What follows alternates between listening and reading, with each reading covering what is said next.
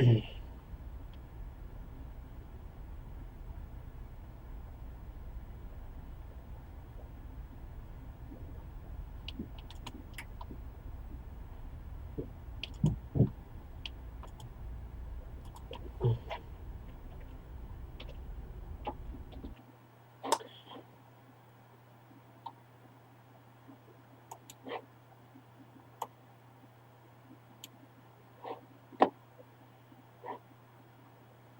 what is going on?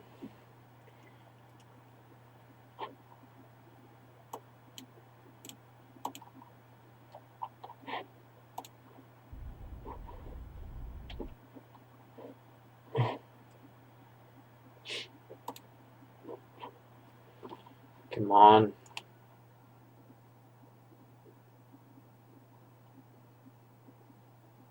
Oh, it's working.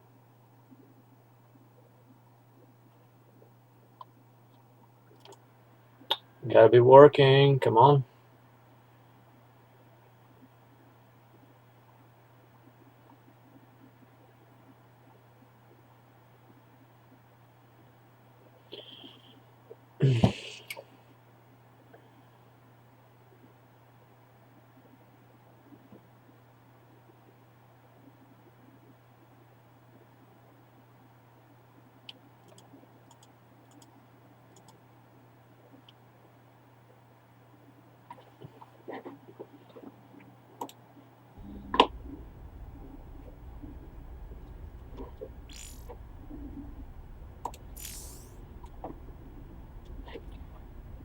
Thank you, Dimaga.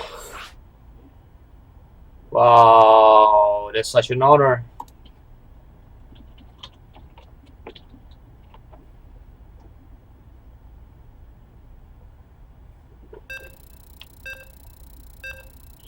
Hope everything is fine.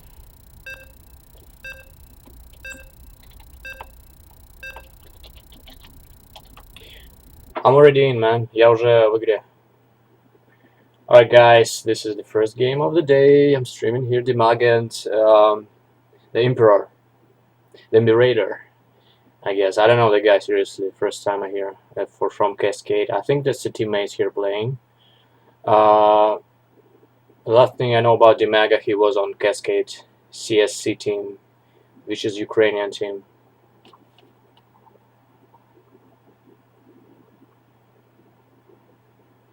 Good. And I hope I'm not lagging.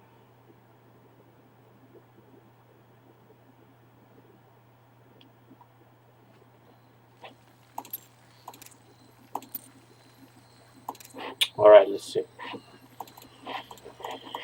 In the top we got the Terran player, in the bottom is Dimaga.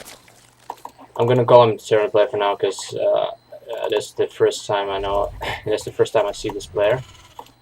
Never actually played him on ladder and stuff, but this guy, of course, we all know about. Of course, we all know about Dimaga.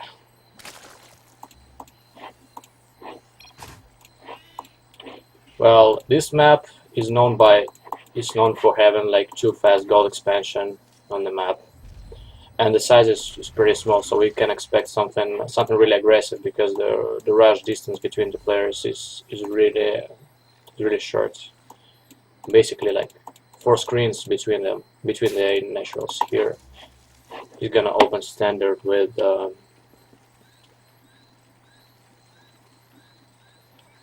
He's gonna open standard with a fast hatchery, and the Terran player does gas into barracks. Let's see, he's probably gonna make factory, I assume. And here comes the gas simultaneously with the spawning pool for Dimaga. He's early scout with the SCV. Means probably no Reaper, I don't know. He's got 40 gas here. Yeah, that's the Reaper. And into expansion for Terran. What happened? Sorry for what? Yeah, I'm wondering too, man. That's the fast scouting. I don't know why does he do SCV scout if he goes for Reaper. And Where is his factory? There you go. Another Reaper. That's why he's not making a factory. This is gonna be 2 Reaper harass, maybe 3 Reaper. I don't know. And here comes the bunker. The bunker. And probably Dimag is gonna scout everything here. I assume he saw the Reaper already with the Overlords on the way, so he's gotta be prepared for this with the 2 Queens. And he stopped mining gas, by the way. You guys let me know if the stream is okay, right? I'm streaming both on GG and st2tv.com and of course on Twitch TV. I also display on Team Liquid, non-feature streams of course. And this is the English stream. So I was told by the manager of the team to stream English because I can speak Russian as well, in case if you don't know. Here comes the harassment. And another one.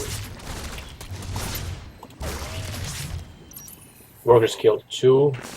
He lost 2 workers already at Dimaga, but it's not really significant for a Zerg player. 2 is okay, considering that he invested into 2 Reapers and 1 bunker here. He's gonna lose it eventually. And he's got 3 Queens and a big bunch of Zerlings, over a dozen. But there is no 3rd base for Dimaga so far. And wow, 2 starports on the way. This is gonna be cheesy. And the third player realizes that's the big bunch of those links coming his way, so he has to retreat. And here Dimaga takes the golden base. No layer so far. He's not morphing a layer. This is not gonna be technological play for him. I guess he's probably gonna macro up right now. Wow, he scouted the Banshee. He scouted the Banshee with an Overlord, I guess, or he just assumed it was a Banshee play, because that's what certain players usually do on this map, in general. And this is gonna be a Roach War, and he is pretty much prepared for the air attack, for air harassments by the Terran player.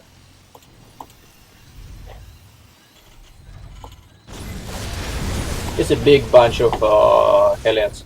The good thing for Terran, he didn't lose any of his Reapers here, at least to my knowledge, and he added those to this bunch of Hellions, 6 of them. So he has a good tool of harassment right now in his hands. But I don't think this is gonna be enough to break this. Considering he has Roaches coming, 7 of them on the way. But if he has Banshees to join this army, it probably will do some damage to our Zerg player, Dimaga here.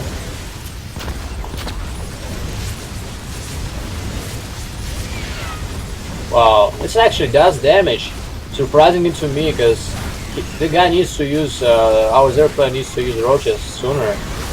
And this is gonna be denied, but he loses all his Zerlings here. What does Terran have? He doesn't have a 3rd base started, so he has to do an attack, guys. If our Terran player doesn't do any attack, the Imperator doesn't do any attack here, doesn't do any damage to their opponent now, he's gonna be way behind because the golden base. Yeah, there you go. The 3rd base for Terrans just starts right now. Just going down, okay. And this attack is gonna be denied. We've got 4 Banshees on the map. Yeah, I almost missed this attack. This can be really tricky. The Zerg player needs to split all his defense in the 3 bases here to avoid taking a big damage from those Banshees and both Hellions. Terran has 9 Hellions, but currently they are at the base. If he actually added the armory, that would have been potentially a good push with the Hellbats, but he doesn't do that. Instead, he's going for Baya play. Already have like 5 barracks and a steam on the way, just 7 minutes mark right now. He puts those benches in a pretty good use here, cleaning up the creep spread. And what do we have here for Zerg? It's going to be, I assume this is going to be Mass Hydra Roaches with the Ravager. Probably Larkers. Into Vipers, right? That's what we usually get from... I don't think Dimaga really knows what composition our turn player is going right now. Because he didn't get to scout pretty much. Unless he did see with the... Yeah, he saw the... He saw it was going to be a play with the age of his Overlord vision. Thank you, mate. Climate SC2 stream is fine. Thank you. I appreciate the information. Всем, кто смотрит на русском языке, мне сказали стримить на английском, поэтому я буду стримить на английском. Извините, но иногда и на русском тоже. Так. So, he's not gonna put in use all those two, how you call it, starports here so far, but I don't know why it was necessary to build two of them. Какие панельки? Я не знаю, о чем речь идет. Панельки чего? Это что ли панелька называется? What is this panel, guys? Maybe production? This one?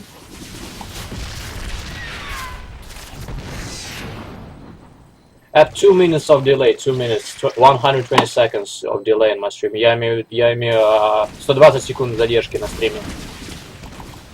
It's a big bunch of hydras. What do you have in the composition? Right here is a bunch of marines, tanks, and the Zerg has the roaches. I don't think it's gonna work out here. There's pretty many of those units for Terran player. Here's the big engagement. Yeah, as expected, Zerg has to retreat. All he needs to do is join with his Hydra Risk army, and right now the Terran player is forced to go back as well.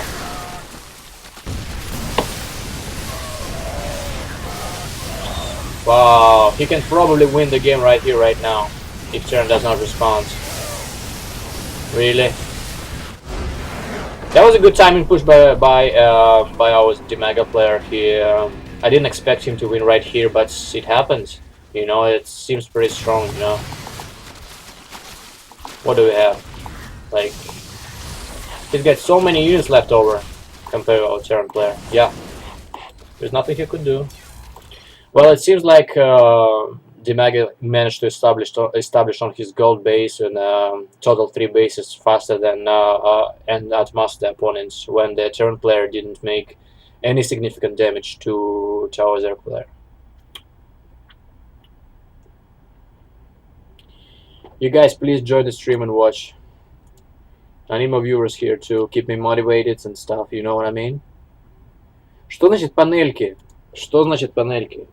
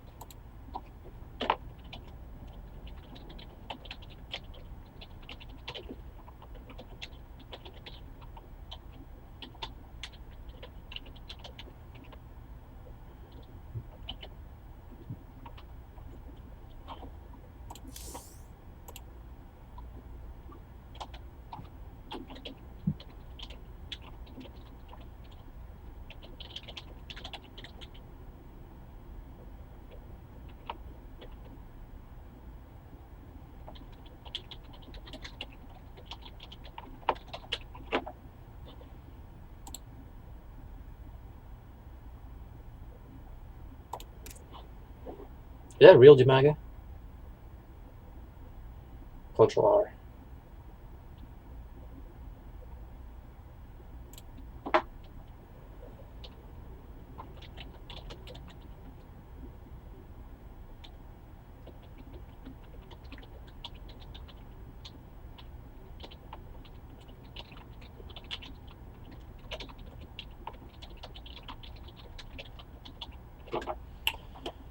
Alright guys.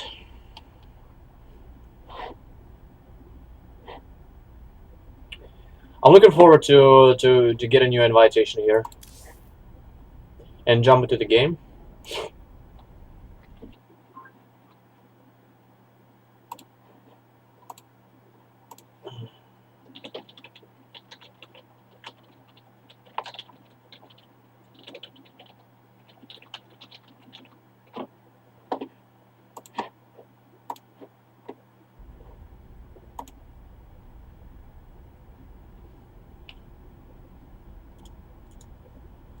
All right, guys, I'm going to try and open what's the guy tells me to do. Some kind of panel. I'm not really experienced at streaming yet, so I have to know what's have to learn yet, you know. And I apologize for the microphone quality. It's probably not as good as expected because I'm using a webcam microphone.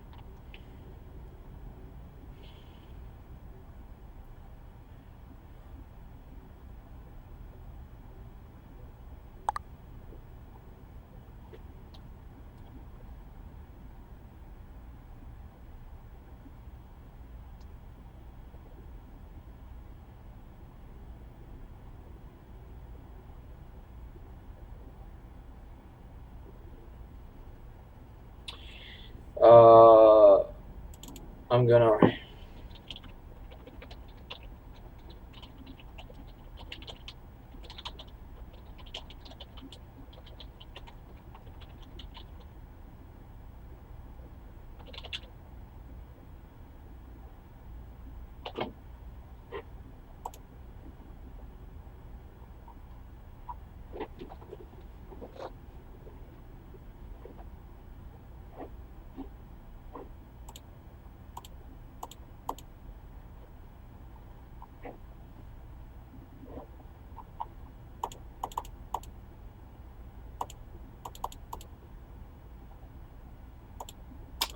Oh man, I'm not really good with this interface here.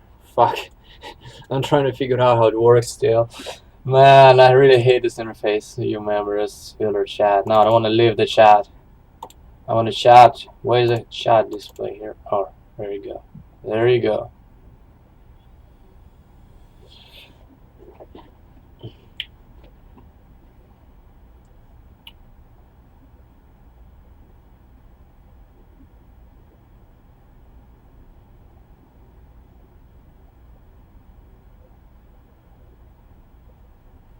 And let's see about this guy.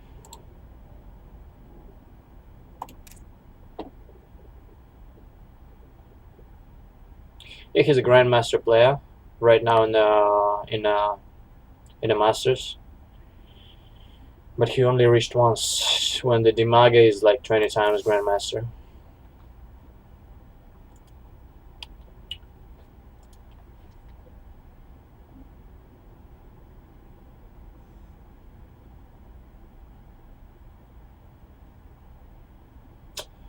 So what?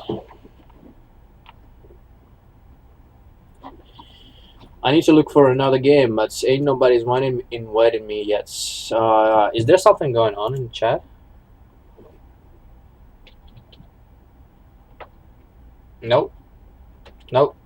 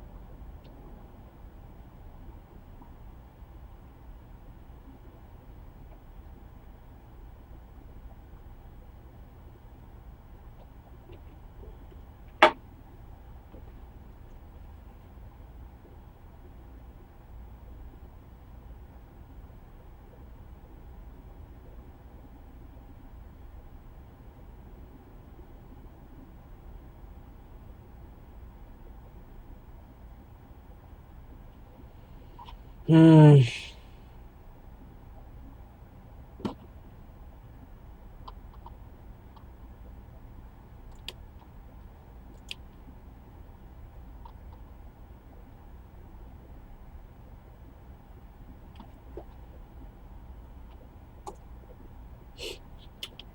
So there is nothing going on at the moment. I mean, I was trying to reach to those players in the chat, and ain't nobody responding yet. So have to wait. Climate, thanks for your feedback here on the stream. I really appreciate the information because.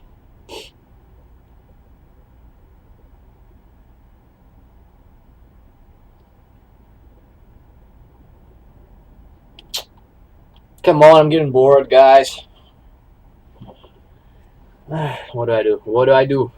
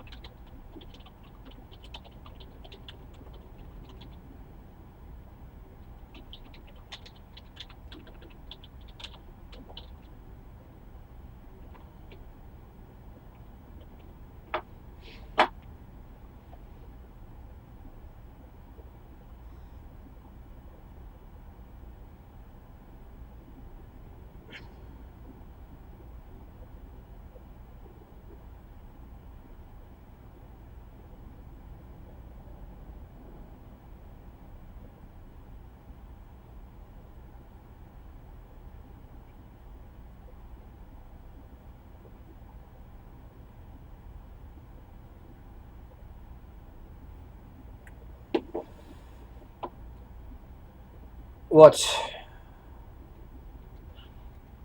Are you streaming too, boy? What is narfing? You get your own stream going here?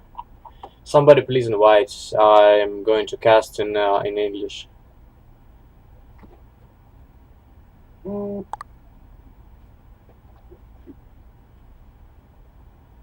Окей, чувак. У меня большая задержка на стриме. Я не могу нормально отвечать.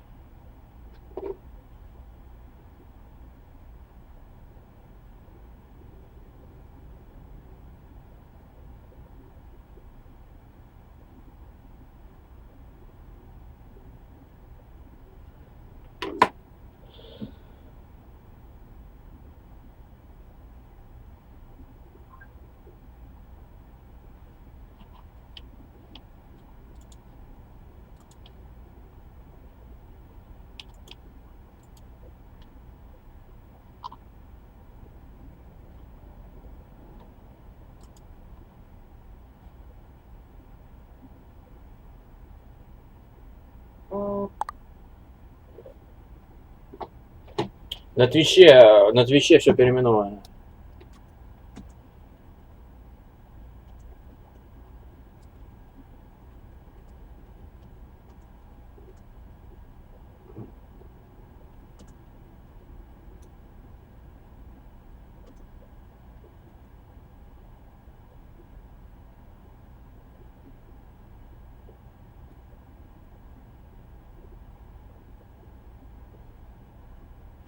Come on, guys, somebody invite me, please.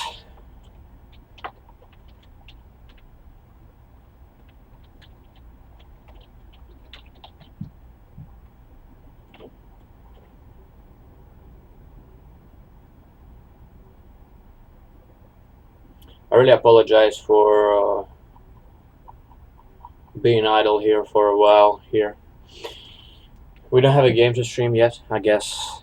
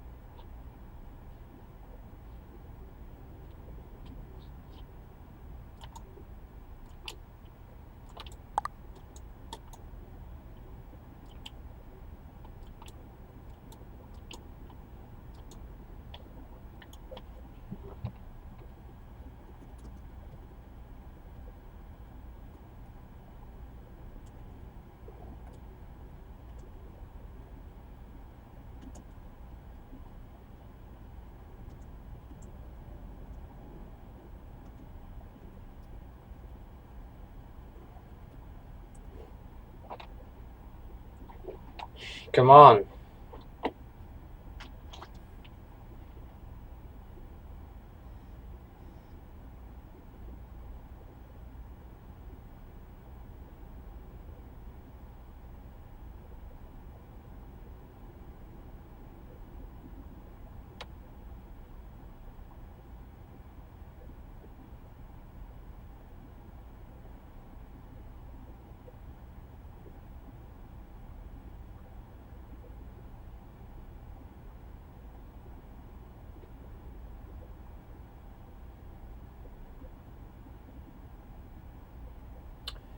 Так, блядь.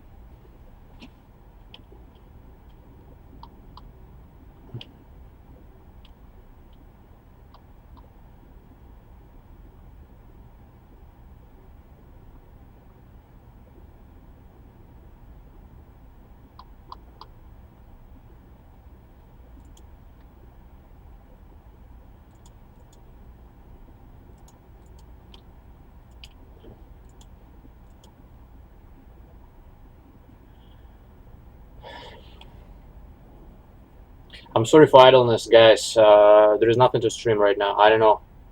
It can be any moment. Ain't nobody messaging me about this shit, man.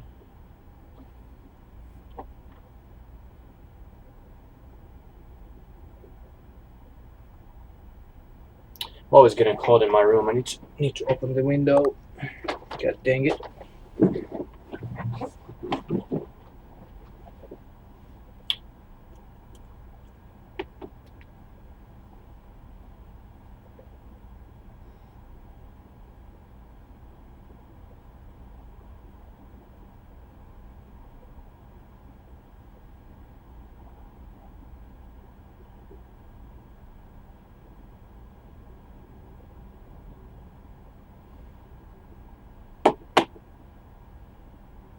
Not in the party, not in the party.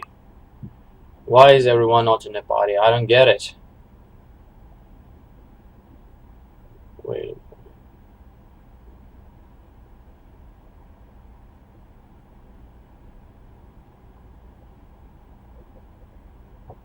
Does it mean they are actually playing available?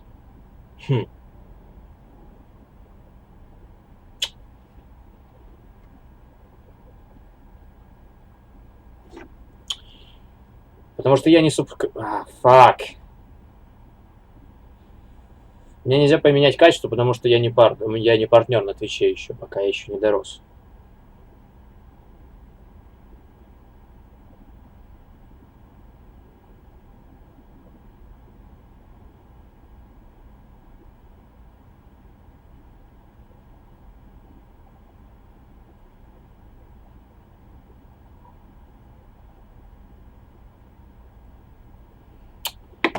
Dude.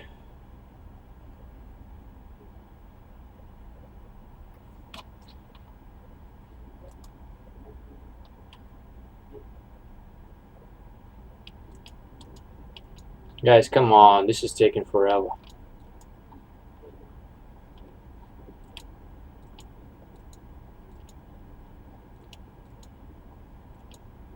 Alright, let's restream something. I don't know. Let's try and add.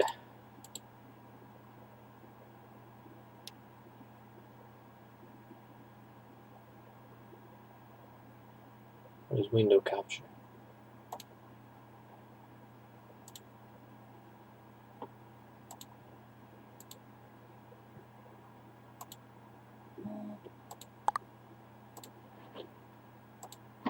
Dang it, I don't know how to do that. Hmm.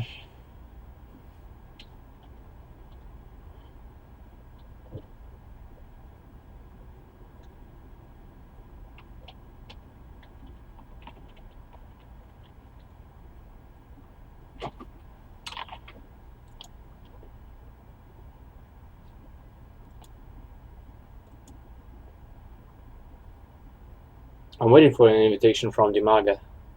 He's he's not replying. He just invited me in the first game and then that's all.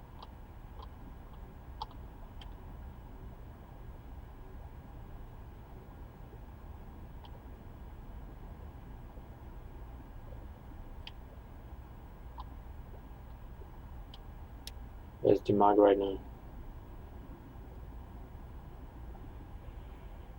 You guys wait, I guess.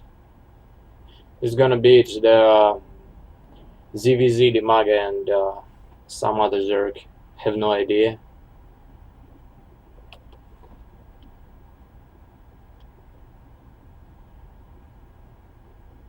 We're just waiting on the game to start.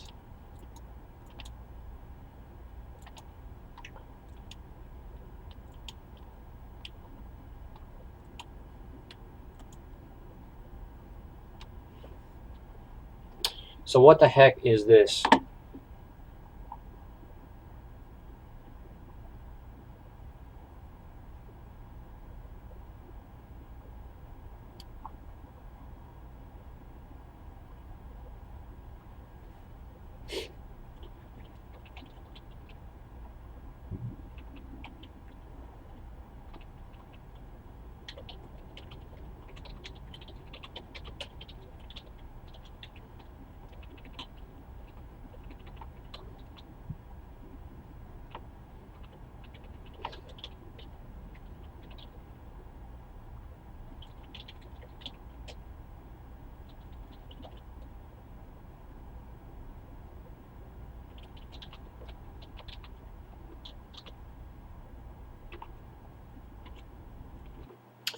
Guys, I have no idea what is going on. Now let's see other streams. If there is something happening.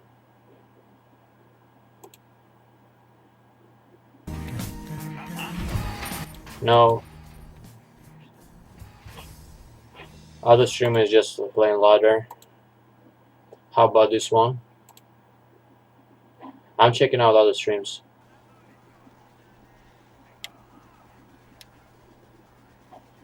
Oops.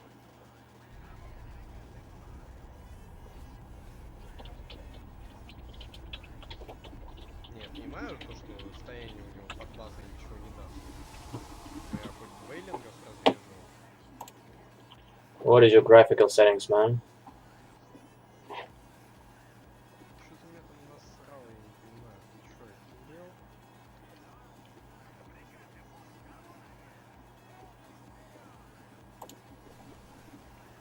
Это ж незаконно.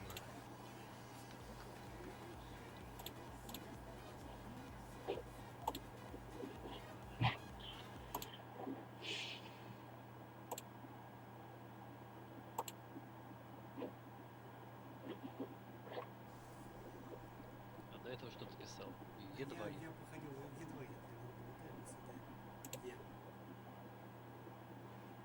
Hell. I just want to see the stream. Don't give me this bullshit.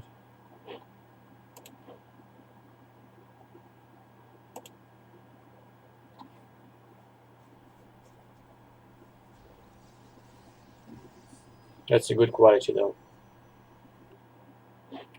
Stop giving me this bullshit commercials.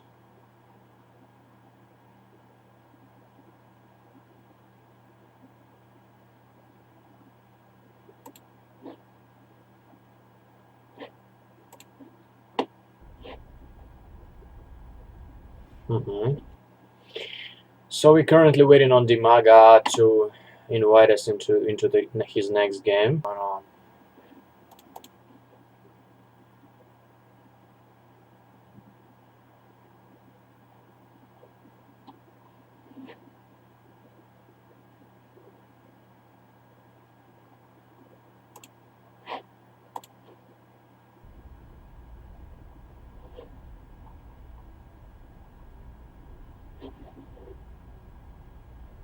Is it safe I'm gonna play a game here and leave in case he invites me in the middle of the game or something? Alright guys, 5 of you watching. Oh, there you go. There you go. Got a game here.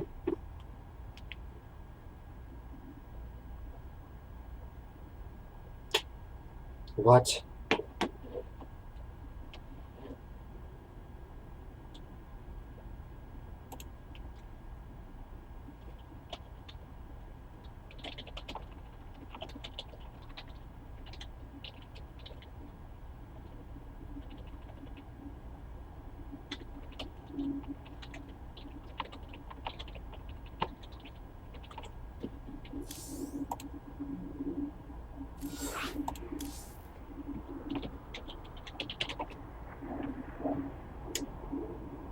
Oh man, please.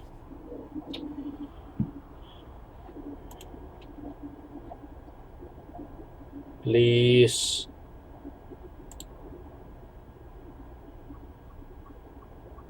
Oh man, he's in game already.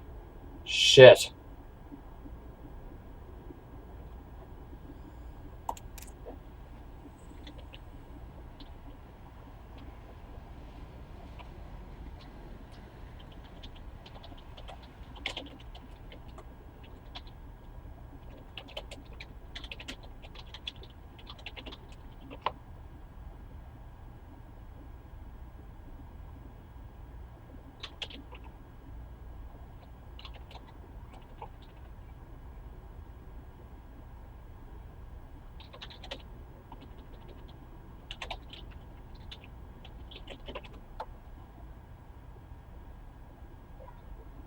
I'm not offline.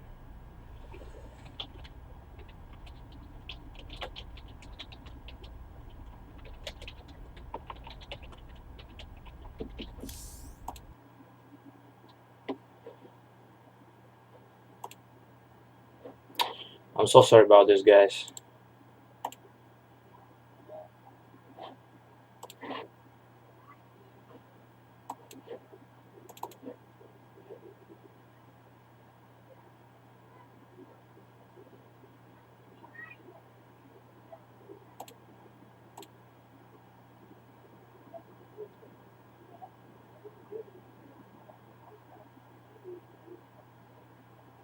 Come on.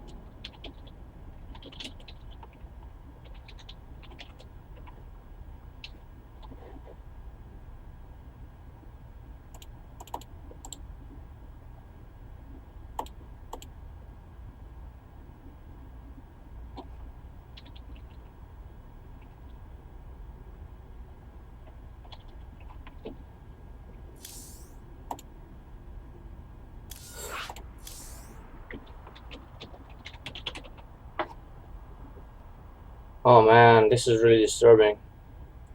This is really disturbing.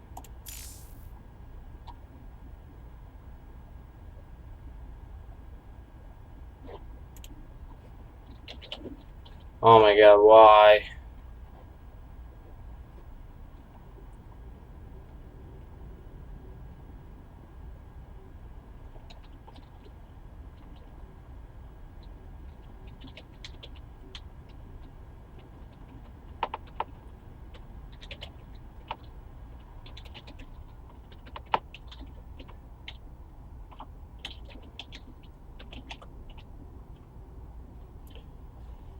Oh, fuck me.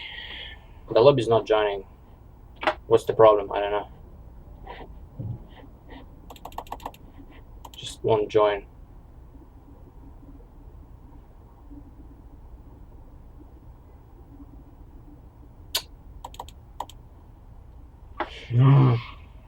Fuck.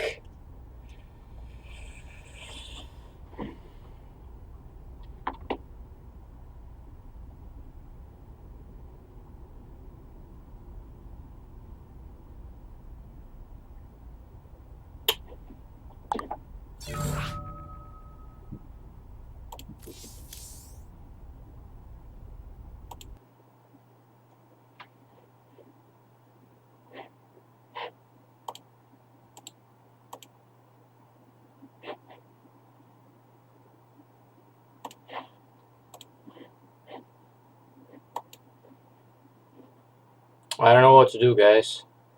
It's not joining his lobby for some reason. Why is it so stupid?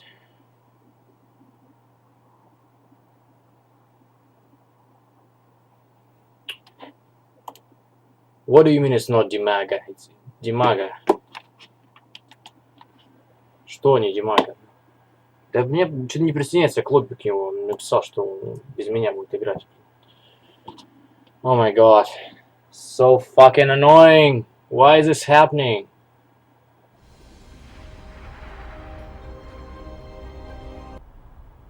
I really wanted to stream this guy. I really wanted to cast him, man.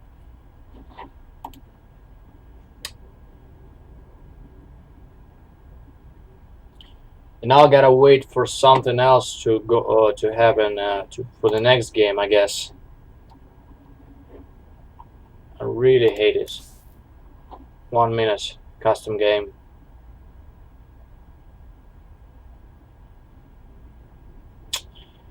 Shit.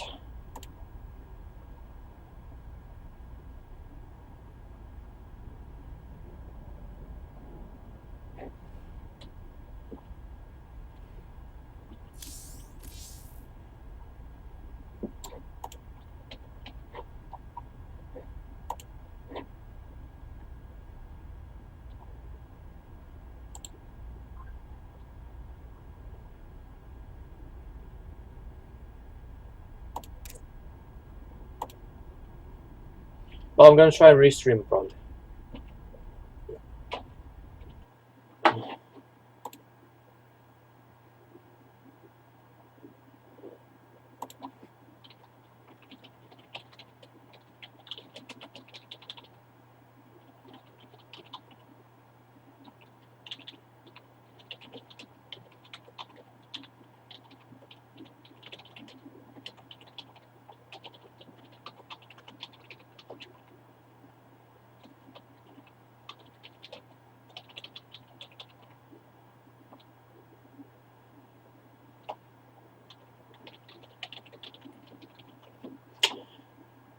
Alright guys, let me just move.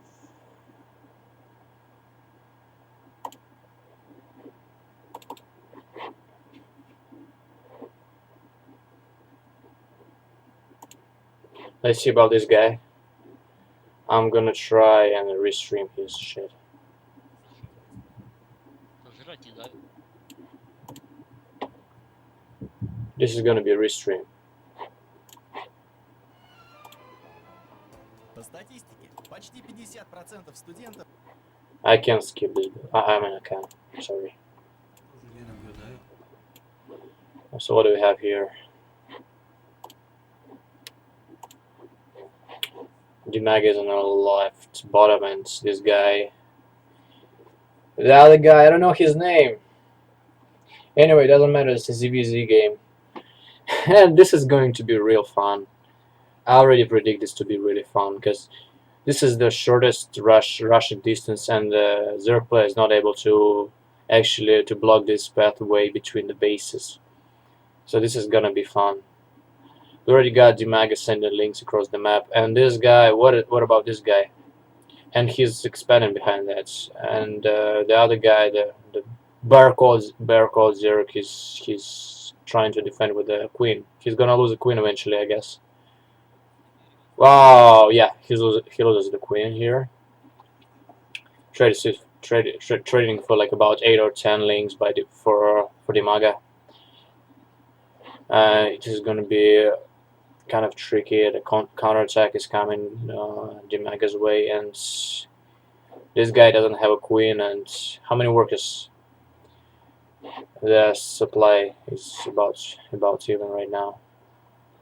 I want to see how many workers do the opponent have. Do the both of them have, like? I think this guy has more workers than Dimaga. I don't know,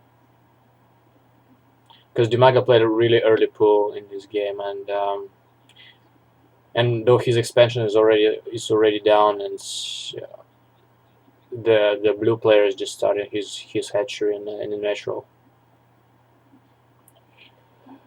Though he doesn't have any gas behind that, it's really important because the opponent has, I think he has roaches already, right?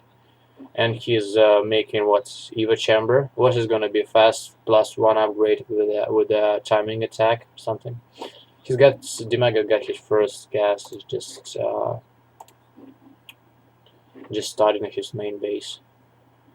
He still mined 0 gas at the 3:40-minute mark.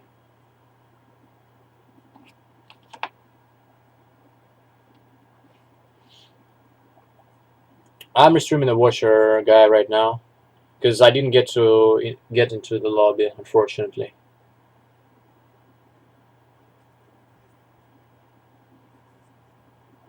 That's really unfortunate. The Battle.net has some issues sometimes, especially to me. I don't know. The game wouldn't just let me in. Alright, what we have now is he's making his Roach Warden, I assume, and the blue player already made a couple of roaches on his own in the two defensive roaches, as I call, and he starts adding more to this competition. And that's the good way to block this small choke point on this map, is just to build a spine crawler in there. I don't really know why wouldn't he just totally block it, but alright, he decides not to do that. Anyway, he's probably gonna be attacked by Dimaga himself. The game is pretty much even. Look at its supplies right now. We've got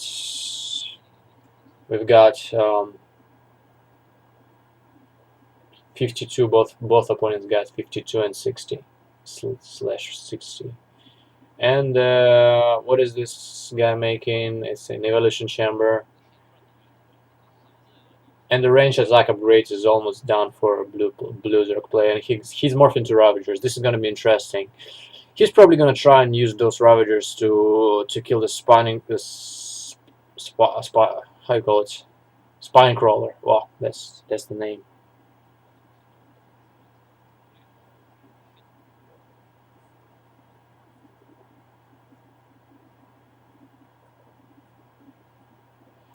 Come on, let's see what's going on here. This is a small attack, but he's gonna get overwhelmed too. Dimaga has many units, he's an advantage, but he's not risking to go and attack because of the choke point. It can really go either player way in this situation, because whoever got better concave in the attack wins the whole thing, you know.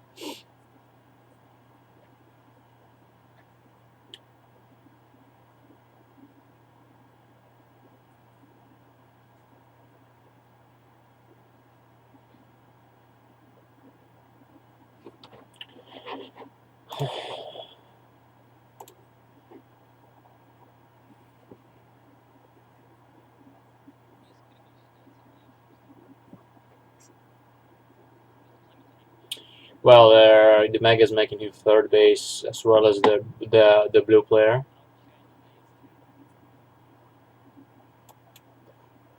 He still got his couple of Ravagers and Roaches, and Dimaga takes a significant lead at supply in this game.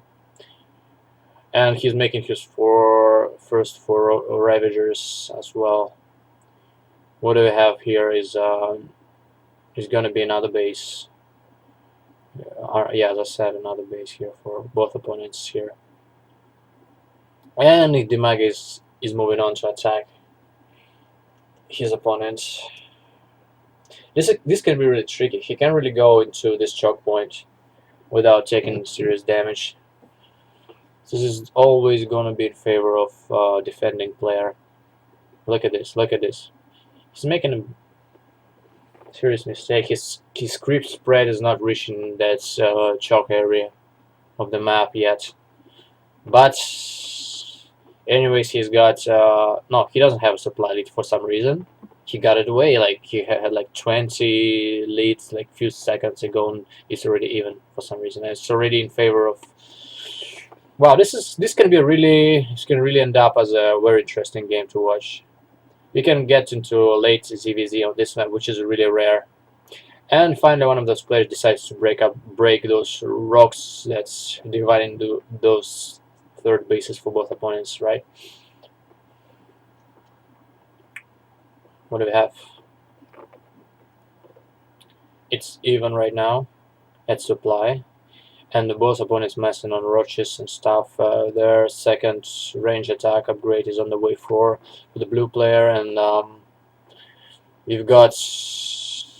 What is this upgrade? Is this borrow speed for roaches? It should be. Yeah, borrow movement for roaches should be, and the second upgrade as well. So upgrade's gonna be pretty much even for both opponents. They don't. The blue player started his carapace upgrade, and adding 3 ravagers here as well as Dimaga's making more roaches and more roaches. This is gonna be like classic Heart of the Swarm game, except for they have now some ravagers.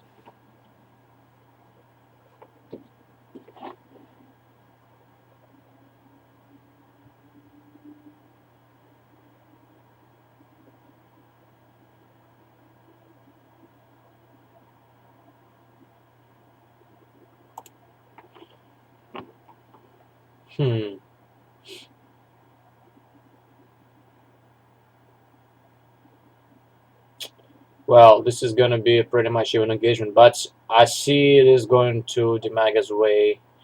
Yep, he's dropping on supply. The blue player is dropping on supply here, and despite of the reinforcements there, Dimag is gonna come up ahead in this engagement, and now it's getting pretty much even. Wow, wow, look at this. Anyways, Dimag is gonna win this one, but not the entire game yet, because this guy gonna reinforce and hold the counter attack, I guess.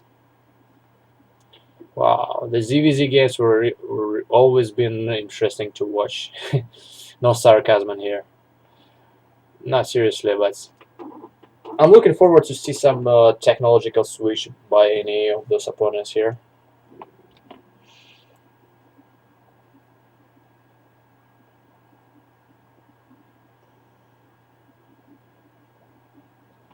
It seems like Dimaga's adding some lurker cave. How's it called? Lurker building, which can be interesting, but I don't see any Hydras coming yet. This can be really interesting to see. Though Ravagers in theory, should be a hard counter to the Lurkers. Let's see.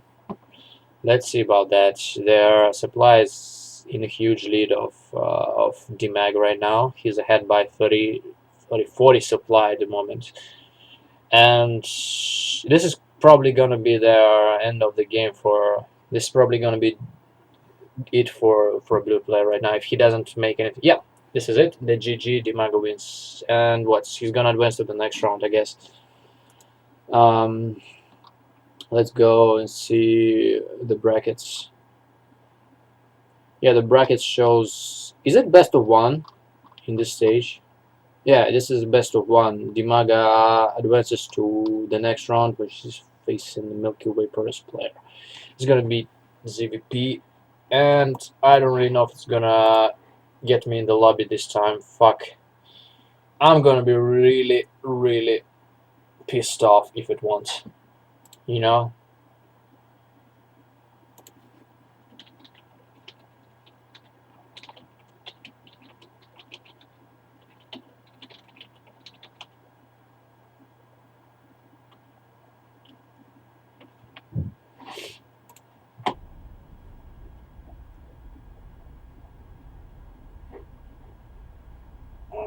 What the fuck is this? I'm gonna start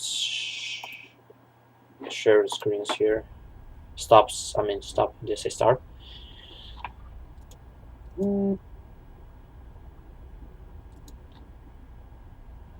Alright, guys, come on. Somebody needs to invite me, please.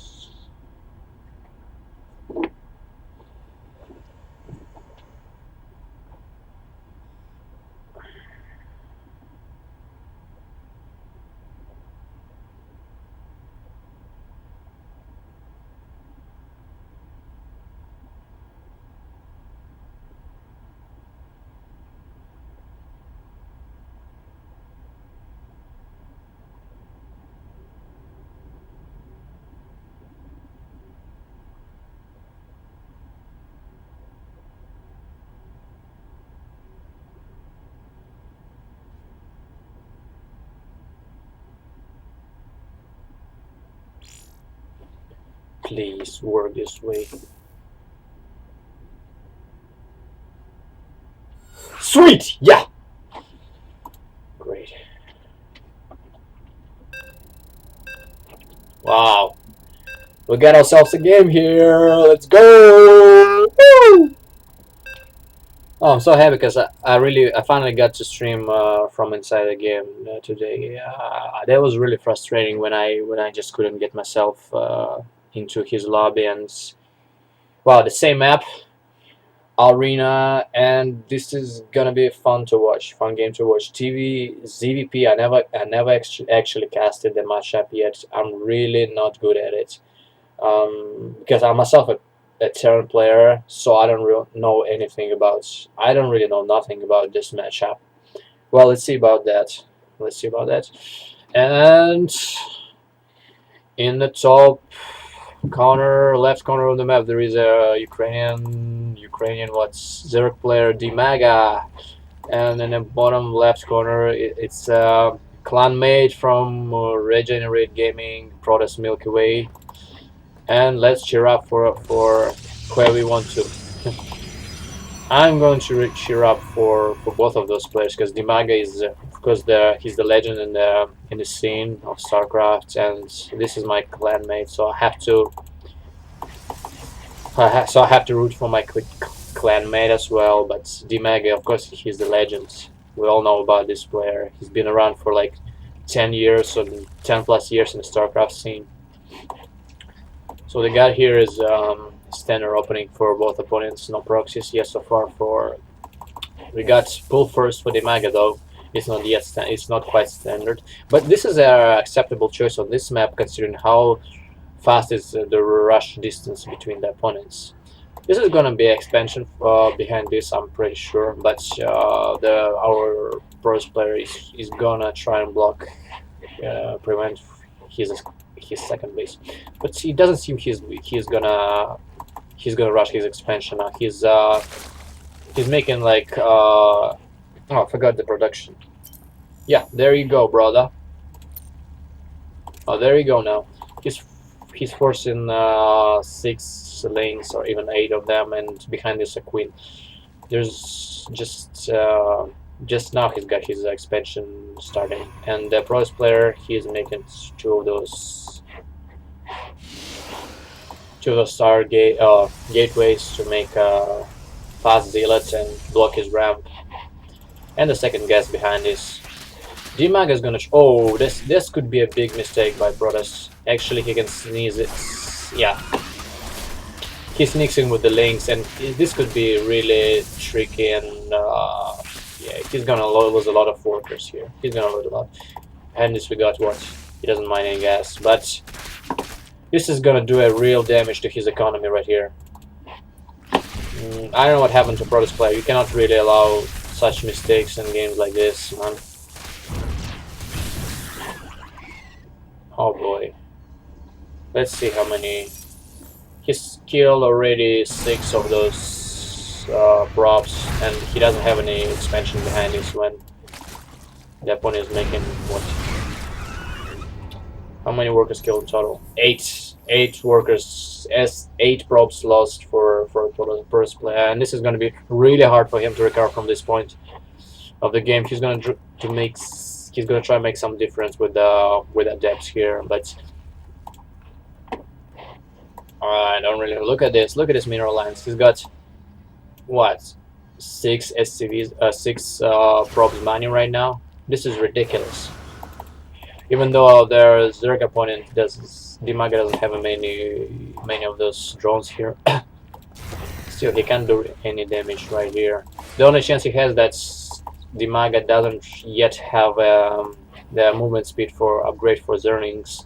That's the only chance for the Protoss player to come back into this game by dealing some damage to Zerg player. Let's see. Yeah, he going to expand behind this, but I don't think this is gonna work unless he does some damage. Of course. And the supply lead by Dimaga is 15 at the moment, 17 at the moment, but this is gonna get worse and worse, like a snowball effect. He's not yet started his Nexus at the natural, and as soon as those guys get their speed upgrade, this is gonna be over for Protoss, in my prediction, because those guys are going for the flank already, and yeah, this is coming something really hard to deal with for Protoss. This is gonna be something gonna kill him right here, right now. Yeah, he doesn't have any wall. He doesn't have any wall in here. And once those link inside the base, it's over. He won't be able to hold it. He doesn't even have a pilot inside his mineral line. They can just easily snipe this Nexus right here. And Dimaga feels really comfortable in this game. There's really no contest no challenge for that guy, for Ukrainian player yet in this game. So he's just probably gonna cruise into the next round of the tournament easily.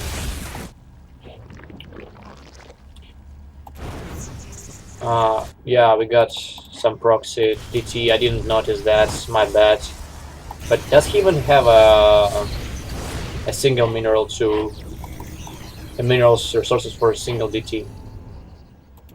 He's gonna warp in 2 of those, and he ain't got no detections so far. But this is literally the last chance for our player.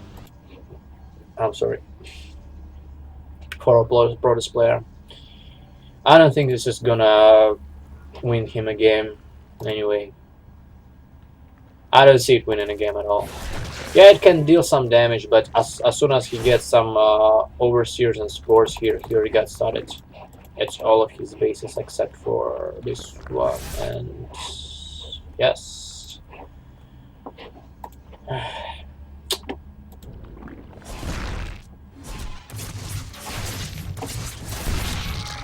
Yeah, actually he does something. He does more than I expected him to do with this. But as soon as the player gets overseer, this is gonna be over. He kills the queen, sure, but what can he do against 3 bases being on 1 base here? Like literally nothing. Yep, as soon as this guy died, he gotta tap GG and step out. This game is over. He'll get a spire going down already, and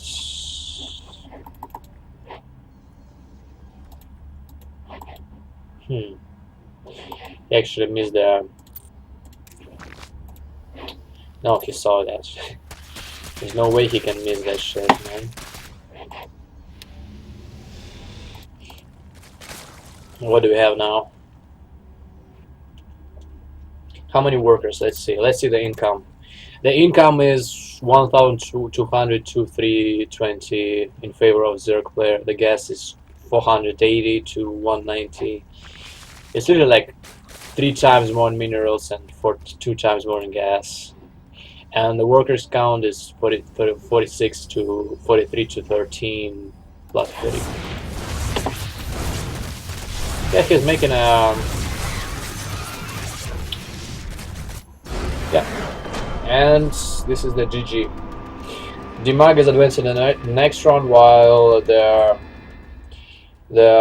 Milky Way is eliminated from the tournament, I guess. Or is it gonna be a lower bracket here? Is there a lower bracket in this tournament? Guys, somebody let me know. I don't see there is a lower bracket in this tourney because I think this is gonna be it for the Milky Way player.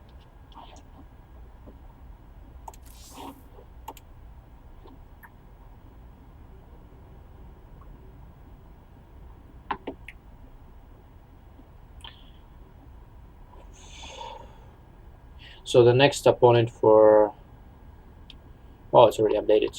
Dimaga yet does not have an opponent yet. It's gonna be lightweight KZ Kazakhstan, I guess, against Modic 700, which is PVT. And I would really love to cast that game as well.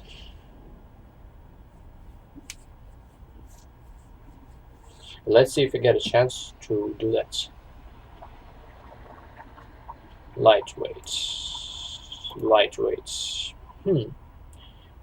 Pros player lightweight. Invite to the game, please. He's in game already. How about Modic?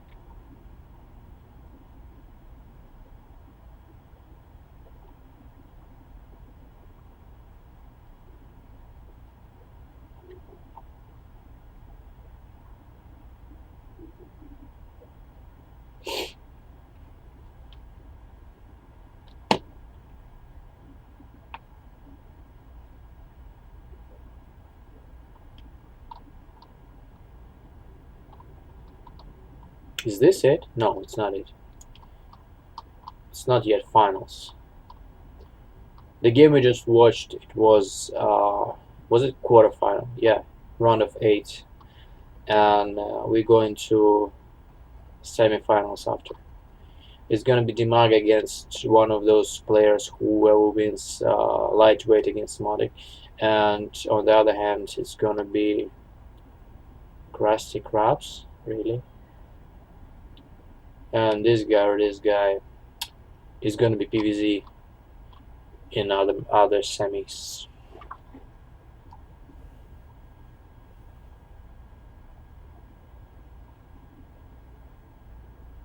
Why is it best of 1? I don't get it. It has to be best of 3. Not too many players today in the tournament. It's already over in nearly 1 hour.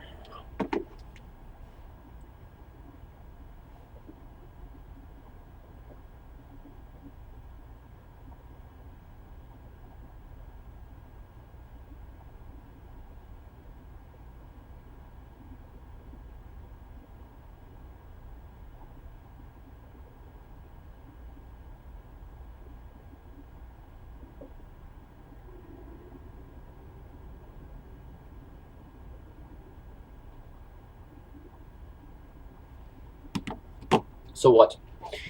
I'm gonna have to wait again for another game. It's probably gonna take us some time. I'm checking out on my laptop screen the brackets, this schedule.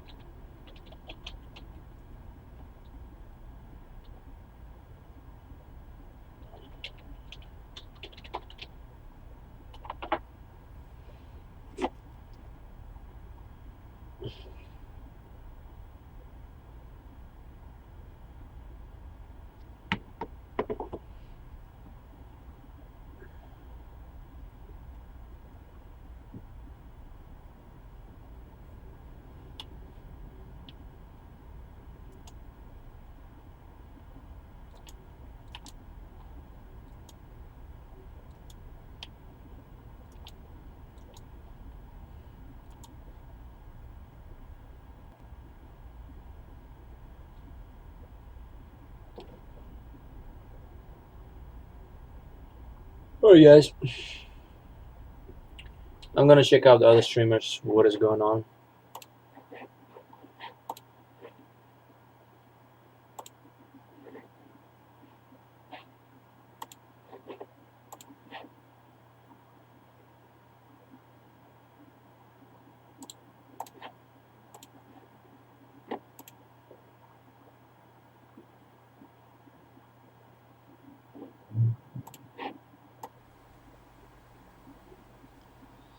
Дайши вырезает Блая.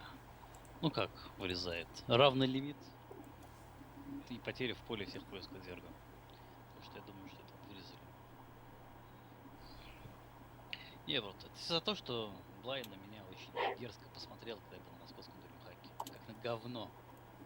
Это тогда даже лиги не было. За меня даже как на говно смотреть не за что было. Слушайте, ревность, да? Ревность.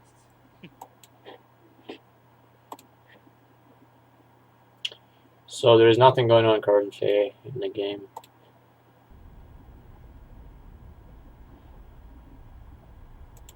What?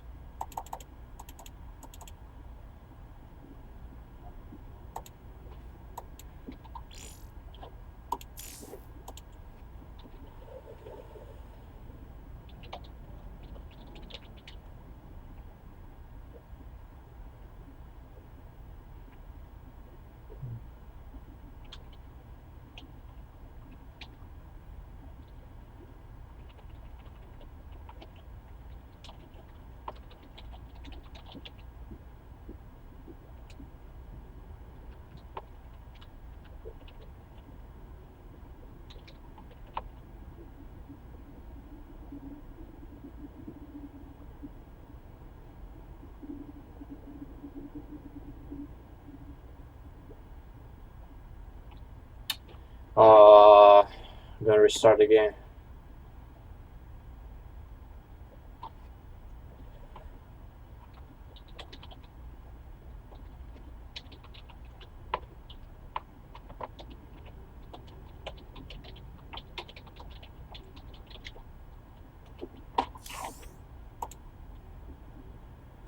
Don't start yet, please, man.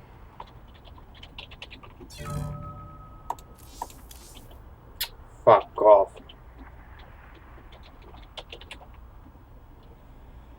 Oh man, come on, come on, come on. Where's this guy? Easy, please, easy, easy.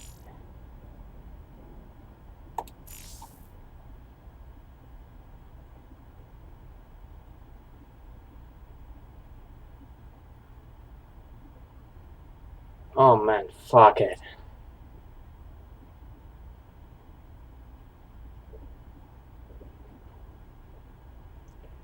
It's a facepalm.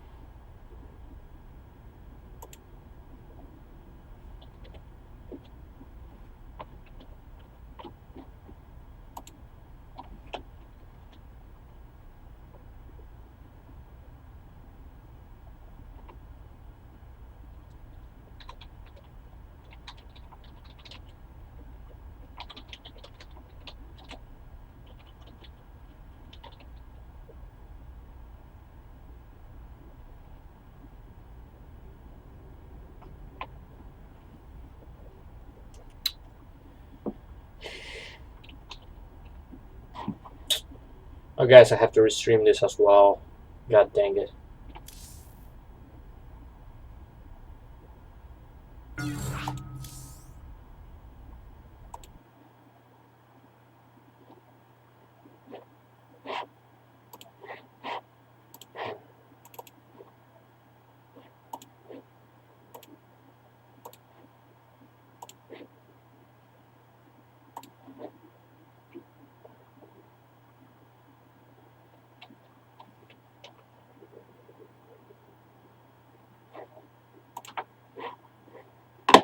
I'm gonna restream this guy.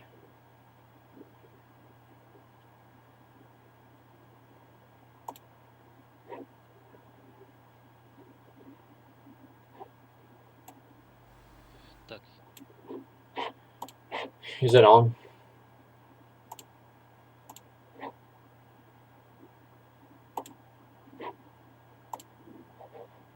Okay.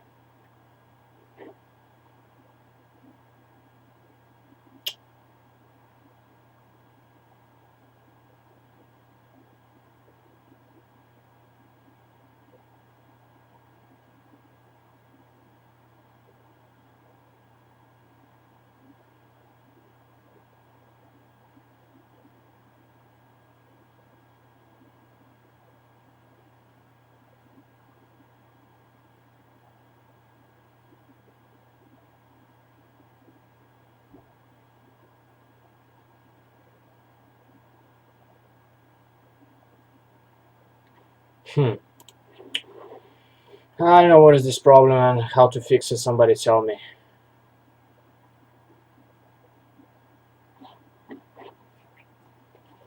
It's a fucking bullshit.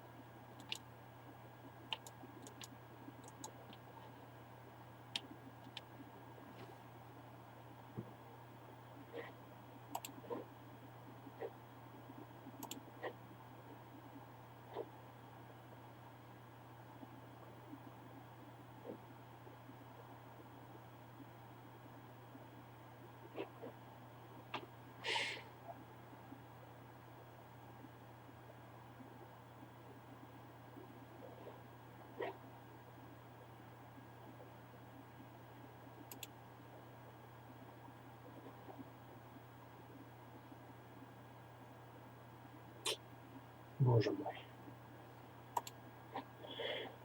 Alright.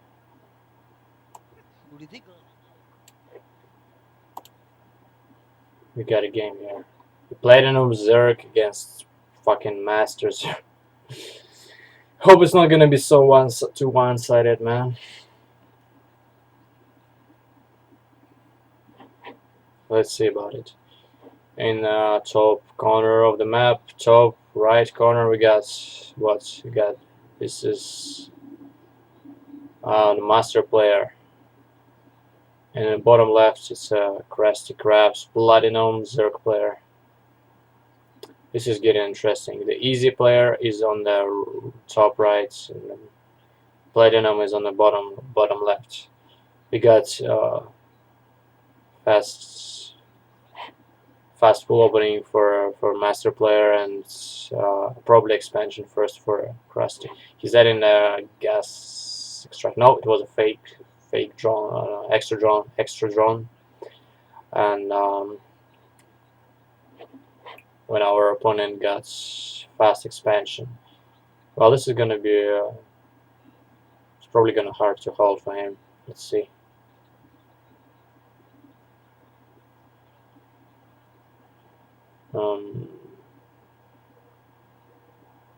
Let's see. He's not adding any gas. Probably gonna make like 6 to 8 links and then expand.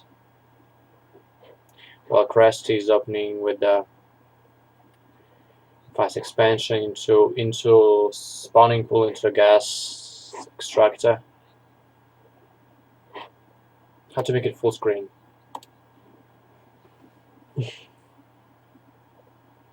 He's making 4 links only, or 6,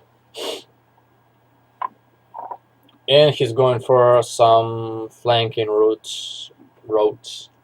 I don't know why. Still gonna spawn here with us.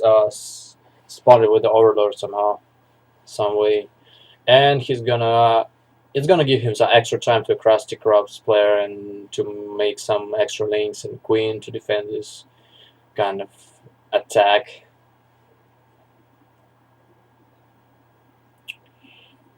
And he's making a spine crawl. Already seeing those links coming his way, but is it gonna be too late? Yes, a little bit too late. Even though he can cancel, he managed to cancel the spine crawler, but he's gonna start taking damage with the. He's start losing his drone soon. He already got like 10 links in his base by master player easy, and there's the Queen. Is gonna be much easier for him to defend right now. And there's another queen in the natural, but the number of links is overwhelming here, and he's probably gonna end up taking that queen. And yes, it's dead already. What do we have? One link, and the spine crawler is going down for a crusty, but is it gonna be enough? Yeah, he's probably gonna end up cleaning this attack eventually, but what does the opponent have already? He has 2 bases, and I would love to see the number of workers they have. It's already 2 queens for them. The crusty ended up losing 1 queen, so he has only 1 right now. And this is going to be a counterattack for the bailings for crusty player, for the reg player, and he's gonna make it work. If he's gonna make it work, probably he will come back in this game. The number of links he made is kind of big number here, and the opponent is making roach born already, and there is a spine crawler. Well, he has a small bunch of links hidden in his natural. I don't know what for. Probably he's gonna sneak into a counterattack once the opponent moves out of his base. I'm not sure about another spine. What for? You are making yourself, you're bailing it. Is it defensive? And both of the opponents, they making spine crawlers. They just expect to get attacked anytime soon, but there is no attack coming either way. And it's gonna be third base by Master Play. He's so much ahead already. He's making his lair while Crusty is 36 supplied to 60, and even though they both got supply blocked here, but doesn't really matter at this point. Once he defended this attack, this is gonna be it for Crusty, unless he kind of cancels this base. But yeah, he cancels the base, but there is those sneaky 6 links and gets cleaned up by 4. He sacrifices 3 bailings for like 4 links, I guess. Let's see.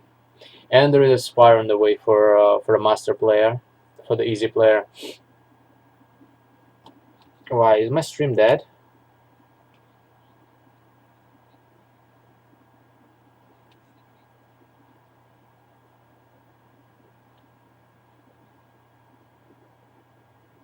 No, it's alive.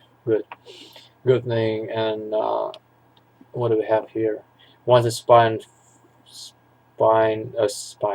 is there for a master player, this is probably gonna be it for our crusty guy. I'm not sure if he's gonna be prepared for Muta yet. All he needs to do is scout, but the spire is located far inside the base, and there is no way to actually scout it with the overlords, unless you get overseer or something. But his lair is not yet ready. It is ready, but he does not have an overseer out in the map, while the spine is already done, I assume. And there's gonna be first few mutas coming out in like 1 minute. And he gets some sneaky Zerlings in the base, and he sees the spire. That's really important for him. He gets the chance now to counter, to defend those mutas. If Master Play is actually gonna make any of those mutas. I don't see any mutas on the way in this production. Yeah, that's the mutas. 7 of them on the way. 7 of them on the map already, and just like 7. He's gonna get prepared for this. It doesn't seem he's making any spores. I don't see him making spores. Why? Come on, dude. Where's your spores? Yeah, what? Is that GG? Yeah, that's the GG. And this is so expected. And then when really expected, once he got his mutas out, the game was over. I'm gonna try and Stop monitor capture. Guys, you know, something really bad happened to my game. I couldn't get into the lobby. I got invited like a few times, but the game wouldn't let me into the lobby. That's really unfortunate. I didn't know what to do about it. So I just had to restream, go to the browser and restream from another streamer. That's too unfortunate because I really hate when this happens. And the worst thing, I don't really know how to fix that. The game just doesn't let me in. Is it to me?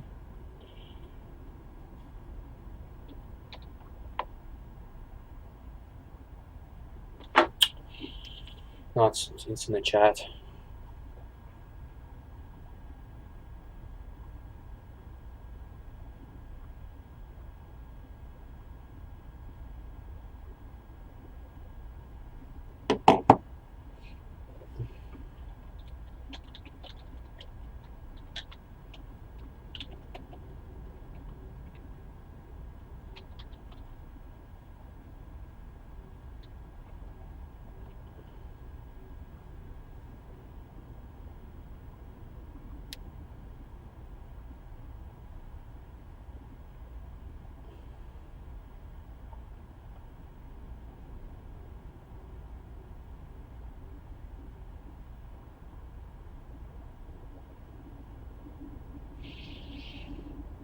Alright.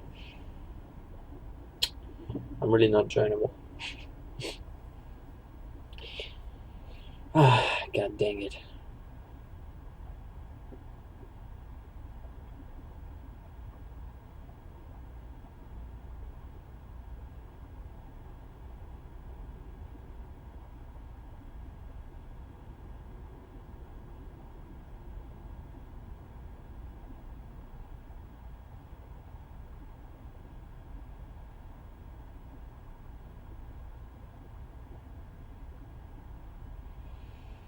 I'm just waiting here. Please work this time, please work this time, please work this. Sweet, sweet. I'm in the lobby. Good. Let's go. I got new friend requests. Alright, those guys too. Sweet.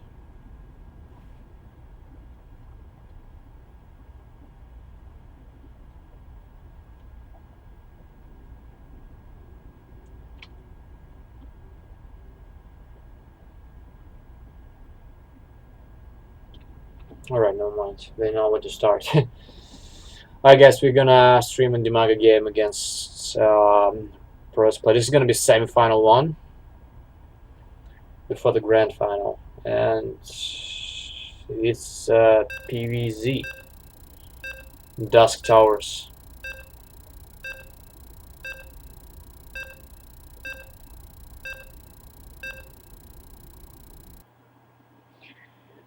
HD game lightweight against Dimaga. I actually happen to play this guy, the lightweight guy on the ladder. He's a solid Protoss player, and Dimaga, of course we know Dimaga very well. It's one of my favorite maps in the map pool of this season.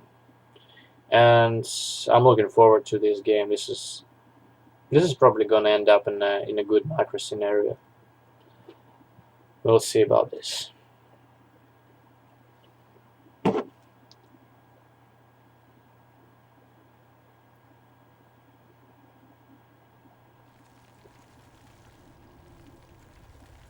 Alright, we got in the bottom of the map we got Dimaga spawn, and in the top right we got lightweight spawning location here. Well, this map is really good for fast expanding. You got really safe second base and a good third base, which is defended by this small ramp, relatively small ramp here.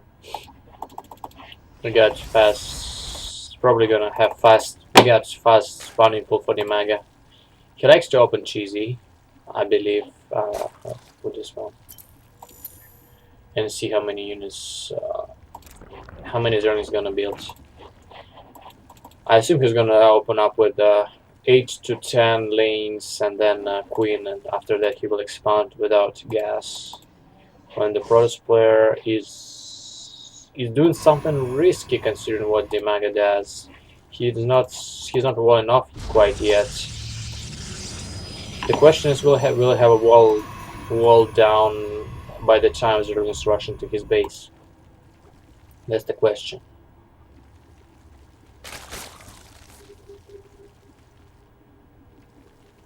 Alright, he comes to expand. He's got 6 lings on the way.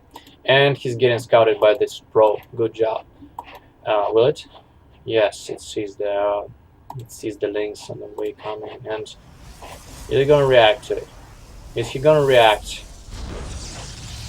No, he's gotta react to this shit. Oh man. I'm just gonna let him in. He's not reacting. Look, he's gonna get overwhelmed. There is 6 of them on the way, and like what? Well, this is not going good for the Protoss player. It's not gonna be good. He's got 8 and another 4 on the way already in the base, and he's gonna end up losing a lot of probes. Even with the Zealot out, this is not gonna be enough. He needs to wall this off completely. Zerg is making drones. Let's see how many probes does he lose. 2 already, but the mining time is really important as well. You're gonna lose this pile, and then it's not gonna be a reinforcement for you. So he got already his next side down. Next is down. Oh, look at that! It's so painful. 9 workers down.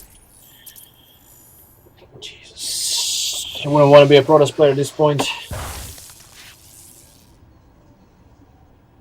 And 29 to 15. Wow. It's like a deja vu of the last game we've seen here. Dimaga against the other Protoss player from Rag Team. 12 probes left for Dimaga. 11 probes left for Dimaga. And 2 more here. It's like less than 15 probes against what? Let's see the income. 28 to 14. Wow, that's a really big lead by Zerg. For the Zerg. And the third base, of course. What do we have here? He's gonna macro up behind this, making only workers. And the supply lead is just 16, but it's bigger than it looks, because he only got workers here and 2 queens, while the Protoss has the mothership core, and that's all he has. Did not even start his warp gates research yet. So now there are 6 sneaky links going streaming down the Protoss base. Nope, he decides to turn around and what? He's making more links here just to defend possible attack. But Protoss player is not going for attack at all. He needs to get his wall off ASAP. Is it already done? Yeah, it seems like the wall is complete. And let's see. He didn't make. He killed 1 drone here, and he's gonna get away with it. Yeah, he gets away to his natural base, and that's a sneaky play by drop by Dimaga. How come I didn't see that? That's a really good strategy when you just drop your opponent. There's nothing you can do against that shit. Good game, Dimaga, and that was pretty easy for a Ukrainian Zerg player. Let's see what he has going on in the final. It's gonna be ZVZ in the final game of the tournament. Is it gonna be final? Yeah, I think so.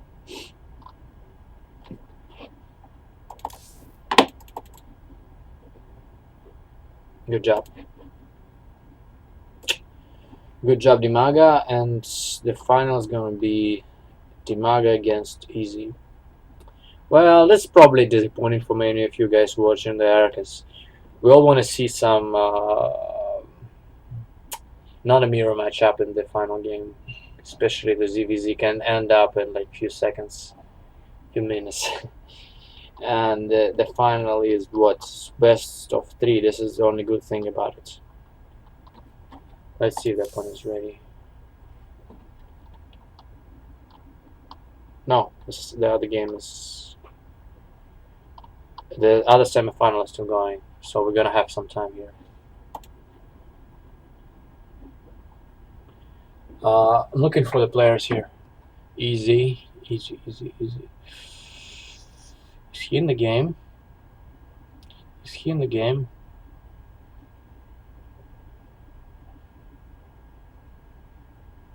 Maybe he's here by the other name.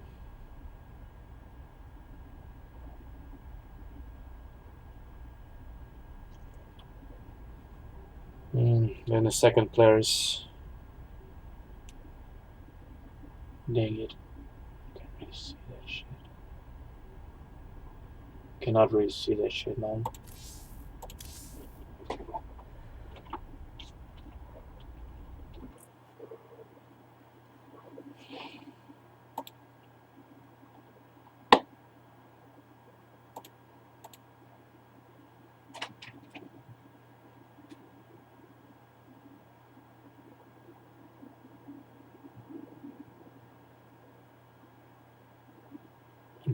Я не мог, я уже, у меня проблема.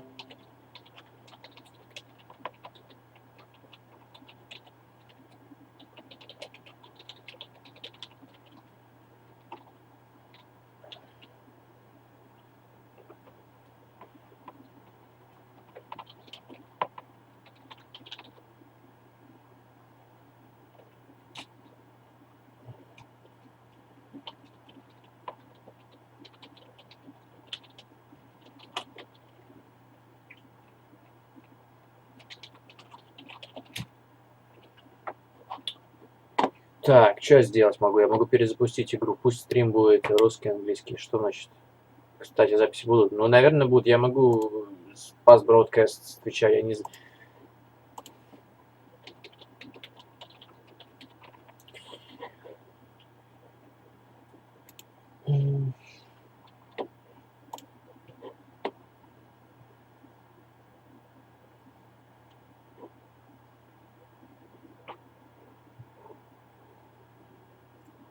Oh boy.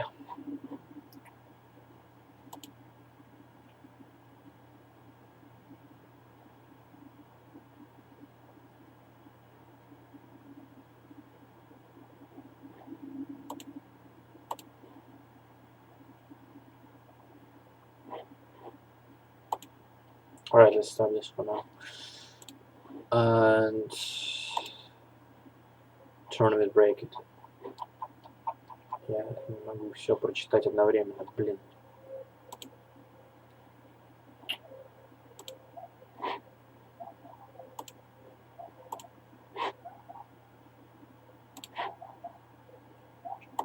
Что?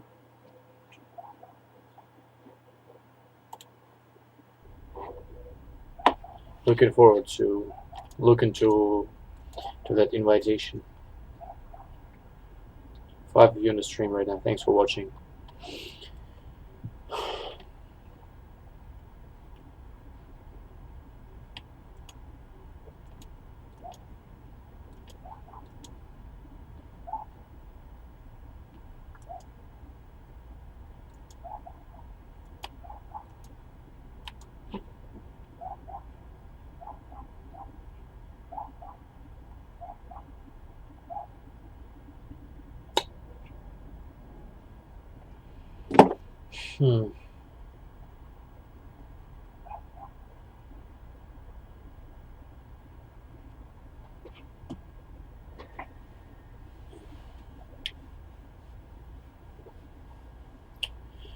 Just chilling here, guys, waiting for the new game.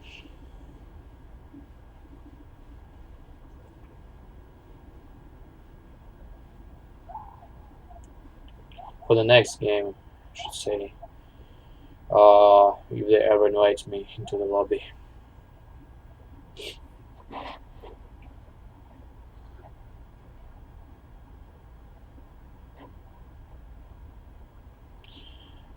can't see the guy named Easy. He's not even here in the chat room.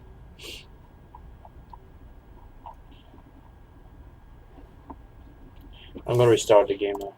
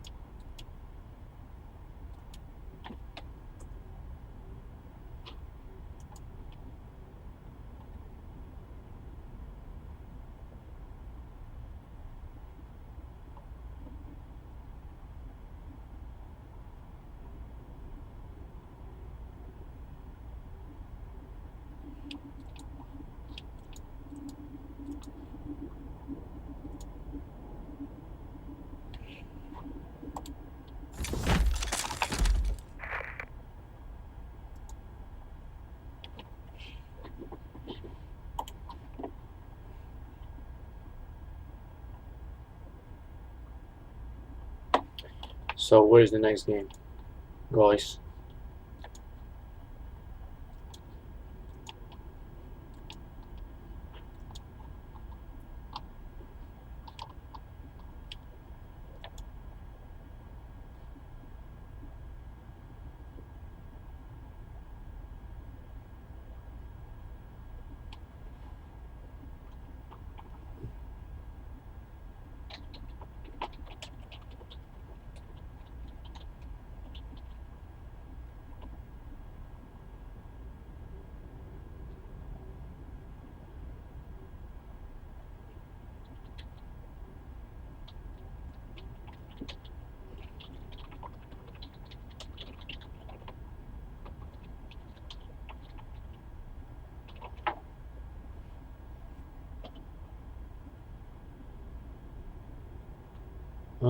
Fuck.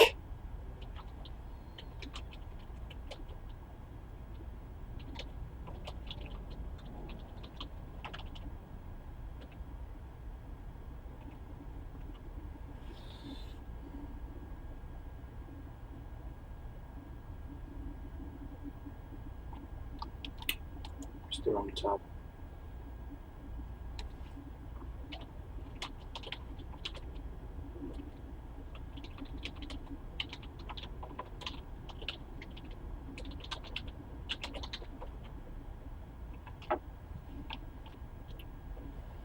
God dang it.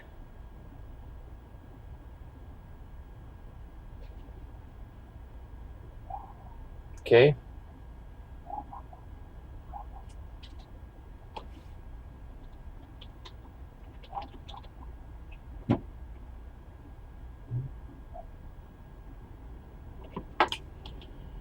Окей, just waiting, guys. Ждем следующий финал, наверное, будет уже.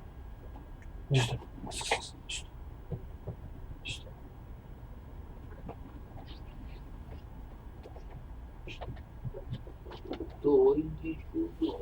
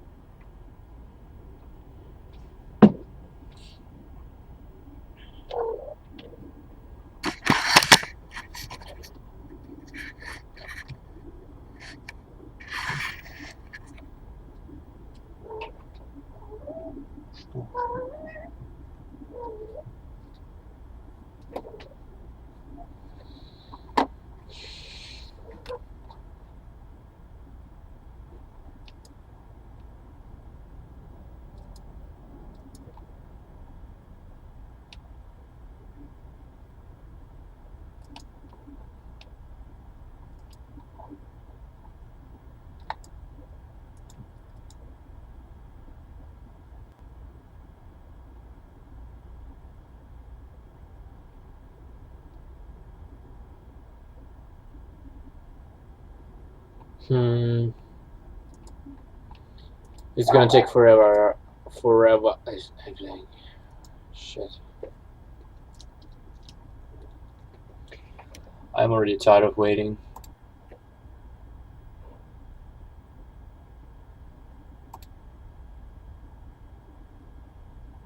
So tired.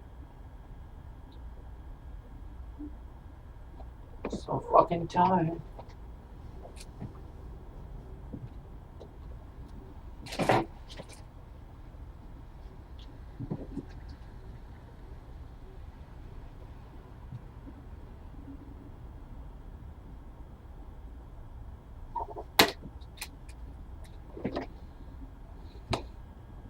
Shall we play a custom game or something?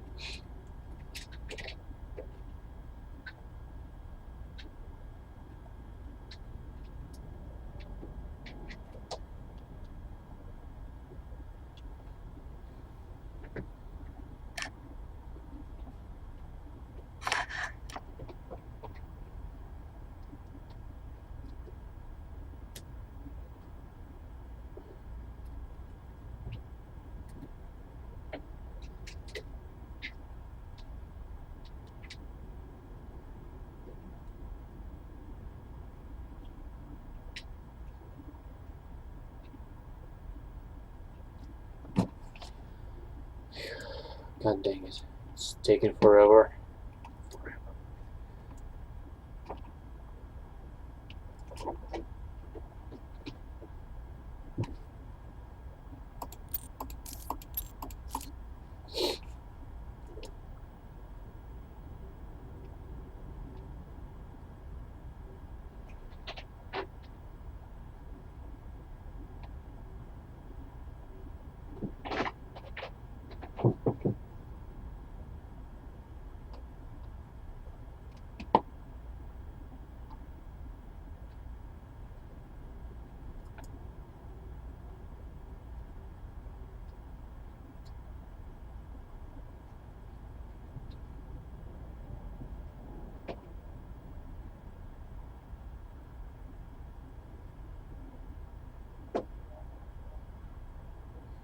Hmm.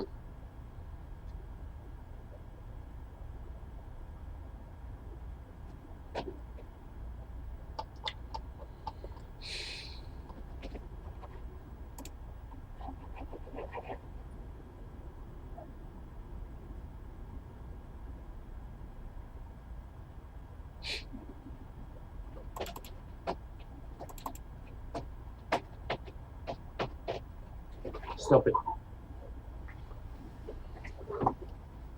Stop this bullshit.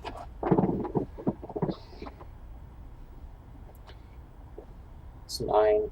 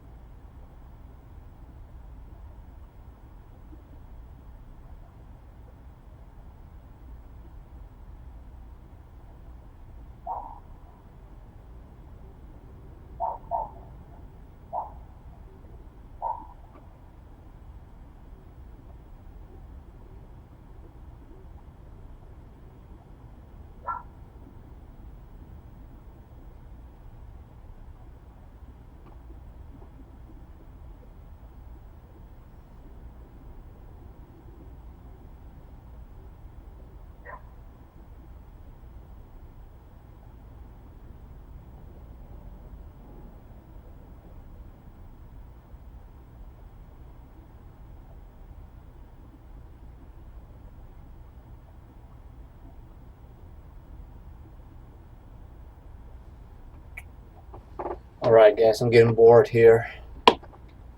How long is it going to take to wait? Speed test. Let me just try something here real fast.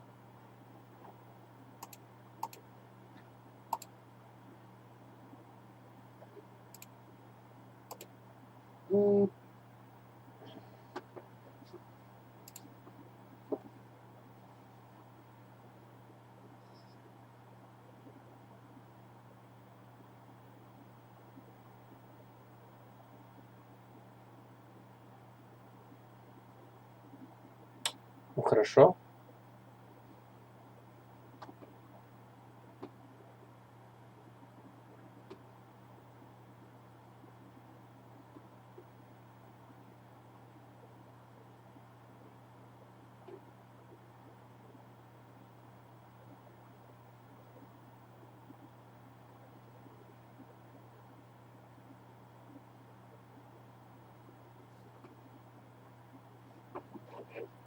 The fuck is this?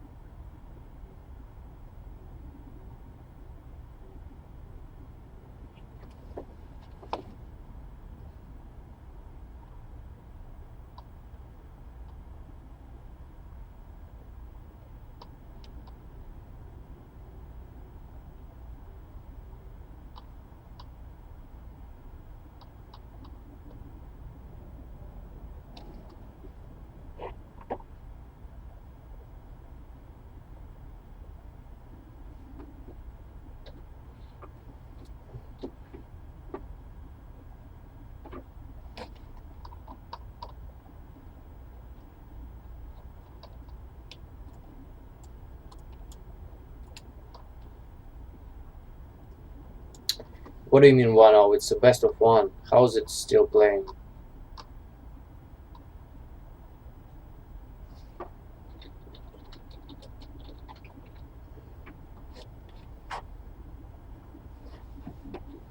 God dang it.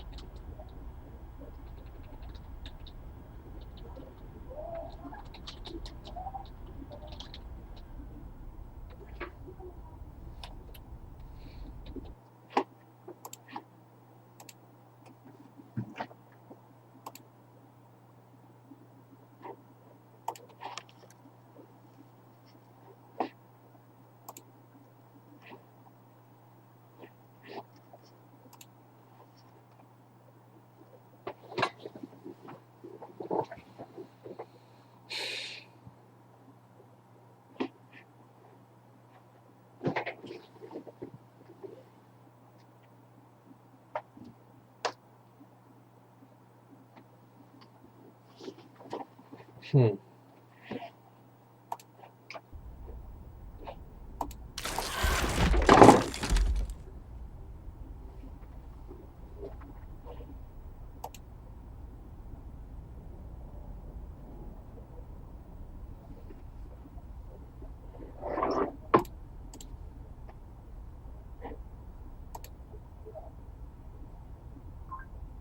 Oh my god.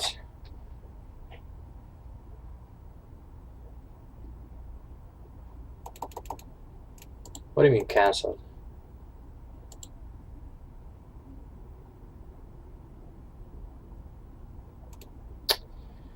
Oh my god.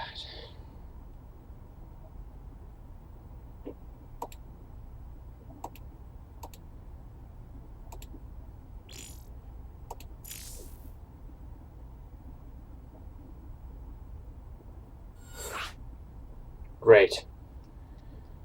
Let's go. Who's it for a white guy? It's pretty fly for a white guy.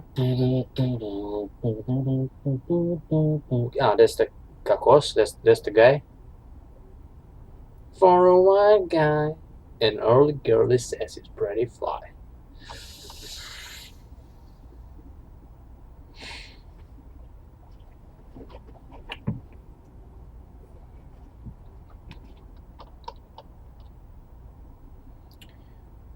Alright, we're ready. Let's go. Let's start this bullshit. Brought us. He brought us.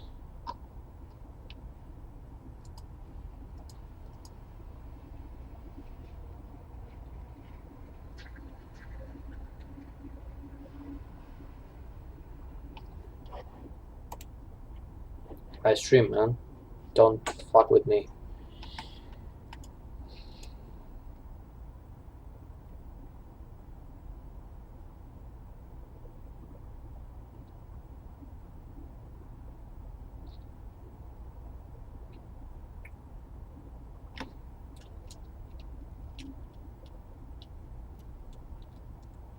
Let's go. Let's get started, guys. Come on. I'm so fucking bored.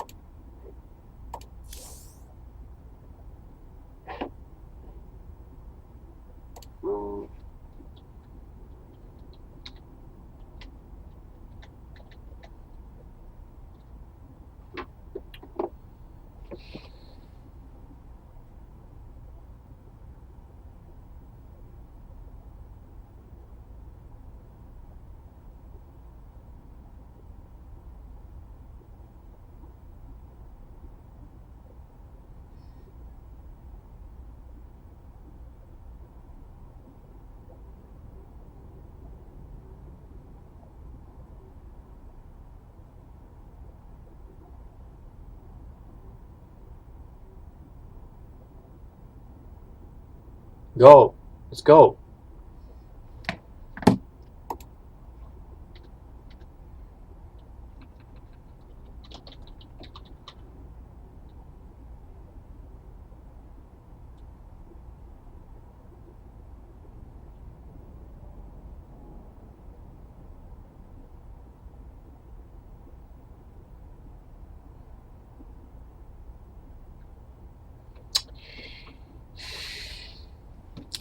Come on, guys. We're all waiting. We all can't really wait too long to go.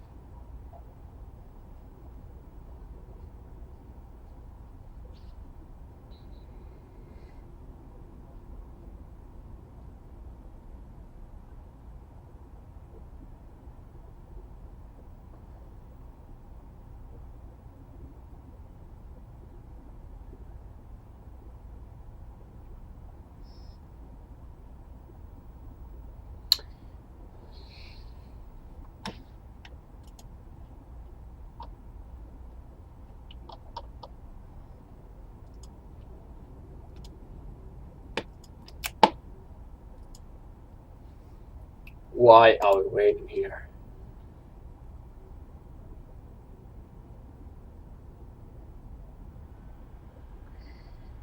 Probably on the other guy, he's not, he's AFK. Что за первое место?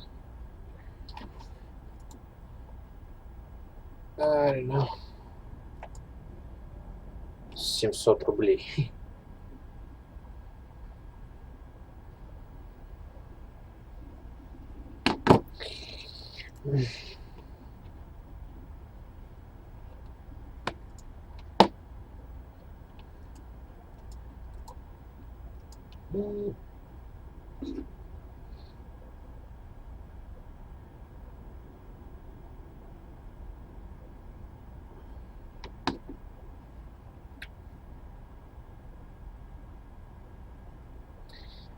I am falling asleep here.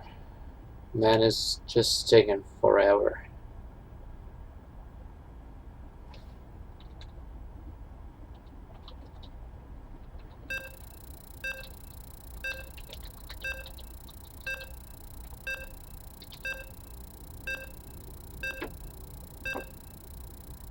Alright, let's see.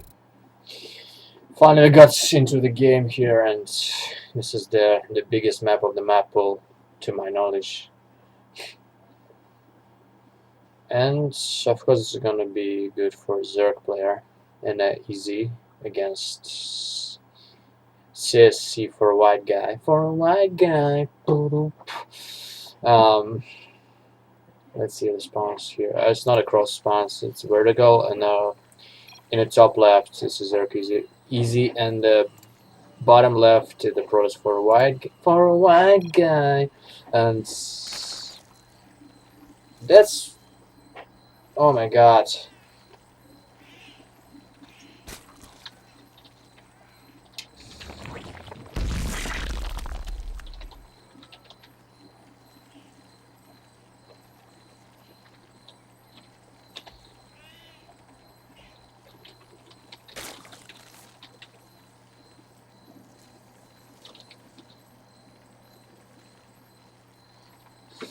Okay, I forgot to invite the guy.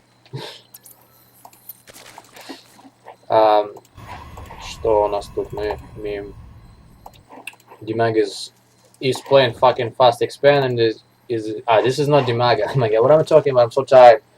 He is playing fast expand into gas, into spawning pool, and this guy is opening with the gas first into Rex, pretty standard.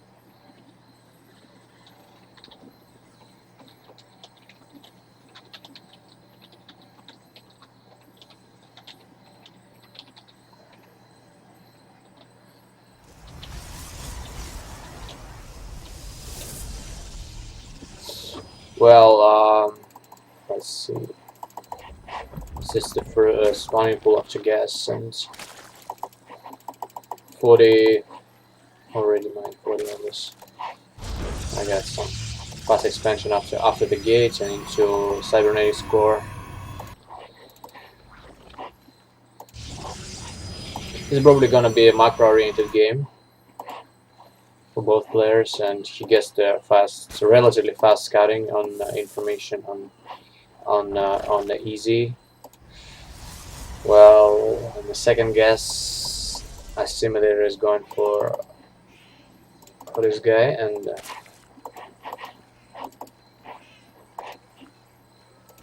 first player. He's about to make some technological choice here, and this is probably gonna be proxy. I'm not sure. He's got two geysers mining, and Easy is making a third base fast, relatively fast. There is no technology for him so far, just a queen, and the Protoss player is trying to block as much as he can for a white guy into. He's still not making any buildings here on the map. I assumed he was gonna make a Stargate or robotics facility, but not quite yet. It's just an EVA chamber, not even a Roach Warren yet. He's the C production He's making first 8 links, and the fast movement speed is upgrade is almost done. Yes, it's done now. While the opponent has Stalker and adapting the Mothership Core into adding 2 more gateways and nothing else yet. No Stargate in this game. Let's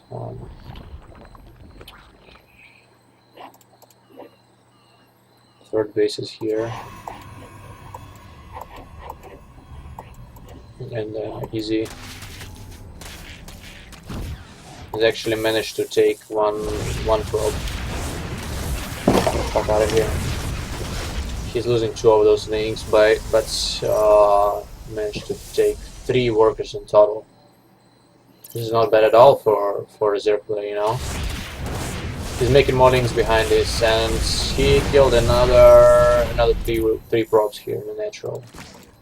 Wow, looks what's coming here, and somehow Protoss is prepared. Probably is not playing here first time, so he knows what the guy doing. He did exactly the same thing in what Dimaga did against Lightweight in the previous game we casted here. And there's pretty many of those Zerglings in the map right now. He's already mining from his thirds, and the Roach Warden is on the way. While he's even making Spore Crawlers for no reason. Probably thinks he's got these guys. Somehow he knows that without any scouting. It's a good sense understanding of the game. Probably feels there is something coming for his opponent, and he's gonna mass Phoenixes from 2 Stargates. That's really interesting. But Zerg is already prepared for everything, and he's got Lair already. And I expect him to make Hydra Disc really soon.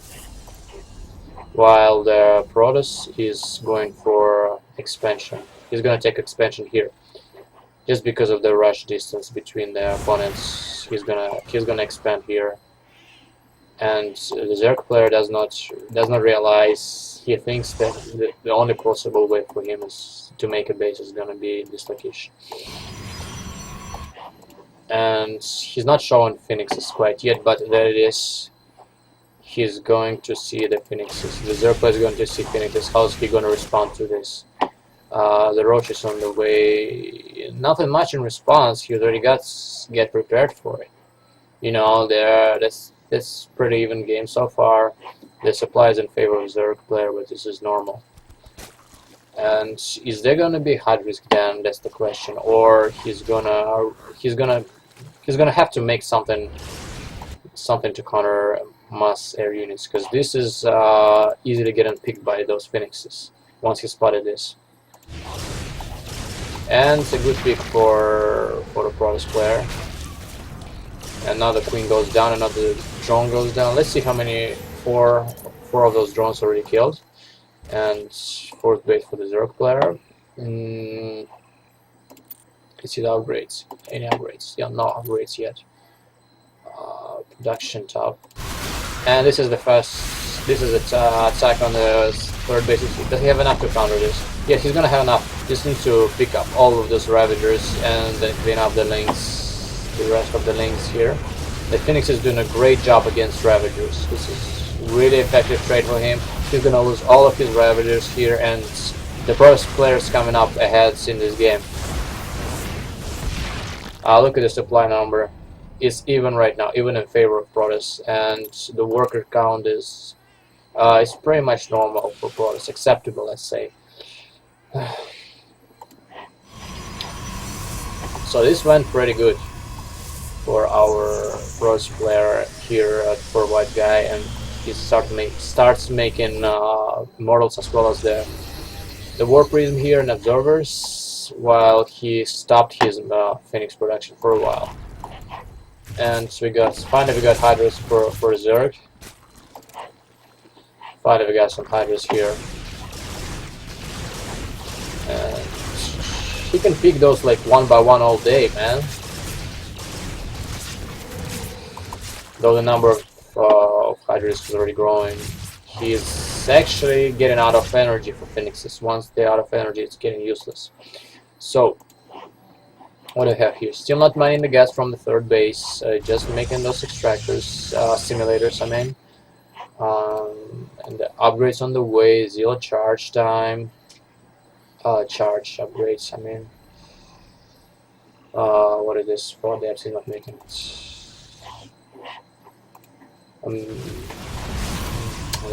Zenin right by is kind of defended by Pros play really well. Did not work out at all. He has like 8 Phoenixes out on the map. This is really useful, provides him with great map control, map vision. He knows what's exactly what opponent is doing, while the Zerg is kind of confused at the moment. Wow, this is the Lurkers. And Spire's on the way, but the question is, did he scout the Spire? Where is it? It's hidden. No, it's not hidden. Each one of those things is the Spire, actually. There it is. The Lurkers are really good at this matchup, I heard. Let's see if it's gonna make any difference in this game. He can actually expand right now. I don't know why he's not doing it. He's preparing a timing push. Does he know the Zerg has Lurkers? If he does, he needs to start making those disruptors for Colossi. Something in order to counter the Lurker play. This is big run. This is gonna be big run by the third base, but the process is already rolled out here, and there you go, the fourth base. Fourth base is just on the way, and Zerg is morphing into. He's getting himself a hive. Probably gonna make some Vipers or the Ultra Disc in the end, I'm not sure. Or even the Broodlords. Let's see if he gets scouted. No. Just a smidge, tiny smidge away from those Zerglings. And here we go, they are the push. Final attack. I don't think this is gonna be enough to defeat this many Lurkers. 7 of them. I heard the Immortal's not too good against it. Unless he gets to pick him up with his Phoenixes. But this is kind of too much of the Zerg player here in the map. And he goes the sneaky run by and he gets scouted by our Protoss player. He still can do some damage with it. He doesn't know it has a force base yet. And right now he gets.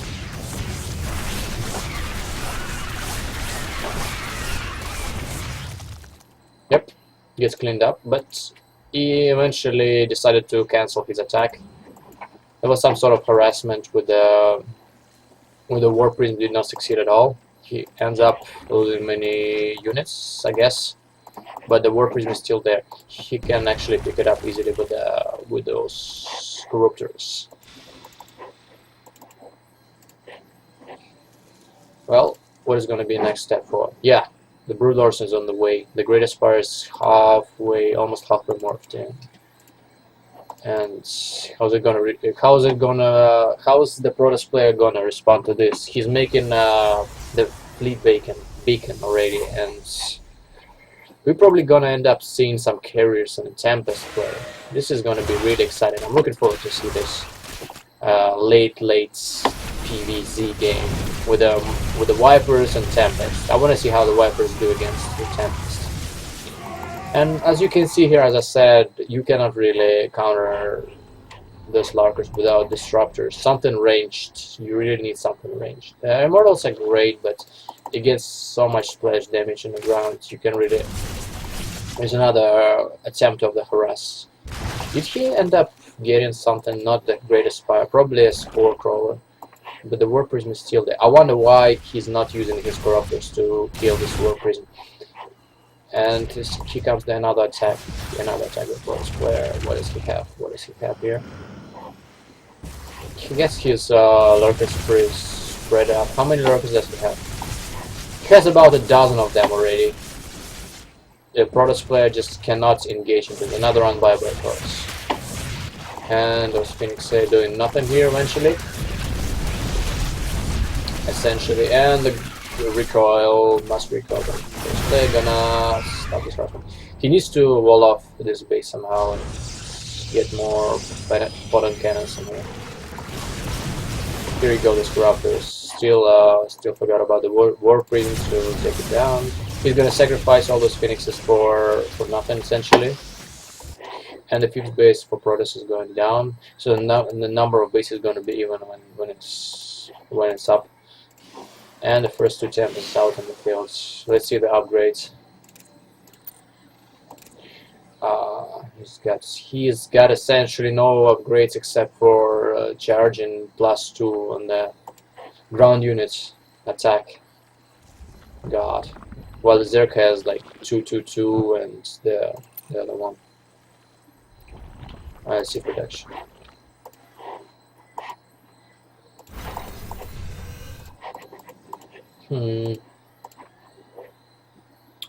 Well, another run by is getting spotted by Protoss.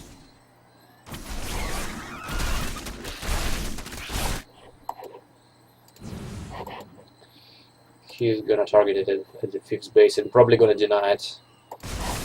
And there's no way you can actually harass with the Zealots in this game, considering the opponent has Lurkers. God dang it. Sucks to be Protoss now against her. Well, is he gonna cancel this base? Nope. The reinforcement is gonna come and clean it up eventually. And those earnings, oh, those zealots still trying to harass. It actually does some damage here. He's gonna cancel a 3rd base, the 4th base, I mean. But yeah, he got like 8 of those already, 8 Brood Lords. And how is our Protoss player gonna corner this play? He's got, let's see how many of those he got. He got units. He's got seven of those guys and a lot of Archons. This is gonna be interesting. And he's getting himself a concave with those units. Oh, great revelation on those Lurkers. Keep it in mind, in this game, while you get revealed by Oracle, you're still visible, even if you're hidden out, even if you're under the ground. If you borrow, the unit's still visible. They can actually snipe those units from. Where is your air? Oh my god, he doesn't even have a Corruptors. This is gonna get cleaned up, despite of killing this base. He loses too many units. I don't think it was worth it for a Zerg player losing that many units, trading it for just a Nexus. He's gonna rebuild it in no time, while you're actually losing a lot here. You have to watch out. You have to be careful with your Tempest. The army is not behind it. It's not giving it backup to your Tempest. Oh man, another revelation is going down on those. So he's slowly pushing Zerg player back to his base. Well, the first Viper's out. He's got 4 of them, and it's not enough energy yet for the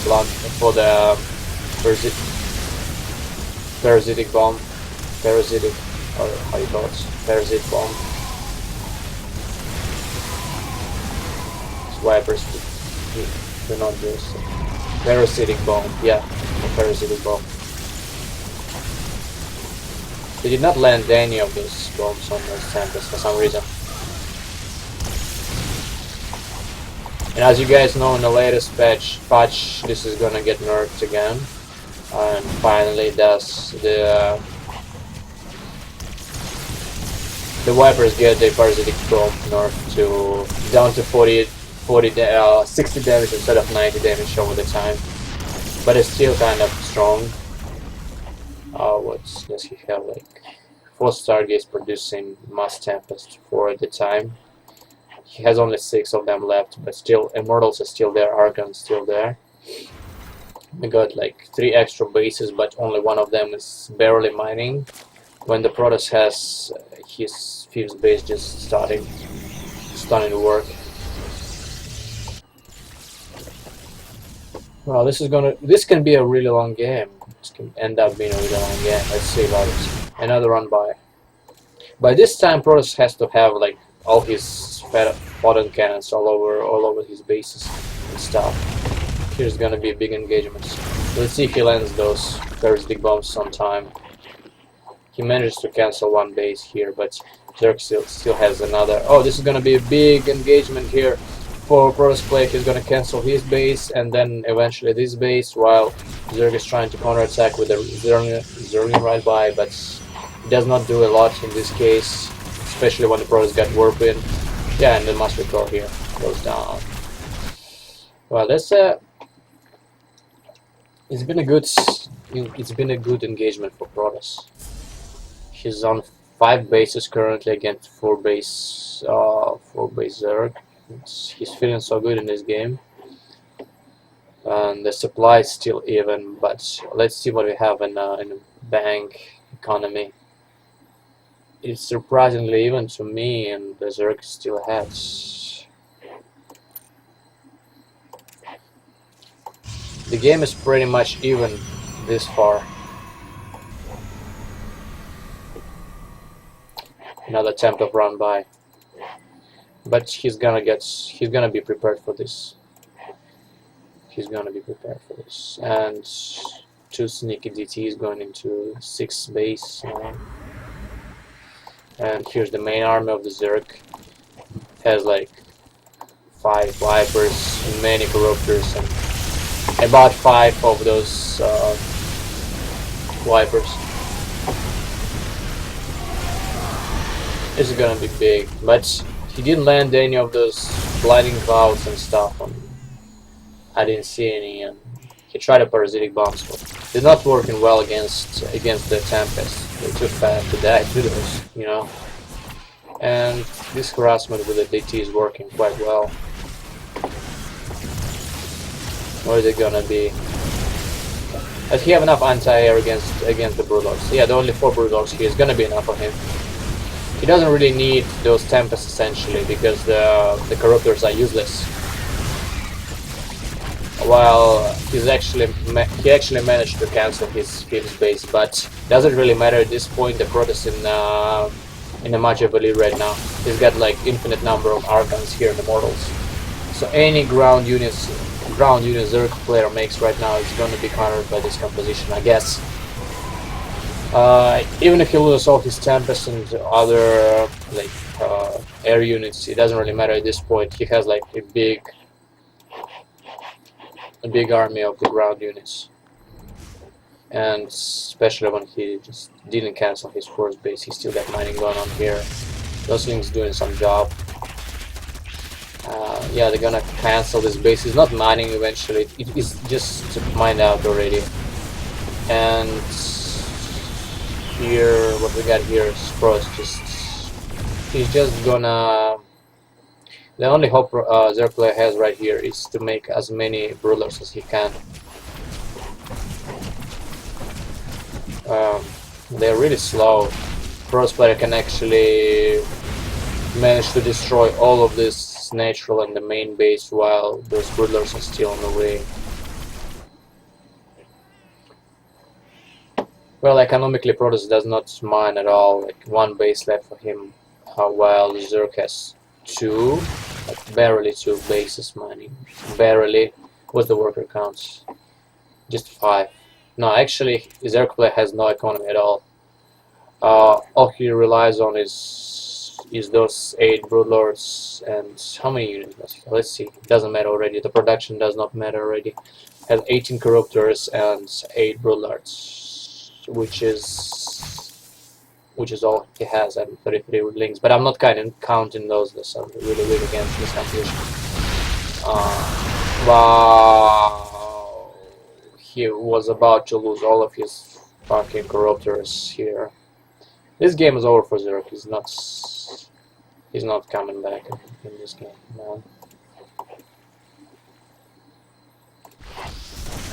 Despite of having those 8 Broodlords, this is gonna be more than enough for Protoss to... What is this? Hallucination? How many centuries? Yeah, he had. This is gonna be more than enough for him to clean it up. Unless he gets stuck in this ramp. The only strength Zerkle has here with the Broodlords is his positioning. Protoss really can't engage into it, going through the choke point. Wow, that was really sloppy play. He lost his last source of income, the last next side. He's about to throw the game right now. He was in such a lead, man. And Protoss is gonna end up losing the game here just because he led Zerg to cancel his last sort of mining here, despite of hitting his base. Does he have anything left? Is it gonna be like elimination? Is it? I don't see any buildings on the map for Zerg. Look, if Protoss manages to kill this 1, 2, 3, 4 buildings, this is gonna be it for him, for Zerg. Is he really gonna do it? Yeah, this is it. He doesn't have any production. Let's see. He doesn't have any production now.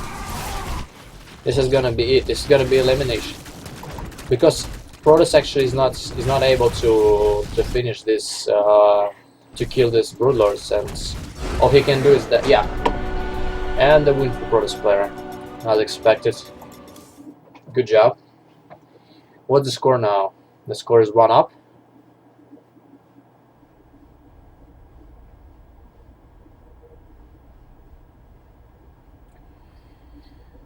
You score 1 up right now. What's the score?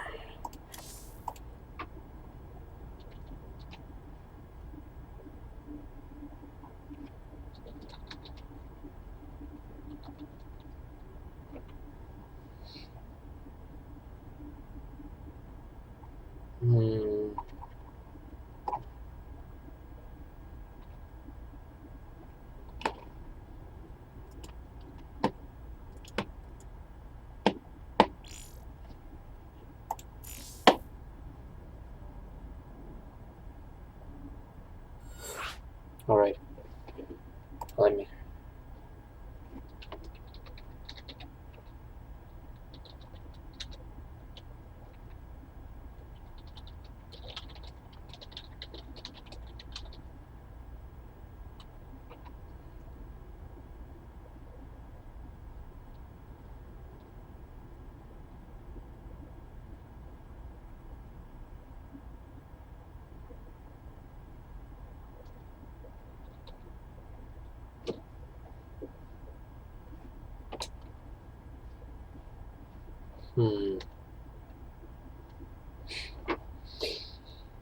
He almost threw away the game by to those Zerglings and Broodlords.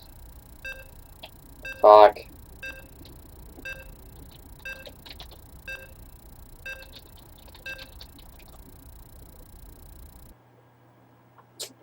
Man. Fuck it. This is gonna be a complete different map. The third game, or the best of 3 between those players.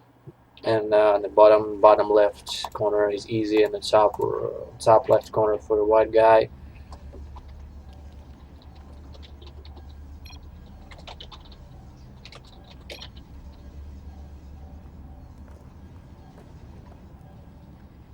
All right.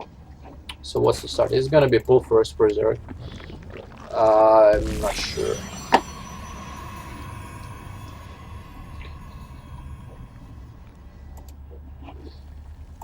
Alright. See production time. This is probably gonna be expand first. Yeah, he's going for expand. And the standard opening for Protoss player, there's not much to say here. Gateway first into gas. Zerg has what's fast expansion into gas first, and the pool then. What is Protoss player gonna make in this situation? This is a great map for for harassment, for early pushes and attacks if you play against Zerg player. But now he's gonna open up with a Nexus. He probably decides to play safe with this early scout here on Zerg play, and he sees that the opponent making that spawning full pull and already has 50 gas mined. And he's gonna prevent the third. Check out for the third base. There is no base, and while the opponent sees everything, what is going on here with his overlord, the next is halfway down, and the second gas is being added to Protoss. He's still checking out on Zerg main base. What is going on here? There is nothing. Just he keeps mining the gas, and already his speed started for Zerlings. That's the first four of them on the way with another 2 queens, and the Protoss players are making the Adapt and the Mothership core.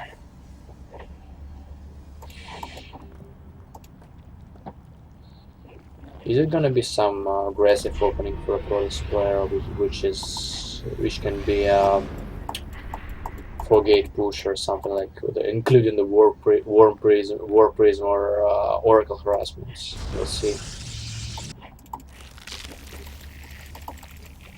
The Morphing is Overseer already. It means he's got what?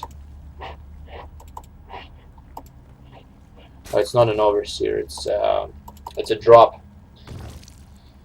He's gonna make a drop play here on the Protoss base, but is he researching? Yeah, he's researching the speed forward dots. This is gonna be a harass attempt for Zerg. A great choice on this map, considering how fast is the Russian distance between the mains. And first overlord is on the way. Wow, is it gonna be a queen drop? Like, what is it? I didn't see it before. This is really interesting. And he's taking the flank route all the way. No, yes, he is. He's gonna flank just to avoid the spawn, which is blocking the way. So he's gonna sneak all those Zerlings inside his and try to sneak them in the natural, while the 4 queens are being dropped in the main. Just look at that.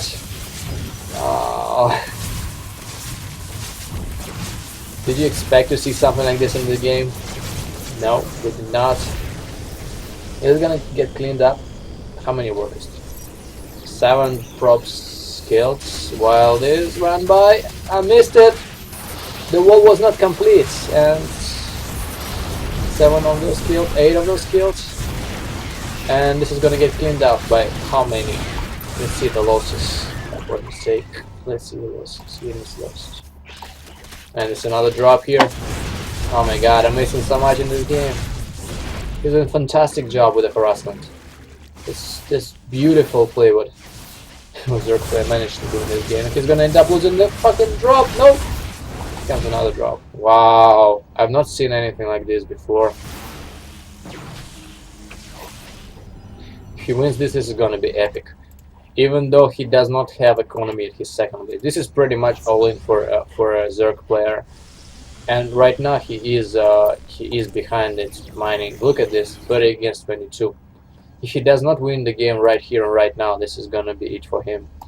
It's gonna be over because Protoss player is just gonna win this game economically. Wow, what a great choice by.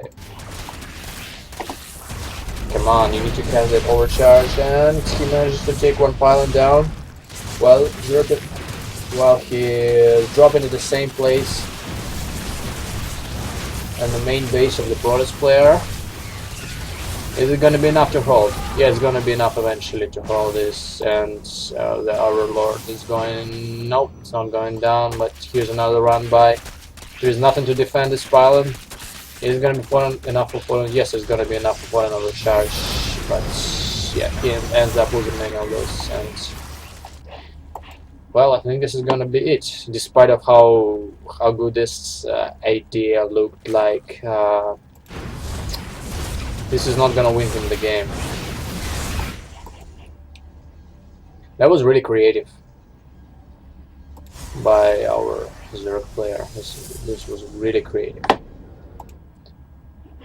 And this is gonna be a follow-up attack with like dozen of those Bailings. I think it's gonna be Bailing Bomb. This is really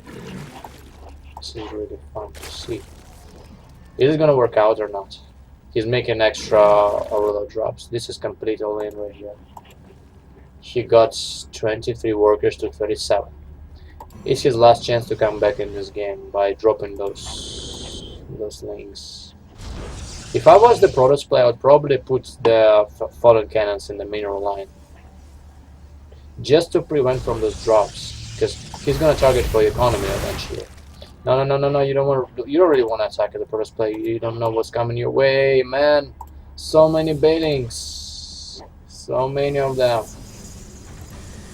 Gosh, he's gotta be prepared for this. He's gotta be prepared for it. Dang it. He's actually on top of his economy. He's about to drop those Bailings into the economy line. No! Oh my god! All of them exploded Stalkers.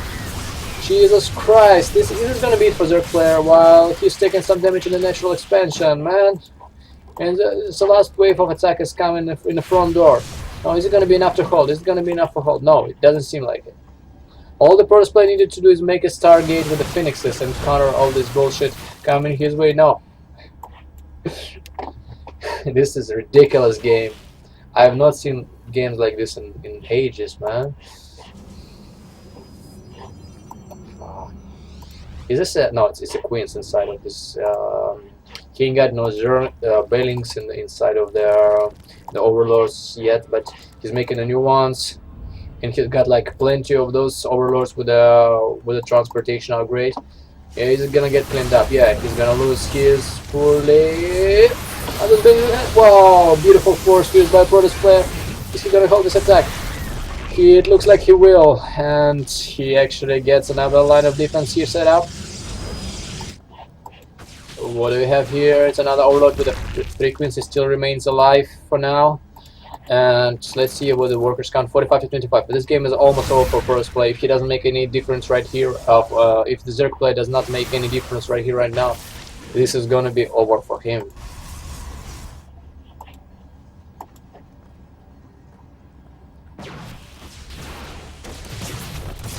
Oh, those three queens! They can confuse each other forever. And at the same time in the front door, it's like a lot of multitask for Protoss player takes. But those 6 guys gonna clean it up eventually. But no, come on, make yourself a Stargate already. Just need a single air unit like a Void Ray to stop all this harassment. Not a Void Ray, Phoenix. And this is gonna be it for Zerg player. He does not have enough to stop this at home. And the G is about to be... Yep, GG, well played. And in the final we get ZVP in the final. Good job. Good job. So we head into the final game to watch Dimaga against his clanmate. I guess the clanmate for a white guy.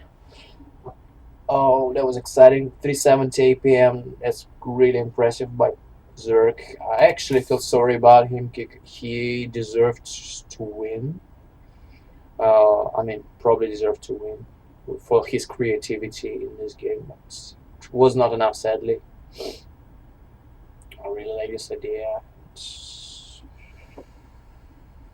Wow.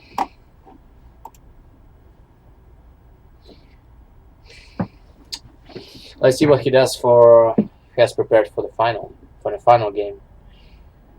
Too bad this is not gonna be easy Zerg play in the final, but we're gonna see Dimaga is also creative, and the Protoss guys showed us so far a solid game. So tired of casting.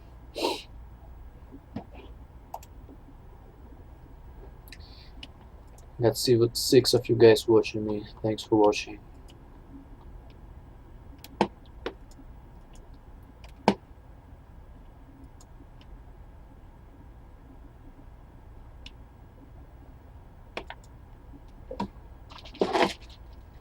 Okay. The last game is on the way. Our last, how you say, final games is on the way. Best of 5, so it's gonna be at least 3 games of action here. ZVP teammates Dimag against for white guy.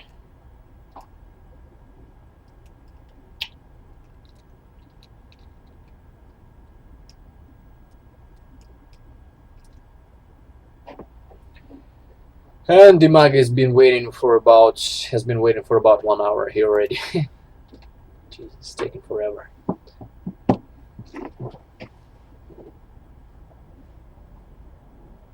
Yeah, it was really exhausting for the Protoss player to hold this build that Zerg was making. I'm really impressed by how easily he actually held it off.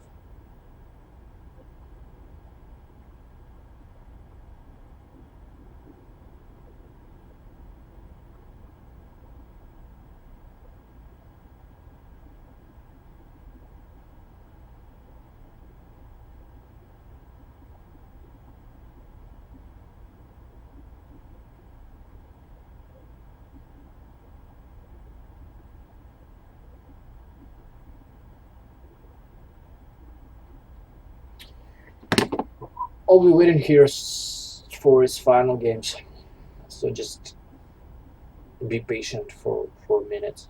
Too. I'm also tired.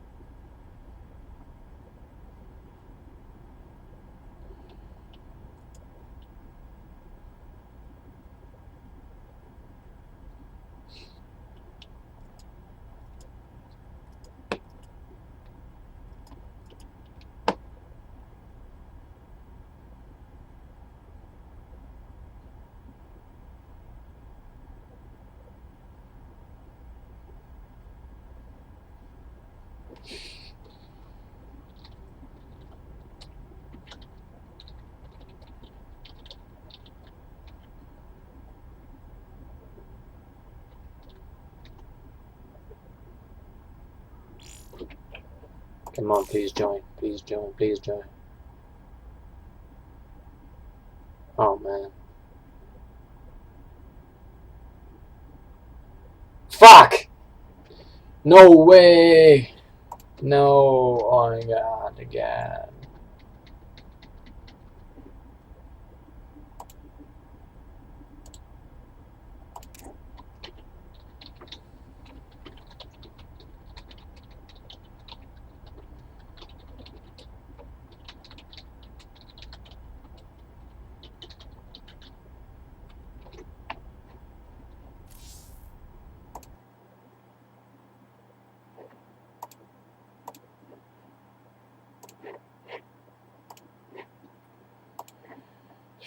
Fuck off. I really hate when this happens.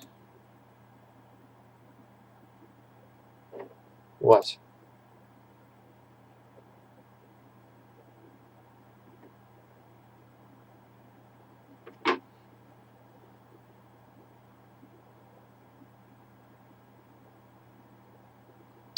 Come on, please. I want to be in the final game.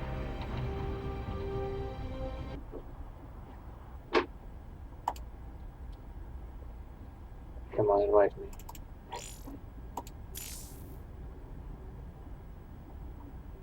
Oh my fucking god, please. Fuck!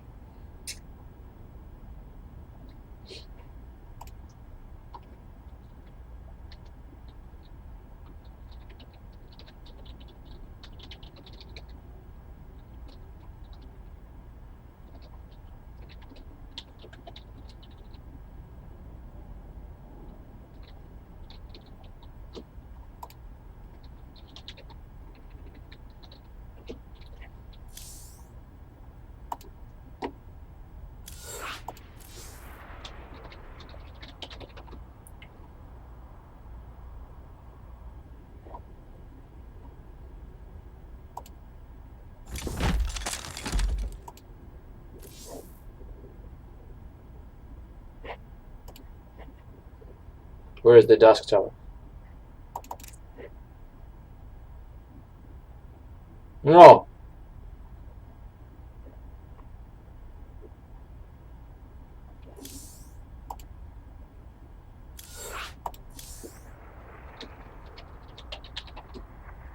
What the hell is this, guys? I cannot get into fucking custom game. Is it Battle.net or something?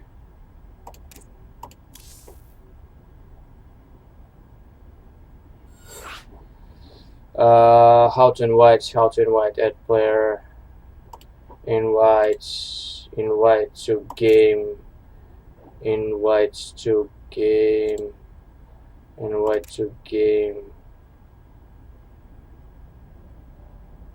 I don't get it.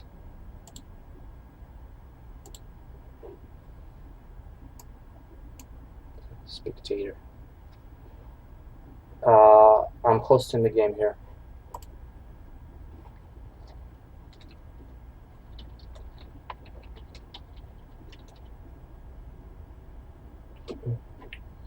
Hold on. Match history.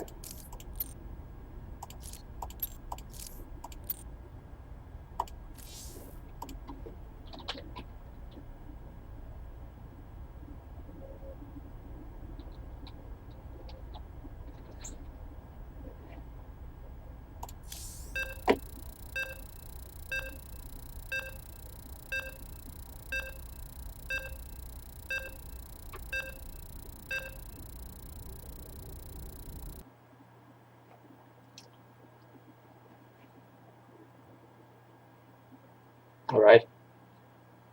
Seems like it.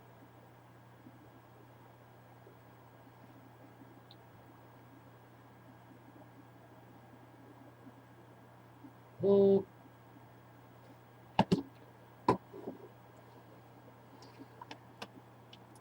what is going on, guys? Is everything okay? Привет. Hi.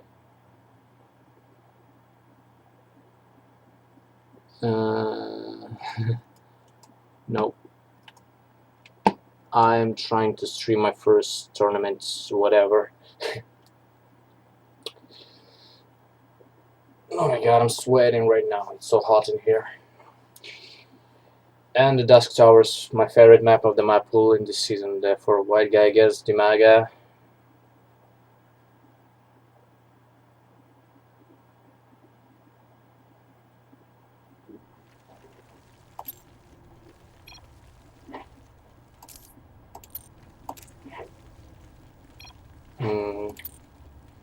On the production tab, and this one.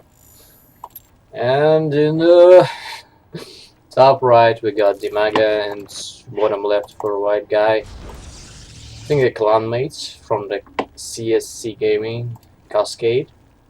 And Dimaga goes like 10th pool, 13th pool, 12th pool, while the opponent is going to wall up into what?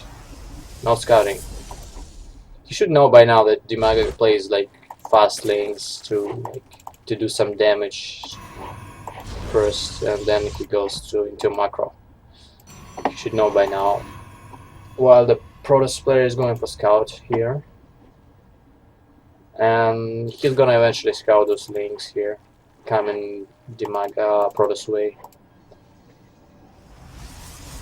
We'll see if he's gonna expand after.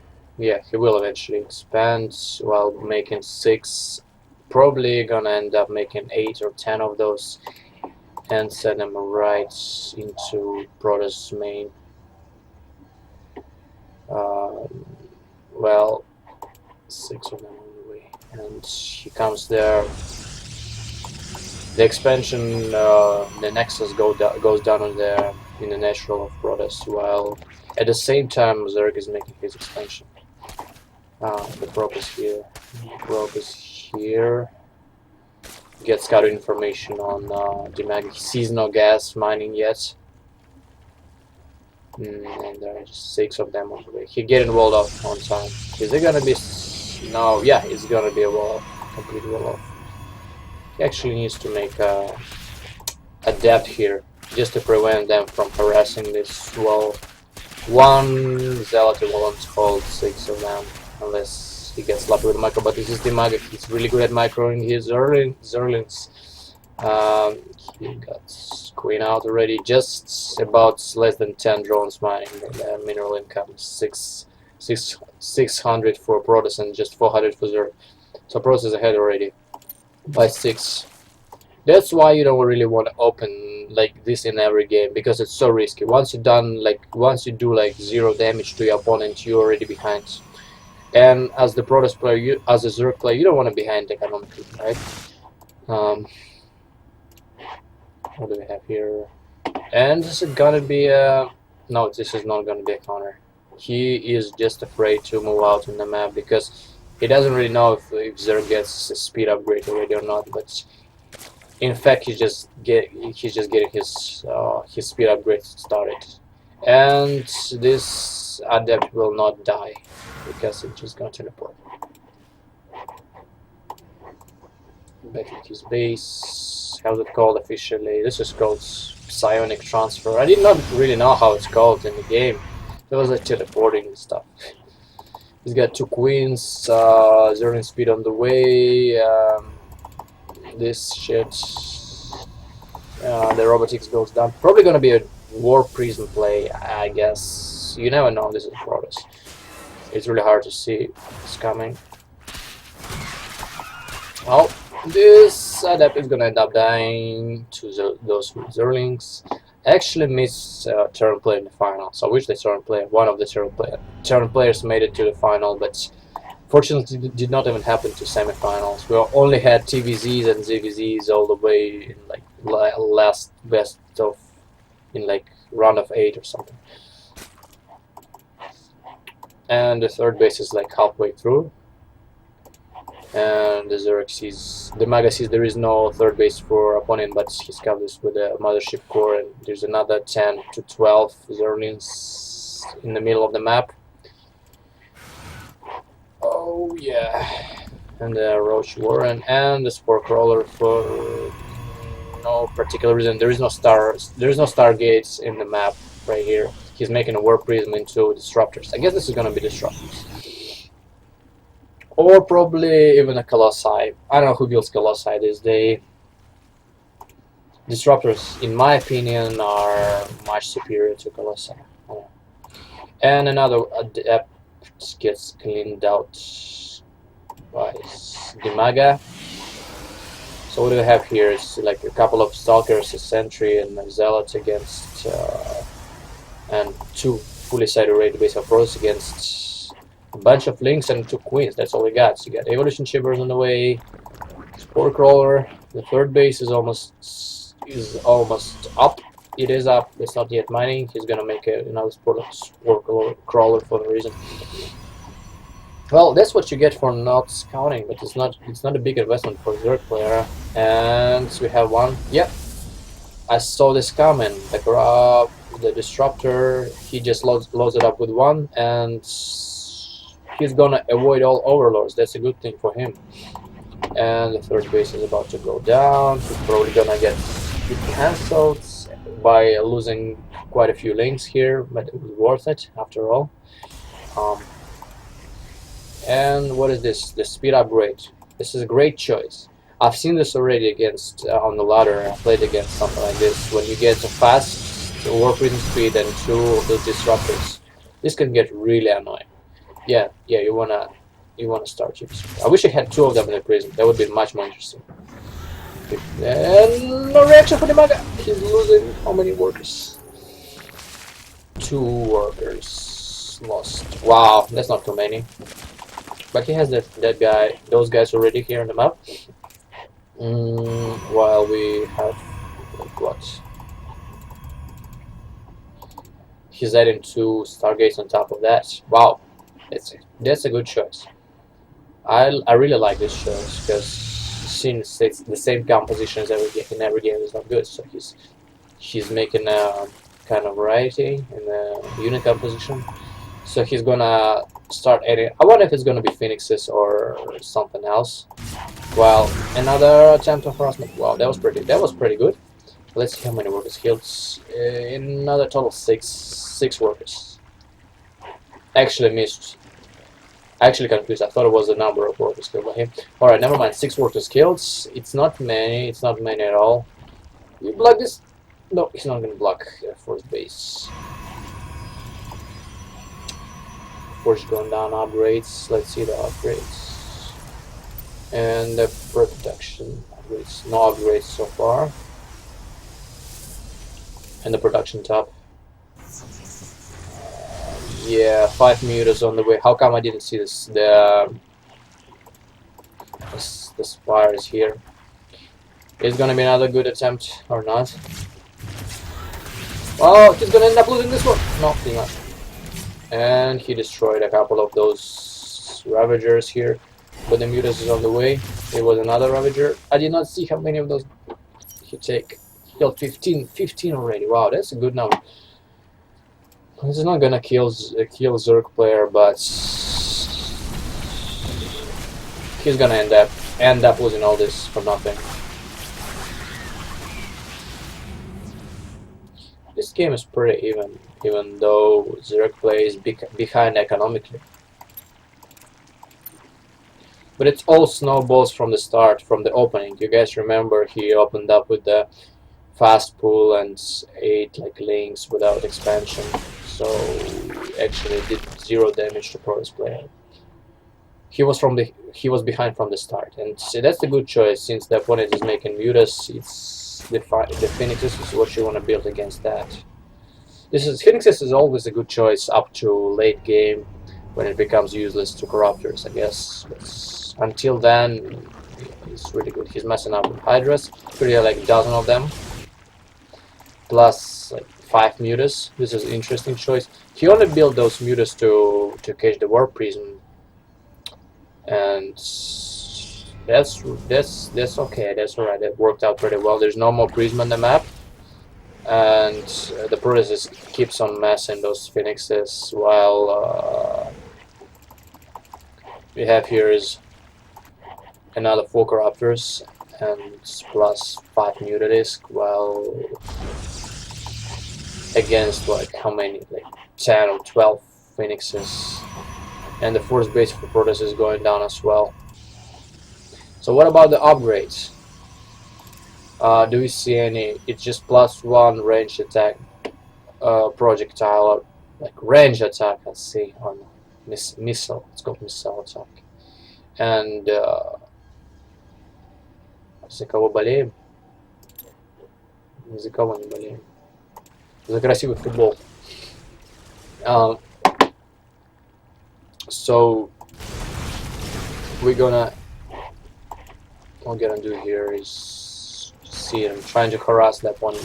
He actually can clean it up with those number of Phoenixes he has. 4 Corruptors, not that many. Just need to focus fire them all. It's gonna work. And the Hydrus is still at home. He is afraid to move those to the main because he can expect the front attack here anytime by Protoss. You see it's coming his way. And Dimaga has to be really careful with his moves right now. The Protoss is in a big lead currently, and even though he has 4 of the Slarkers here on the map, the Protoss player still maintains the lead in the game. He is on even number of bases with the Zerg. That's what you want to be as a Protoss player, right? And you probably, as a Protoss player, you probably want to start making those Tempests already too, just to counter this mass Larkers and stuff, those slow siege type of units. Oh, the Disruptor just work fine, but you probably need many of them to counter. There's no way he can engage right now into this. Those units are really good for support, and you're gonna end up losing the Warp Prism. Though he has only 1 Disruptor, it's not enough. He needs to get equal number of Disruptors to those Larkers that opponent has. He's adding like 4 extra gates. Well, for now, I would be pretty sure to say this game is going to Protoss. If only this one works. If only Broodlord connect switch works for Dimaga. This is probably the only way he can come back. At this point, Pros has the game under control, fully under control.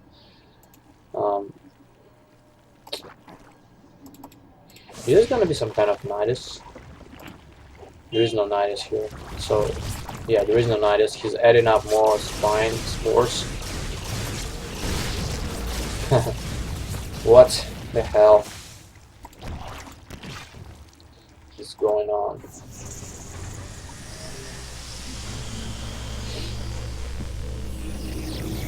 We got eight. Let's see how many different teams we have. We have 8 of those Archons, 6 Immortals, 1 Disruptor. If I was him, I would have more Disruptors. I'm not sure if he knows what to do. He probably knows better than I as a Protoss player. But Disruptor is extremely good against these guys, right? He's gonna sacrifice his Phoenixes just because he does not need those anymore. And yeah, I saw this coming. He started mashing on Tempest. He can actually afford more of the Stargates. That's what I'm talking about. You want to have as a 5 base Protoss, you want to have like 4 of those Stargates to build like 4 Tempests at a time, right? And this is gonna be a failed attempt, but still, he does not need to force this game at this moment. He's already in such a lead. There is no need to sacrifice that many Zealots. He realizes that he's just gonna buy himself time to mass on Tempests, and this is a great choice as the Protoss player. You wanna have Tempests and Disruptors, and probably some Side Storms on the bottom. He has one base. He's 1 base ahead of Zerg player right now. This is exactly the situation you want to be as a Protoss. It's the base case scenario for him. What is this? He's kind of trying to snipe the War Prism Marine coming his way, and he is gonna drop it into his main base. Just 4 of those Zealots, but the reinforcements coming simultaneously. We got attack in the bottom right corner. No, but the Warpin is gonna make some. He's gonna harass, and he's gonna cancel the Altar. The Altar is gonna run away already, and we don't have any in production. But do we have already? No, we don't have any on the map. Those 6 or 8 Lurkers pretty much negate every attempt of ground attack by Protoss. That's why you just need to build more of those Tempest. Already 7 of them on the map. And not 7, like 12 already on the map. It's a good thing. He ends up cleaning those net harassments, and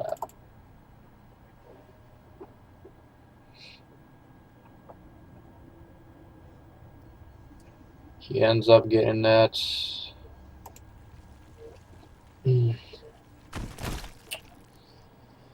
Well, it's another scan. What is it going to be? The Nidus? Oh no, he scouts for the Tempests. He scouts for the Tempests.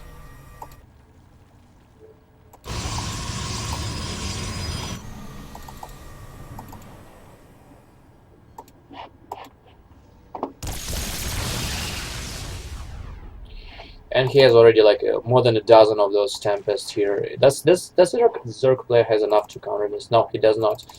These Hydras are gonna die to Disruptors maybe. But the problem is for Zerg, he does not have enough army here to counter this Death Ball. Where is the High Templars are still here, and you have High Templars. No way you can counter this without outnumbering your opponents on Corruptors, I guess. Maybe the Vipers will make difference in the game, but he's not making any. He's not making any Vipers, surprisingly to me. But the Broodlord, 6 of them are on the way. For what you got? Like we're going up against 20 Tempests right now. I'm not really sure if the Brulers are useful in this station without any Vipers.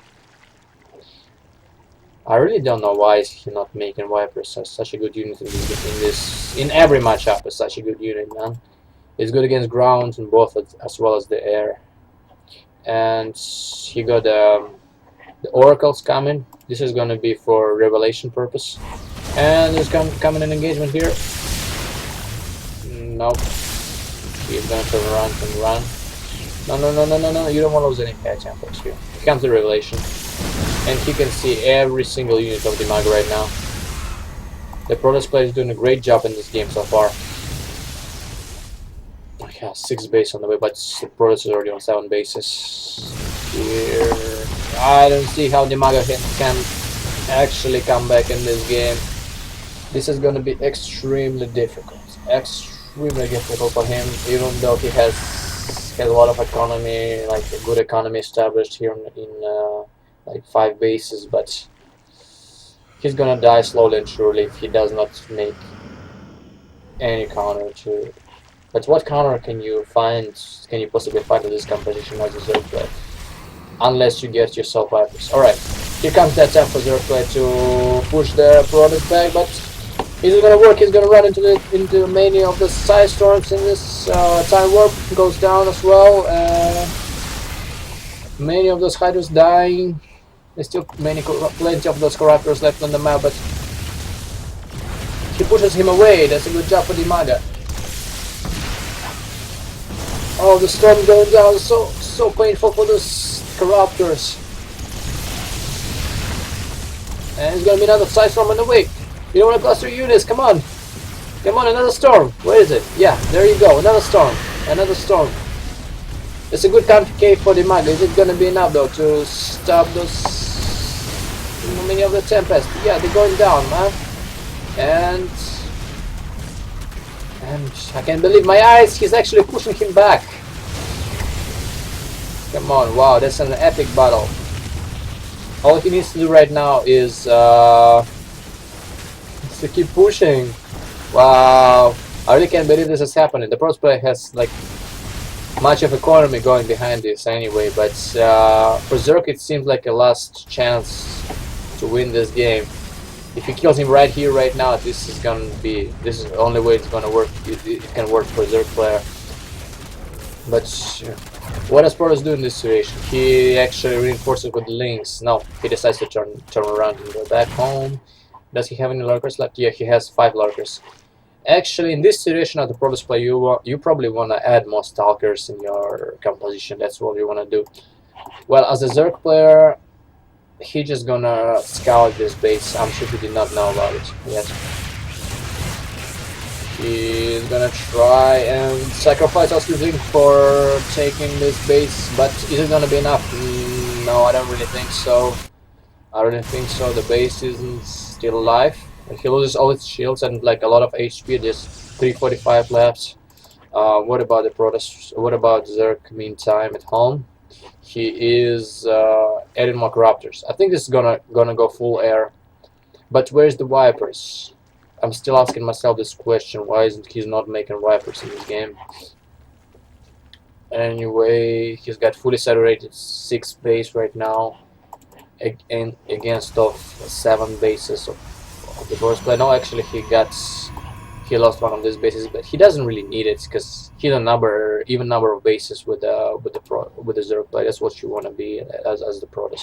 Well, the only question right now is what kind of composition will beat this many Corruptors and Broodlords for Protoss. What kind of composition you want to have? He decided to add as many High Templars as he can in this scenario. And well, the Zerg player pretty much has only Corruptors. I'm looking forward to see the final engagement of this game, man. This can be epic, you know. 8, 13 Tempests, 7 Immortals. Has pretty diverse composition compared to Zerg player, which has only Chiropters and Broodlords and a couple of those guys and the lurkers in the base. So it's a temple of harassment for a white guy. Is he gonna be able to cancel his base? No. Oh my god. Yeah, he actually cancelled it. Forces him to cancel it, but he's gonna make another one here. And the Stalker's gonna die to those Lurkers. He's not paying attention, but no, he does. Those Lurkers are pretty good in TVP. In ZVP, I mean. It's gonna... I think they're both afraid. They're both afraid to engage at this point, because both of the armies look scary enough to engage. He has even 3 of those oracles. Why does he need 3 of them? Maybe like 2 was enough. But alright, he made 3. He's killed this season. Let's compare the upgrades meantime. Oh, is it gonna be engagement? Yeah, he forces the engagement here. The upgrade is +3 on air, and Zerg has all of them +3 already. This is a bit ahead of the upgrades, and we got engagement here. The Dimaga pushes the Protoss player up to his 6th base, but the storms went really great for Protoss. Is it gonna be enough to clear it up? No, the air is gonna dominate.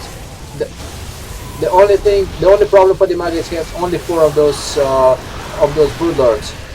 Even like 20 of the Stalkers can simply blink into it and clean those guys up. Alright, it's gonna be a revelation on those Corruptors. All he needs to do is the revelation. Is he gonna take those? That's Oracle. Yeah, he will. And yeah, he's gonna add up more Stalkers. That's the solution for. As the Protoss player, you probably you don't want to compete with you don't want to challenge the Zerg to outmass him in air units, but all you can do is make more Stalkers with a blink, just because they're simply more mobile than your Broodlords and Lurkers, I guess. It's like one of the most mobile units in the game, except for, of course, the Lings, but Lings are not as good as against really big number of Stalkers, right? What do we have here? Is he still making? Yeah, he's making the shield upgrades on the air units. That's the last upgrades he needs, and he's gonna re-establish this base at the 4th, and here comes another DT to prevent this base. And the Zerning run by is gonna go all the way for. Yep, he gets spotted anyway by the pylons. Zerling's gonna get scared away.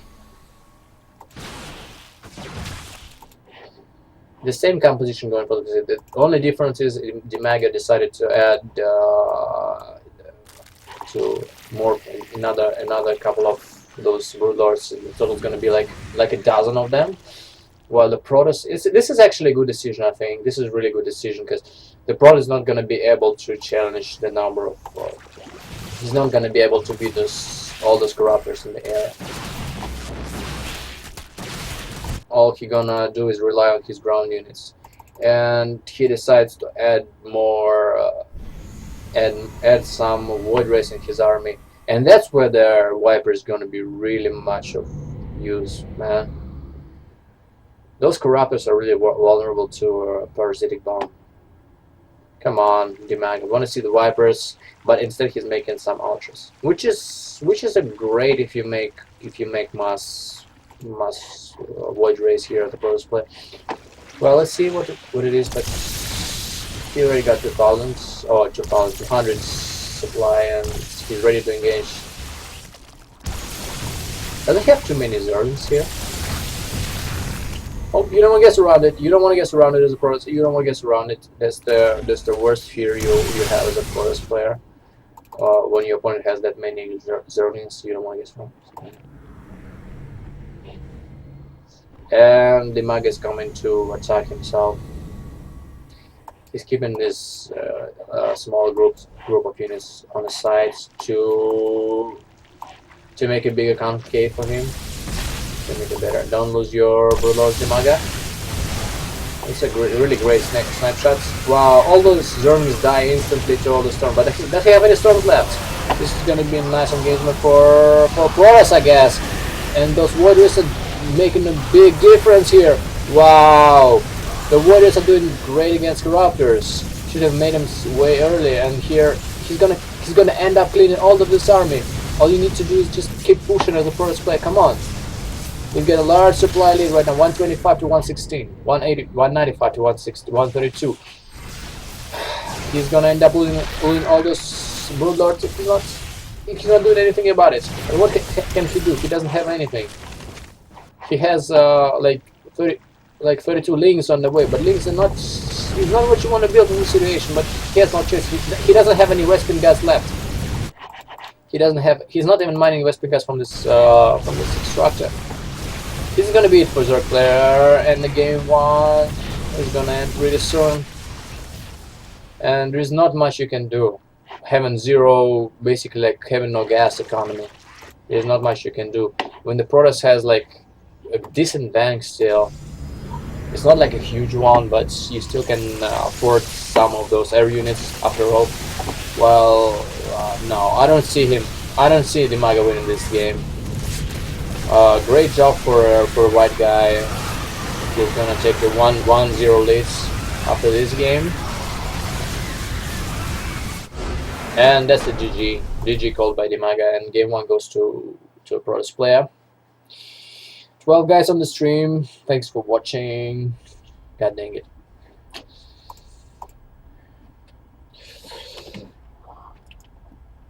Что?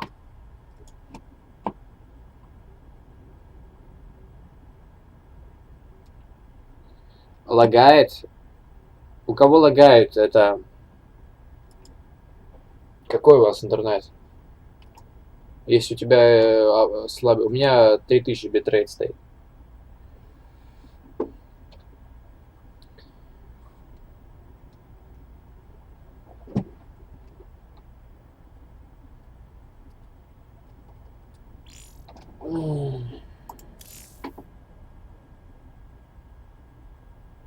Sweet, I'm in the lobby. Great.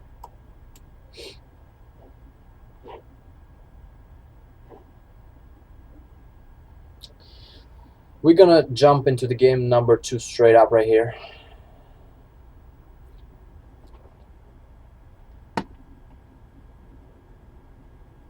Я не знаю, у кого лагает, потому что у меня настройки высокие стоят. Мне, по-моему, не знаю.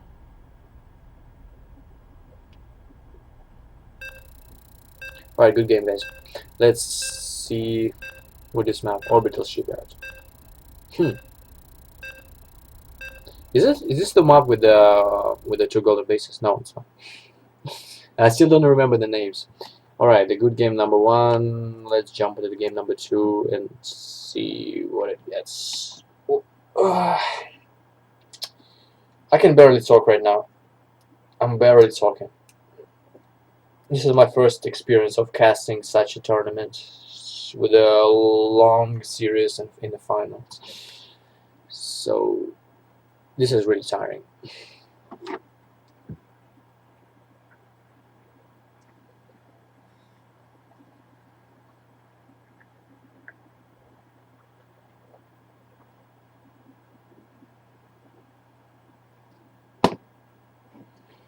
Alright, in top right corner of the map we got Ukrainian Zerg player, Dimaga, in the bottom left corner Ukrainian Protoss player for a white guy. This is Ukrainian final, right? Both of them from Ukraine. Да, я вижу. And this is the game number 2. This map is pretty similar to what we had in the first game. We have an easy expansion in the natural, and as well a very safe expansion in third base. Well, you can actually defend your ramp on the third. but the only difference here is the rocks in the back. But let's see what our players do in this map, in this game.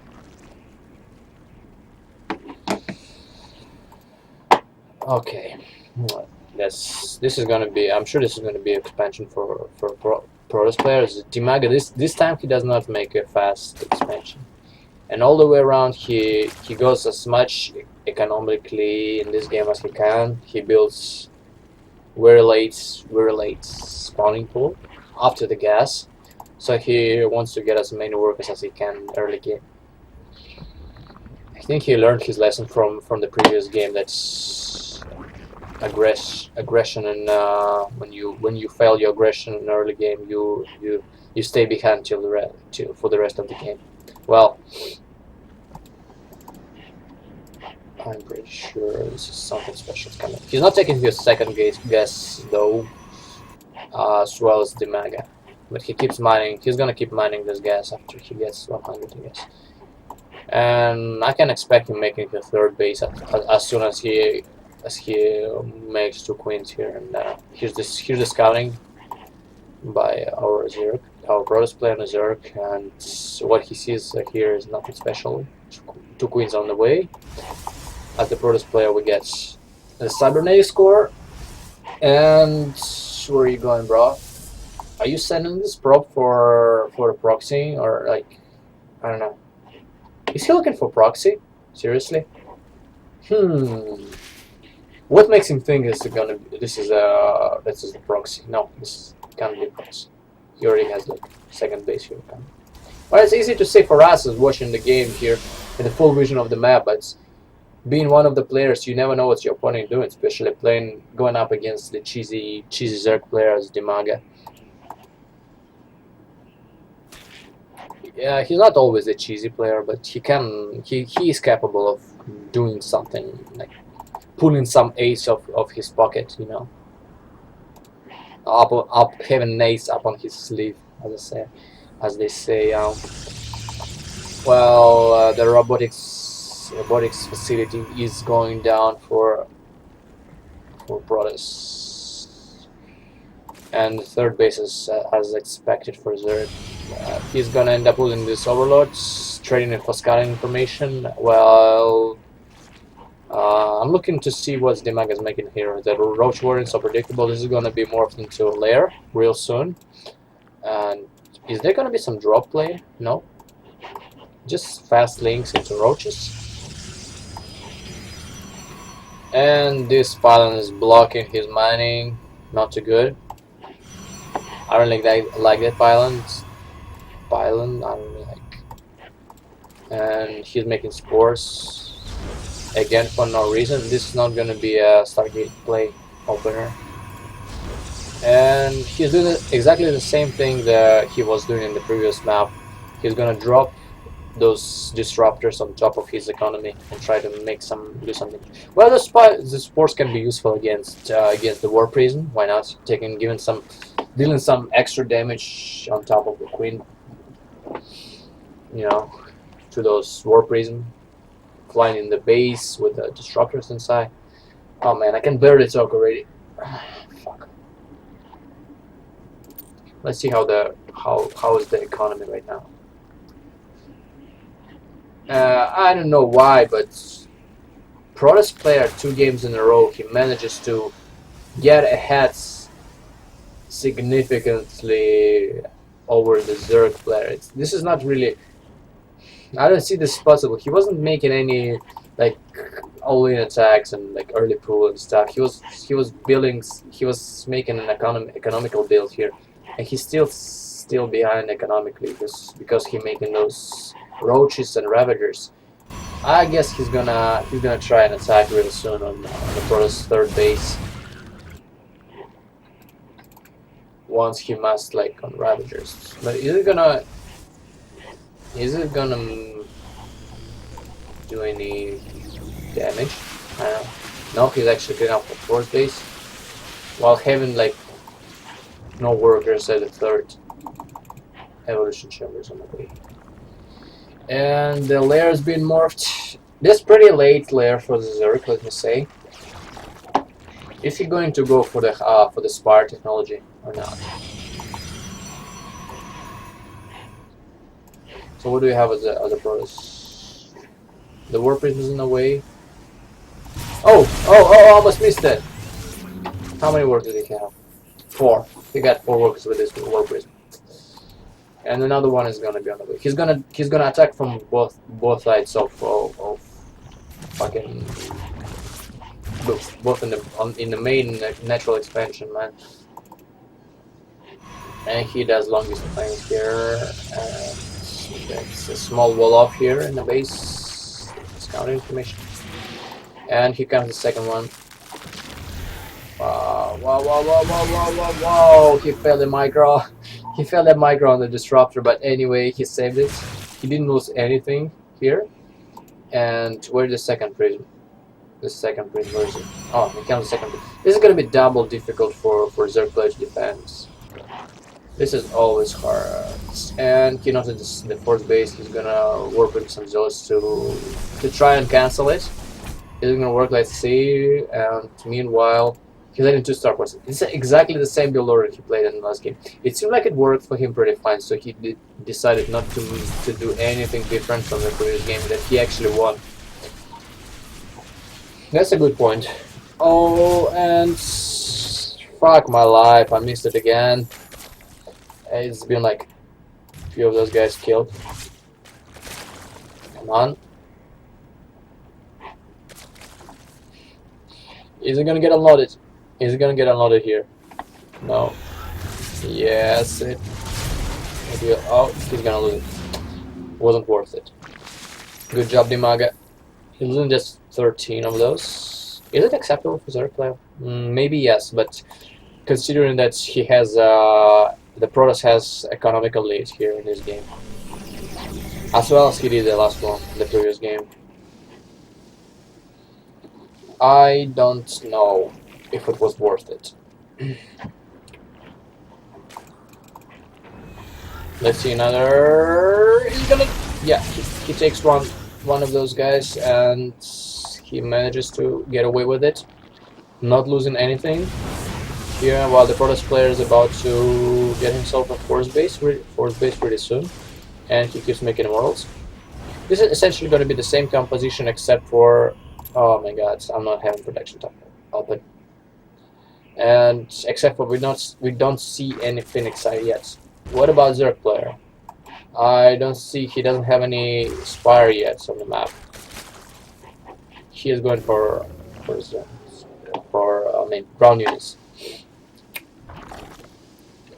He's adding some Hydras early on instead, but we already have this building here, the Larkadan. The Larkadan is he's gonna make some Larkers here out of this Hydras, yeah. And he makes 7 at a time. The force base is going down for Protoss play. This game is not ahead economically that much as it was in the last game, especially now when his Zerg player managed to max on drone up a little bit. We still got this Warp Prism in the map. That's what you get for not having a Spire. He can actually harass the Maga forever, as long as he doesn't have any Spire, any air units up on the map. Yep, good shot, good engagement for a white guy, and he's gonna run into lurkers. This is not a good idea, I think. He's gonna have to retreat. He's gonna have to retreat in this situation. There's no way you can break this line of lurkers. Wow, that's a good unit Zerg got in this game in the Legacy of the Void. That's a really good unit. Come on, you want to get away with this. You don't want to use the Disruptors, really expensive units. It's really technological. He keeps killing the drones. Dimaga not paying attention here in this base. How many drones lost? 24, 25, 24, 25, 26, 27, 20, 28, 29. No, 28. He's gonna attack up front. There is no Lurkers here. No, there are 4. He managed to relocate his Lurkers already, and there is no way he can break it. No, you don't want to do it. You don't want to break You wanna go into this tech light? Oh my god. Oh my god. He may end up losing everything here. No, he wants good force fields for a Protoss player. No, no, no, no, no, why are you going there? You know there's Larkers here. Why are you going for this attack? Why? Oh my god. Alright. He's establishing his fifth base behind this, and he still got War Prison without disrupt. I think he lost it. I don't know. I'm not sure.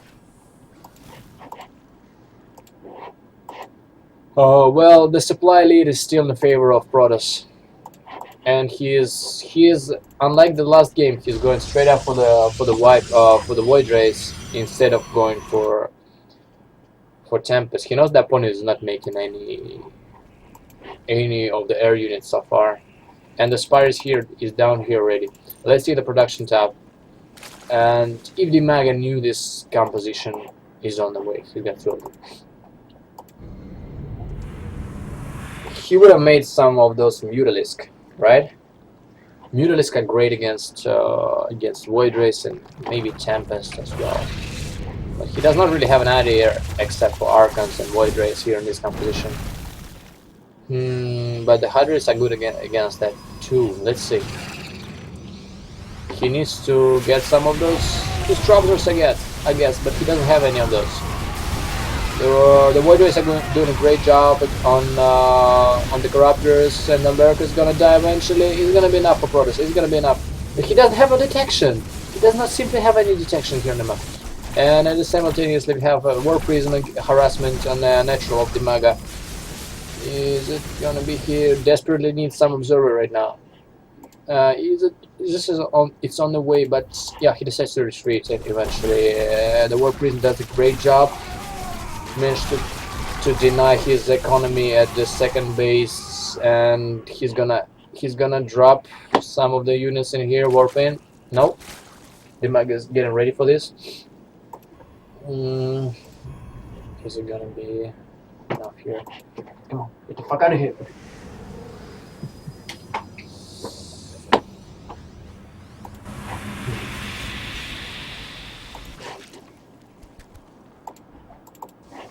Well, he sticks with the ground composition based on Hydrisk and the Larkers with some addition of Roaches and Ravagers here, while the Protoss opponent is adding some of those Void Rays. I really like this composition. Void Rays are pretty good.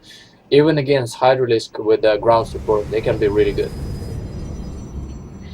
But I would love to see the High Templars and Storms in here. Oh my god, this base is gonna be denied so badly. And does he react it on time? Yeah, this Lark is gonna hold up Protoss off for a while here. No, I wouldn't like to disengagement with the Protoss player. Those Larkers are too good.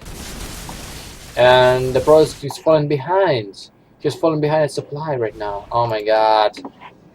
Those Larkers are really good at... No.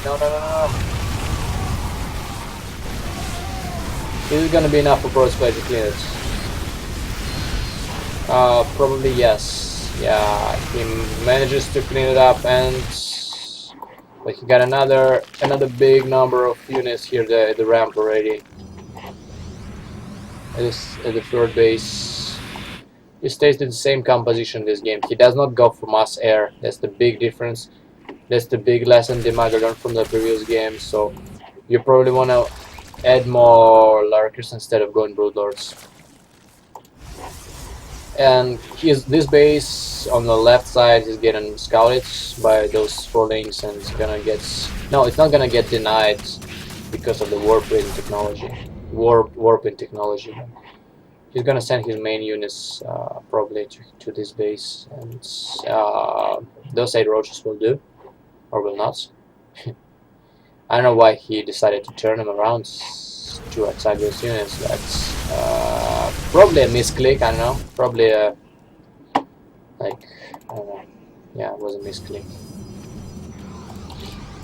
Those 7 Void Rays against... There's so many Hydralisk. You need to add some splash damage to those, man. the High Templars would do great against that, but no, he's not making any. Meantime, he denied the Thieves base for Zerg, and Dimago would probably start expanding right here and right here, 2 bases in this pocket of the map. Okay, so here comes those seven lurkers, which is extremely hard to beat when you're playing a ground-only army, and those guys gonna clean up the base easily. Meanwhile, we have a counter attack by Protoss player. He's not gonna engage into this. Too many Hydra Disc here, and Protoss player decides simply to engage into third base of the Zerg, while he's keep massing on the Void Race and making another fifth base on the right side of the map. He's gonna end up denying this base, but is he gonna get away with it? Is he gonna get away with it, or he simply gets surrounded by those outnumbering army with the Hydra Disc and the Lurkers by Dimaga? I don't think Protoss can engage this. I don't think you want to engage this as a Protoss player, man. Meanwhile, I have some Zealots doing great harassment here. Gonna get cleaned up eventually. If he manages to kill this building, this will be really great for Protoss player. Yes, no. Oh my God. It's on such a low hit points right here. 84 hit points left. If he managed to clean this up, there would be a good pick for Protoss. And Dimago basically stays on 1 base at this point against 2 bases of Protoss. Oh gosh. And Dimago really needs to do some damage at this point. This is gonna be an even game. I'm not sure who's winning this. Even if he kills everything here, does he have any detection for lurkers? Yeah, he killed all the lurkers here, and the Protoss player just demolishes the Dimago army. I can do it in my eyes, man. Wow, this is 2-0 in for a white guy favor right now. He's just 1 game away from taking the whole thing, you know. Guys, that was really close game. I was expecting Dimago to win this eventually, because Protoss player did not have any splash damage on Dimago against Dimago, and I was thinking that Mass Hydra Disc army is gonna make it. He's gonna make it in this game, having this such high DPS value against Void Race, Archons, and Immortals, but it seemed like Protoss actually managed to beat this composition, and that was really unexpected for me. I don't know why. Probably my TVZ or ZVP is not as great, but let's see. It's probably gonna be the last game of their tournament if the Protoss player wins. If Dimago wins this, we're gonna stay here at least for 1 more game. But for now, let's jump into Brian Terrace's lobby and wait for the game to start. I need to clear my throat for a second. I'm so tired. I'm gonna get myself something to drink, guys. Be right back.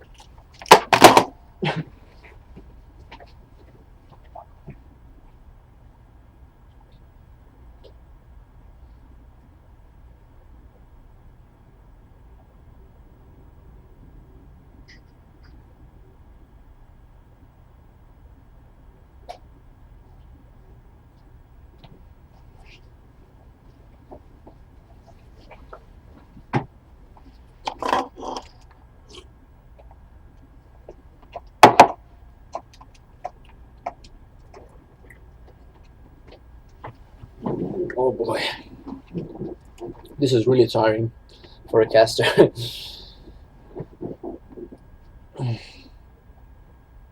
Sure.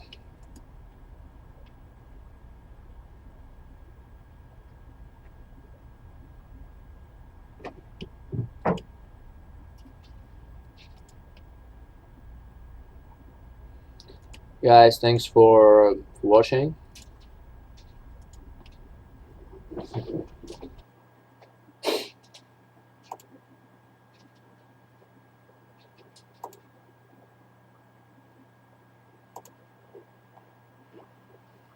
We're about to get started here with the game. Another game.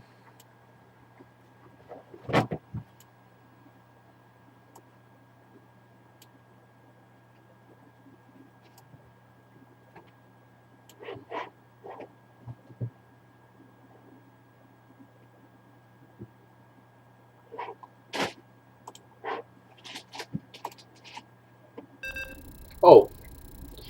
Alright, so I'm on a caster here on this map. It could be the last game of the tournament if the Protoss player wins. Alright guys, let's cheer up for whoever you want to win.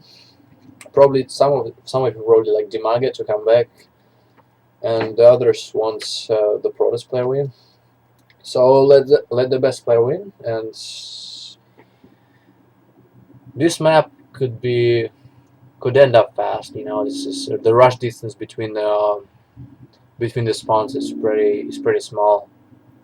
So this could end up really fast.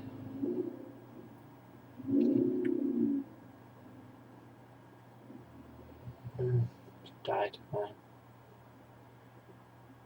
Still, come on, it's loading up so slow. Can't believe Dimag is not in a GM yet. And this guy is. Alright, in the bottom of the map we got Dimaga. I don't know what team he represents now, probably Cascade. And in the bottom, in the top of the map we got Protoss player for a white guy, and Dimaga is in the bottom. Alright, what can we expect from the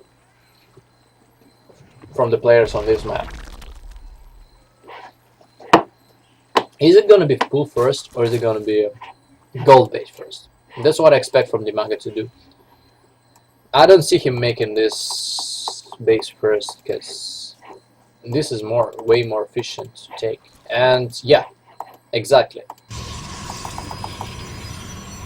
Well, the Protoss player, is he gonna go for... No, this is gonna be a scouting probe. And let's see if he's gonna see this base first. What are you gonna do if you see this base first? You probably wanna try to deny it with the fast zealots and I don't know, some fast pylons, cannon rush and stuff. Because the rush distance between those maps is just like 4 screens from this to that base. And he sees no base here. He probably thinks this is gonna be a fast spawning pool with the Zerlings, but no. And now he realizes this is the golden base taken already. So what do you do as a Protoss player in this situation? You probably take your... I don't know. Let's see what he does. How he responds. No! Oh my god, he thinks this is this base. Should have checked it first. Every time you go for scouting with your worker, you should first check when you're playing against Zerg. You should first check this one, then going for this. He sees the base being the drones being transferred here, and unless Protoss player does some damage to his Zerg opponent, the Zerg is gonna be ahead economically, because this base gives you less mineral income than that base. You know what I mean?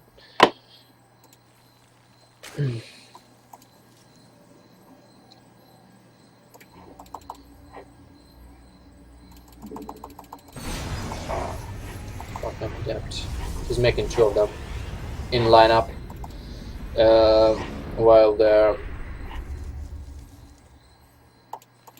Oh my god, he's gonna take another. So greedy by Dimaga. Look at this. He's taking another goal. But why not? Why not? Look, it's like your 4th base normally. Basically, you're not risking anything while your opponent is going for what? For 2 adepts and a Stargate. Yeah, is he gonna be pro for Stargate? That's why he's gonna make some difference. When you make a Stargate, you really want to do some damage to your opponent. But Zerg play, he's gonna get it scouted.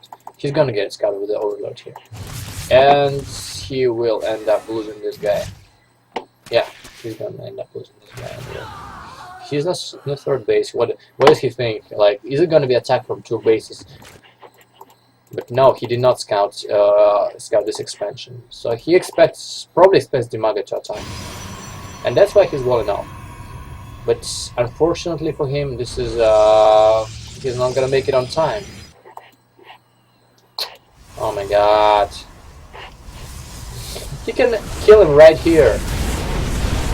Within like few seconds.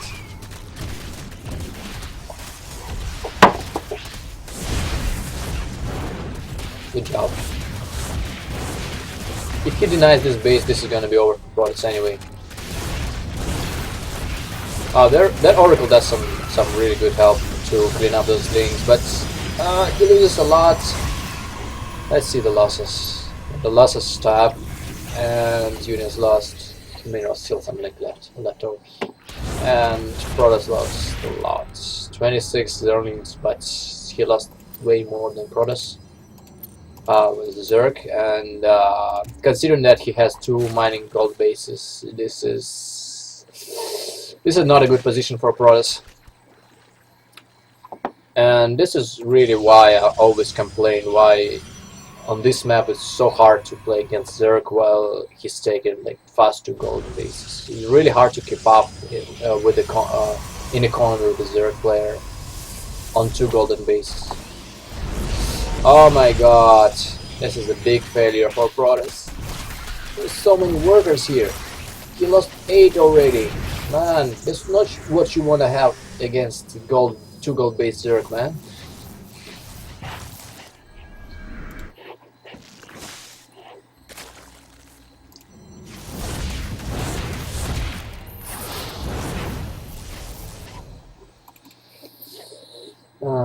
And he got Spire halfway through. And Hydralisk Denner is already there. Wow, this is going to be a disaster. This game turns into a disaster for this player, unfortunately.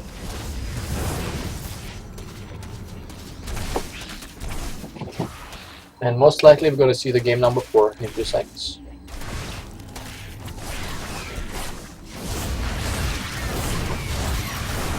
Total skills. Let's see the total number of workers. 46. Doesn't seem too bad for Protoss yet, but considering that opponent's income is like double as much as yours, especially here in minerals and stuff. Even that your opponent has only 5 extra workers on top of yours, but let's see how many mutas does he build. 8 mutas. 8. And there is 0 anti-air except for those 2. He really needs to scout this. And this is gonna turn a complete surprise for a Protoss player. He doesn't see. Yep, he won't see it. He probably expects Zerg to go Roaches and Ravagers into Lurkers again, but nope. This one is gonna kill him. Oh my god. This is so painful to see, man. Yeah, that's the GG. I knew it was coming.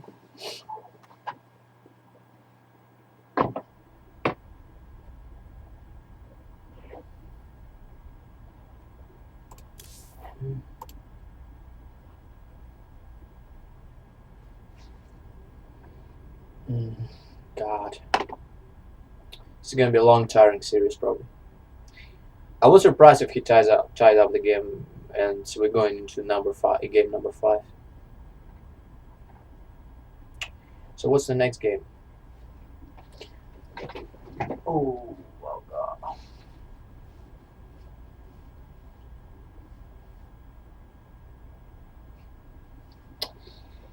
My cat is going crazy, man. All right. Oh no. What the hell is this?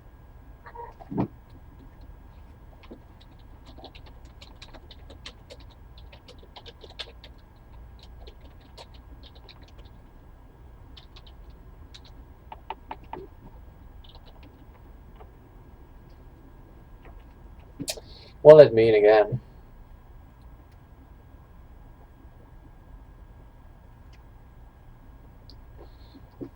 Jesus.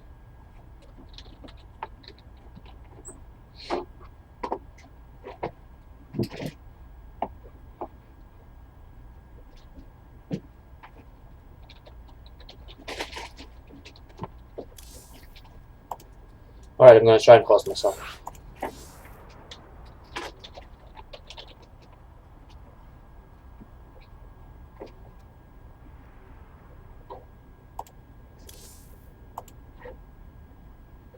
What is the map? Alrena? Create a game.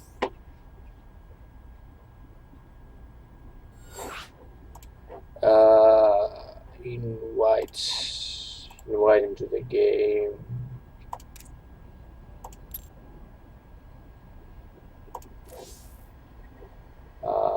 How to invite?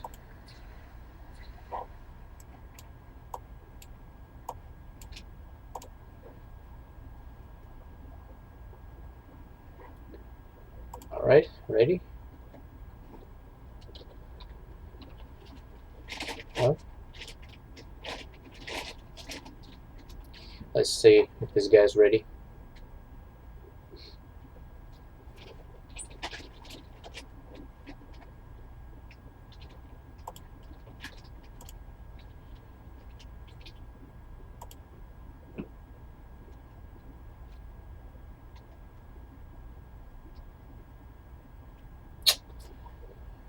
Oh man.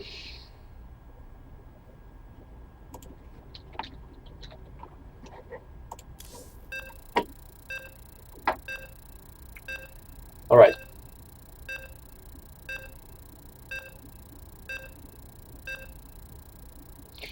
The score is 2-1. It's in Protoss favor.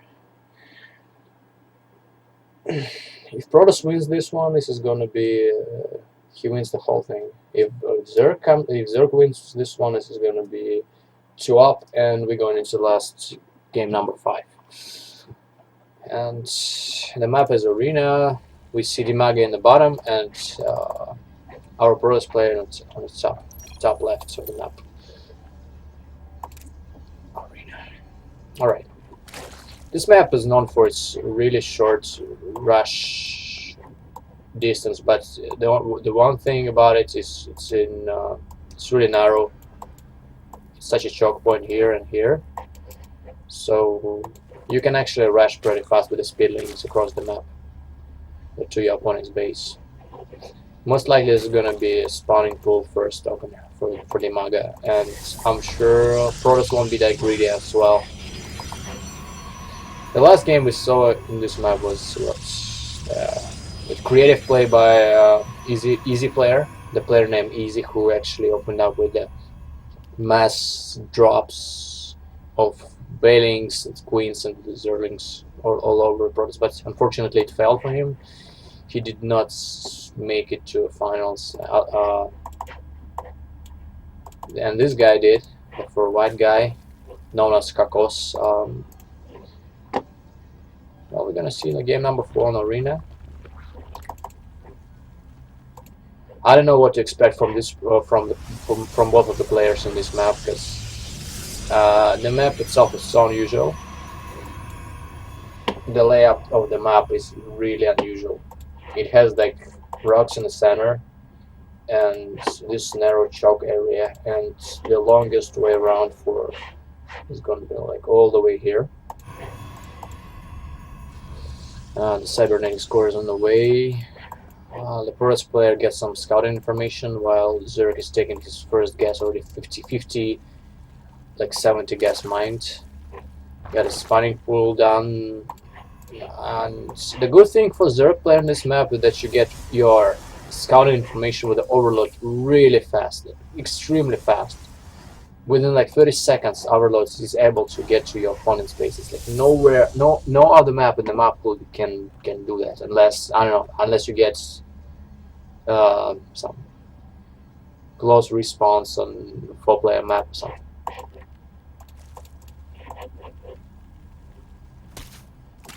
And here we got 2 Zerlings for Dimaga and 2 Queens on the way, while opponent gets Stalker first.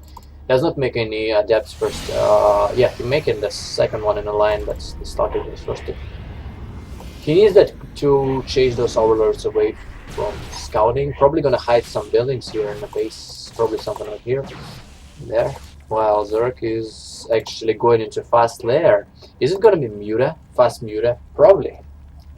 We'll see about that. What else do we have? Robotics facility. And next, go next. I wonder why don't you open with the Stargate? But you know, he knows better than I. He's a pro display after all. And still on third base. Is this gonna be a Spire as soon as the lair morphs? Yeah, the Spire. He heads up 2 gases here, and pro display really needs to scout this. And he cancels. He cancels robotic facility for what? Did he get scouted? Yeah, he got scouted, I guess. No, he didn't get it scouted, but the idea is he kind of realizes what the opponent is doing on 2 bases. When you play against Zerg that does not expand in the third base, or does it that late in the game, I guess. It's considered late for the build order that Dimaga opened with. When you're a Protoss, you actually need to know what your opponent actually doing, because there's like really quite a few options here these days. It's gonna be the drop, probably Nidus Worm, which is alright, pretty good. Or it always used to be the threats. It always used to be the Spire. It's a Spire that Zerg play always used to like have an options to open up the Spire from 2 bases, and this could be really dangerous for you if you're not if you if you're not prepared for the fast Muta. And it seems like our pros player is kind of ready, but I want to see him making Phoenixes. And there you go, two Stargates. Isn't gonna be too late. Let's see. He already has first 3 or 5 of those Mutalisks gone his way. And is he prepared for this? No. Let's see. Good job. He definitely knows what is coming. He definitely knows, because he's making those. Oh my God! No! He's not in the place. He's not in the right place. He's gonna get 6 sniped. No. Come on. Ah, man. Good job, Protoss player, though. He managed to virtually take no losses. 4 workers killed. It's alright.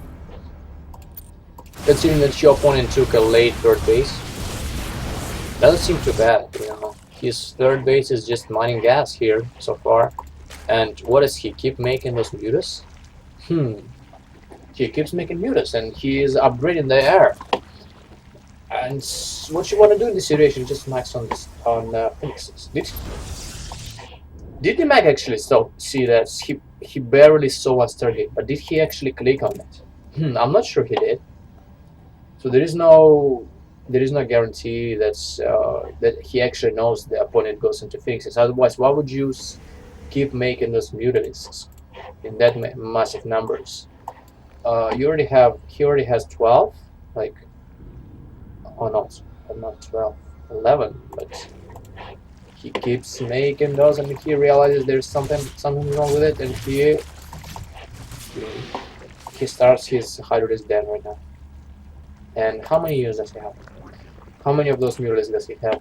He has 14 Mutalisks and 2 more. Oh my God! And he starts adding ammo counters because he realized there is Phoenixes. He saw that with the Mutalisks, I guess. I can see the Phoenixes being damaged a lot.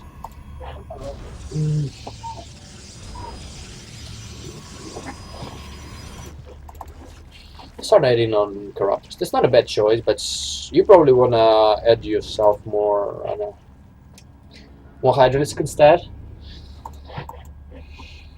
The Zerlings here, some Zerlings here in the first base, waiting for the run by chance, and the first base already down for the Mega.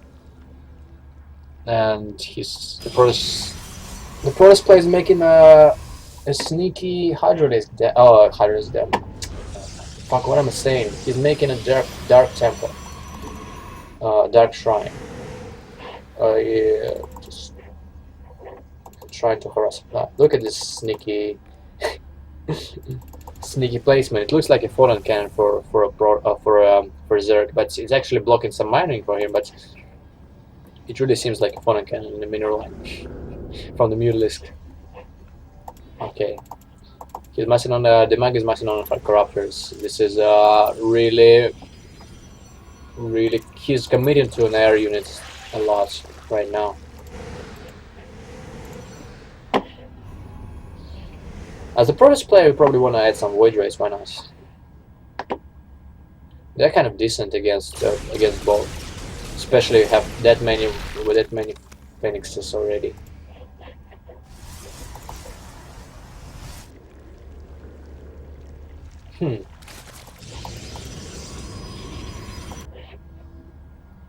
Oh boy.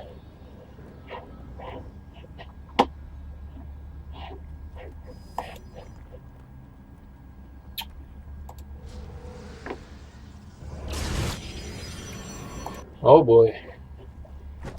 He has a really scary army here. But the DT kind of got in, sneaked in, and they're gonna do some harassment damage here. I'm gonna deal some. Nope. One of them gets picked up pretty fast, and this one is gonna get a lot of worker kills here, and the other one, oh my god, he did not control it. The base is completely exposed to DTs. God dang it. Should I control it? On the other hand, wow, taking serious losses from those 4 Dark Templars. He was not prepared for some reason. Well, he still stays on 4 bases right now against 3 base Protoss. It's normal. It's normal TVZ in PVZ, but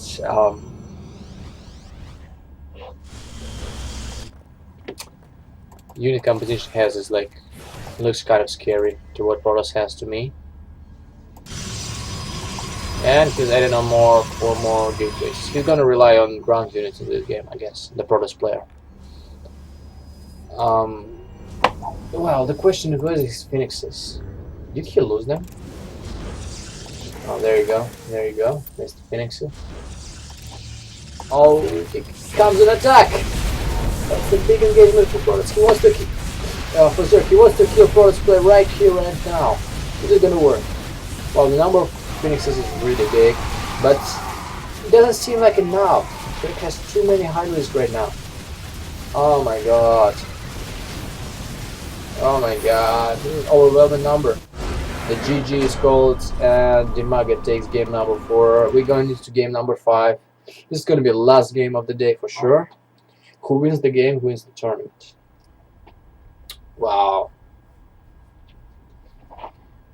That was really impressive engagement for Dimaga. And it looked like he had like the whole game under his control. Despite of that, it seemed like Protoss had a perfect counter for the Mutalisk play and stuff. Dimaga still managed to make it look easy in the end.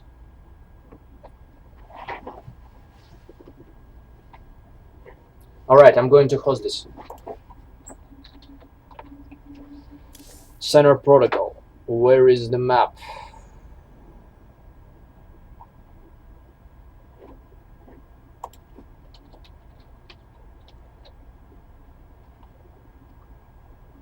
Come on!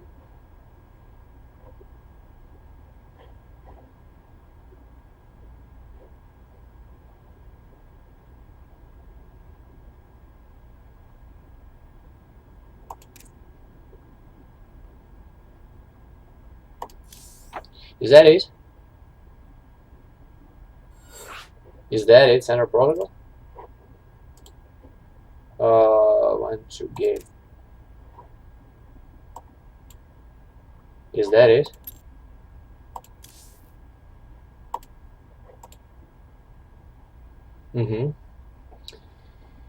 He's going to...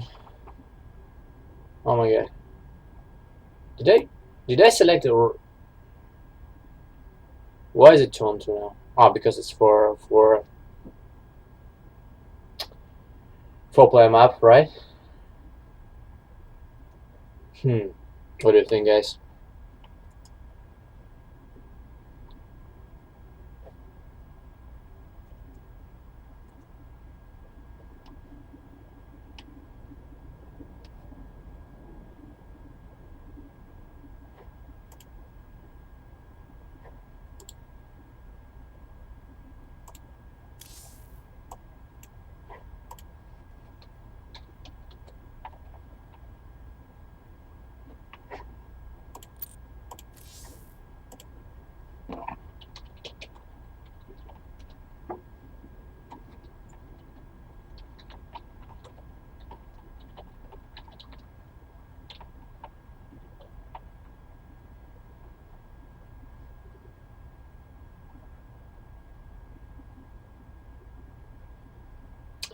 He needs 2 minutes.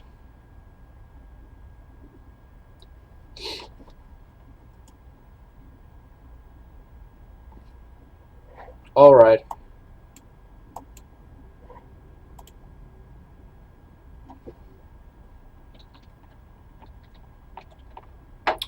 Never mind.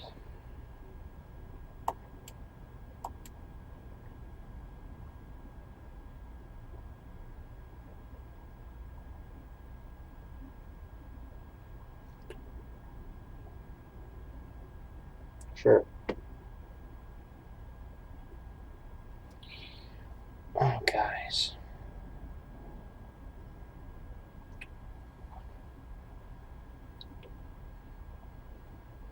Just waiting for the manga here and start the game. Then. Wow, the time is late. It's 11:21 right now, local time.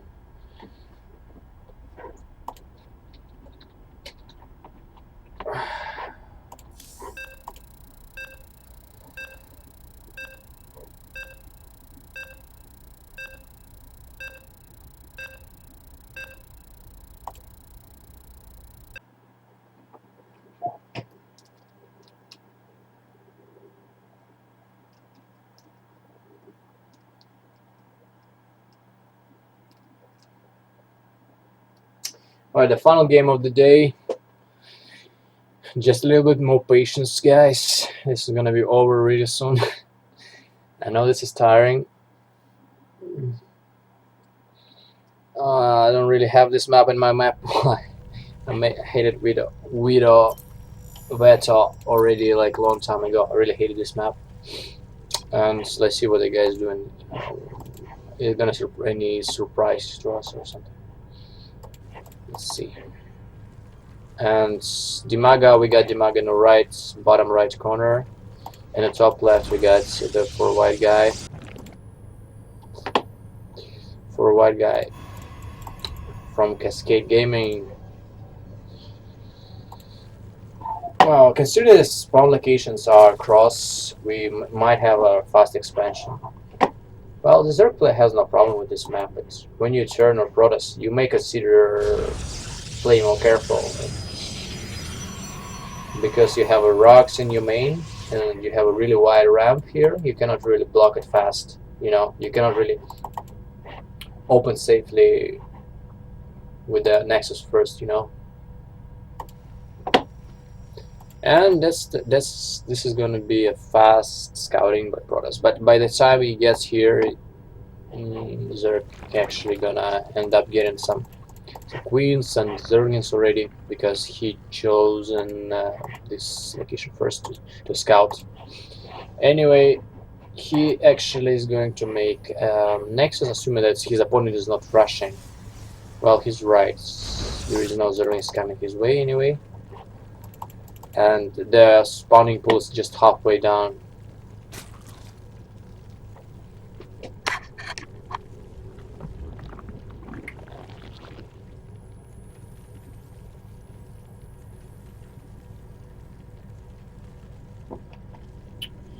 Well, there's nothing special going on here.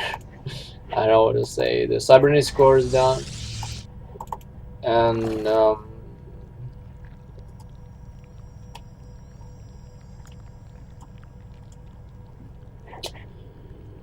what do we have here? He's just transferring some workers from bottom to the second base, and Protoss player is just scouting with the probe. He finally got his location. The question is, what's he gonna put his third base? Probably right here. Yeah, it probably is gonna be the right base. The third base is gonna be to the right, and the probe is gonna no. He got sneaky. He got sneaky with the drone and did not show him the third base. So opponent does not really know. The Protoss player does not really know if he's gonna be third or he's gonna make a two-base attack or something. Well, that's the first time Dimago gets to see where his opponent's at.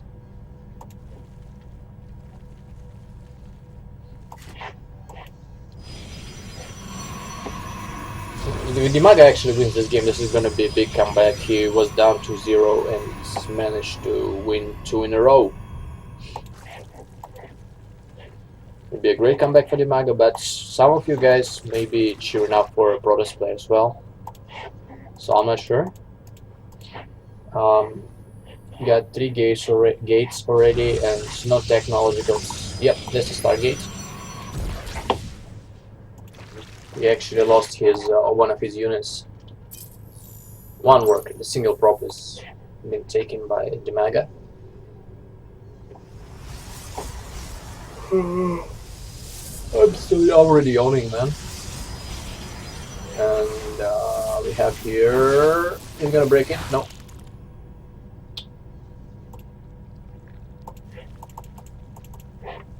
The Roche Warden is already done.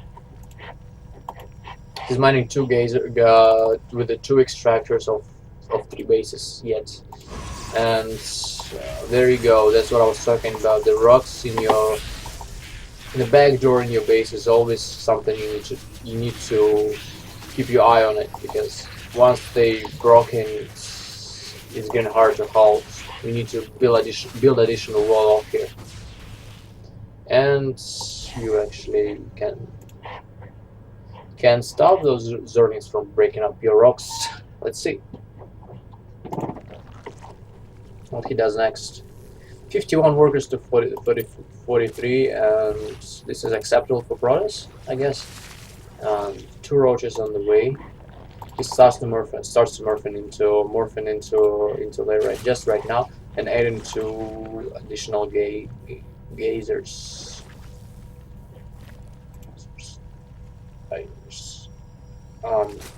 This is gonna be another Spire play by Zerg once he gets his lair.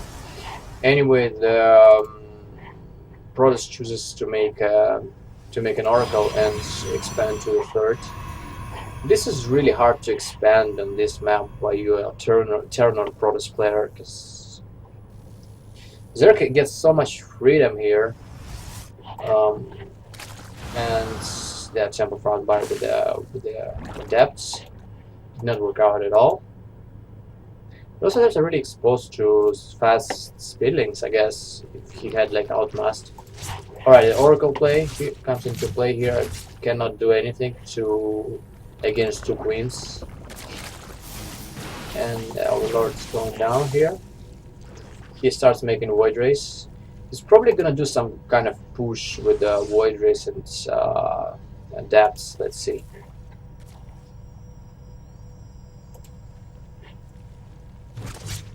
He doesn't even have spores. That's untypical for Dimago. He usually makes spores in early game. Like, wow, he's gonna end up losing 2 of those queens and gonna lose a bunch of workers here, man. This can be tricky. Oh my god, a few more workers down. Oh yeah, he's gonna sacrifice both of those just for 2 workers. No, he still keeps one of those oracles alive. That was a good harassment. He killed many. Let's see, 14. Just losing 1 probe. Well, this could be a game changer for him. He's got 3 bases on 3 bases now, even at economy. 58 to 47. Even more workers mining right now. For the income is higher. And let's see the direction he's gonna go for the Void Ray. Nope. Oh my god, he's gonna chase it eventually and kill it. Kill it off. Come on. What's the speed? 315 and this 315. The speed is even. No way! Not paying attention to it. Ah, he's ending up losing a very expensive unit.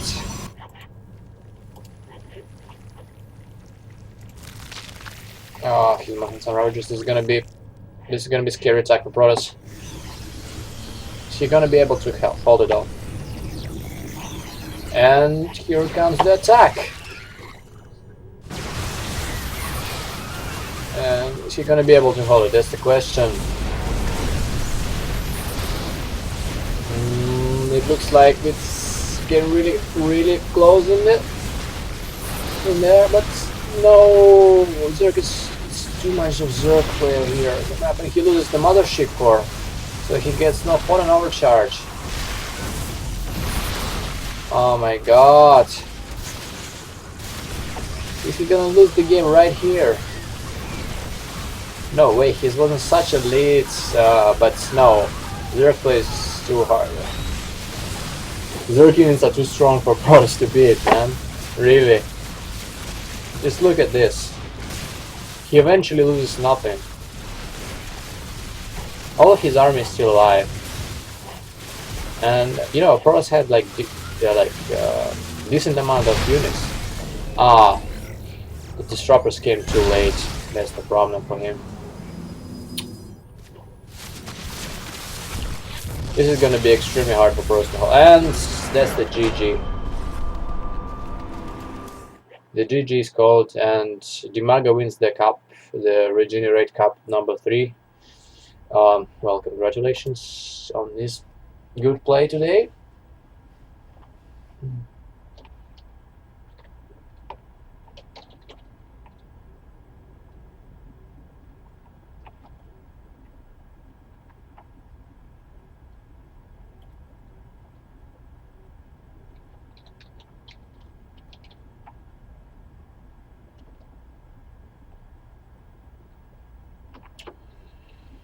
Alright, guys.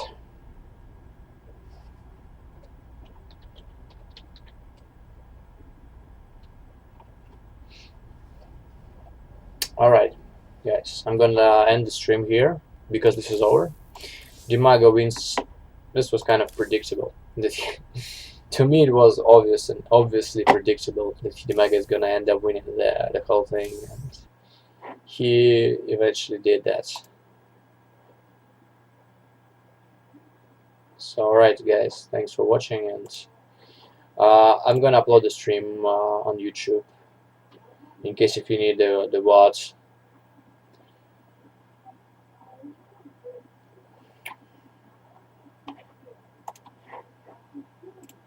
I'm really tired, need to go get something to eat and go sleep maybe, or play something else. Maybe I'll come back and play something else on stream, but this is gonna be the end of the stream for now.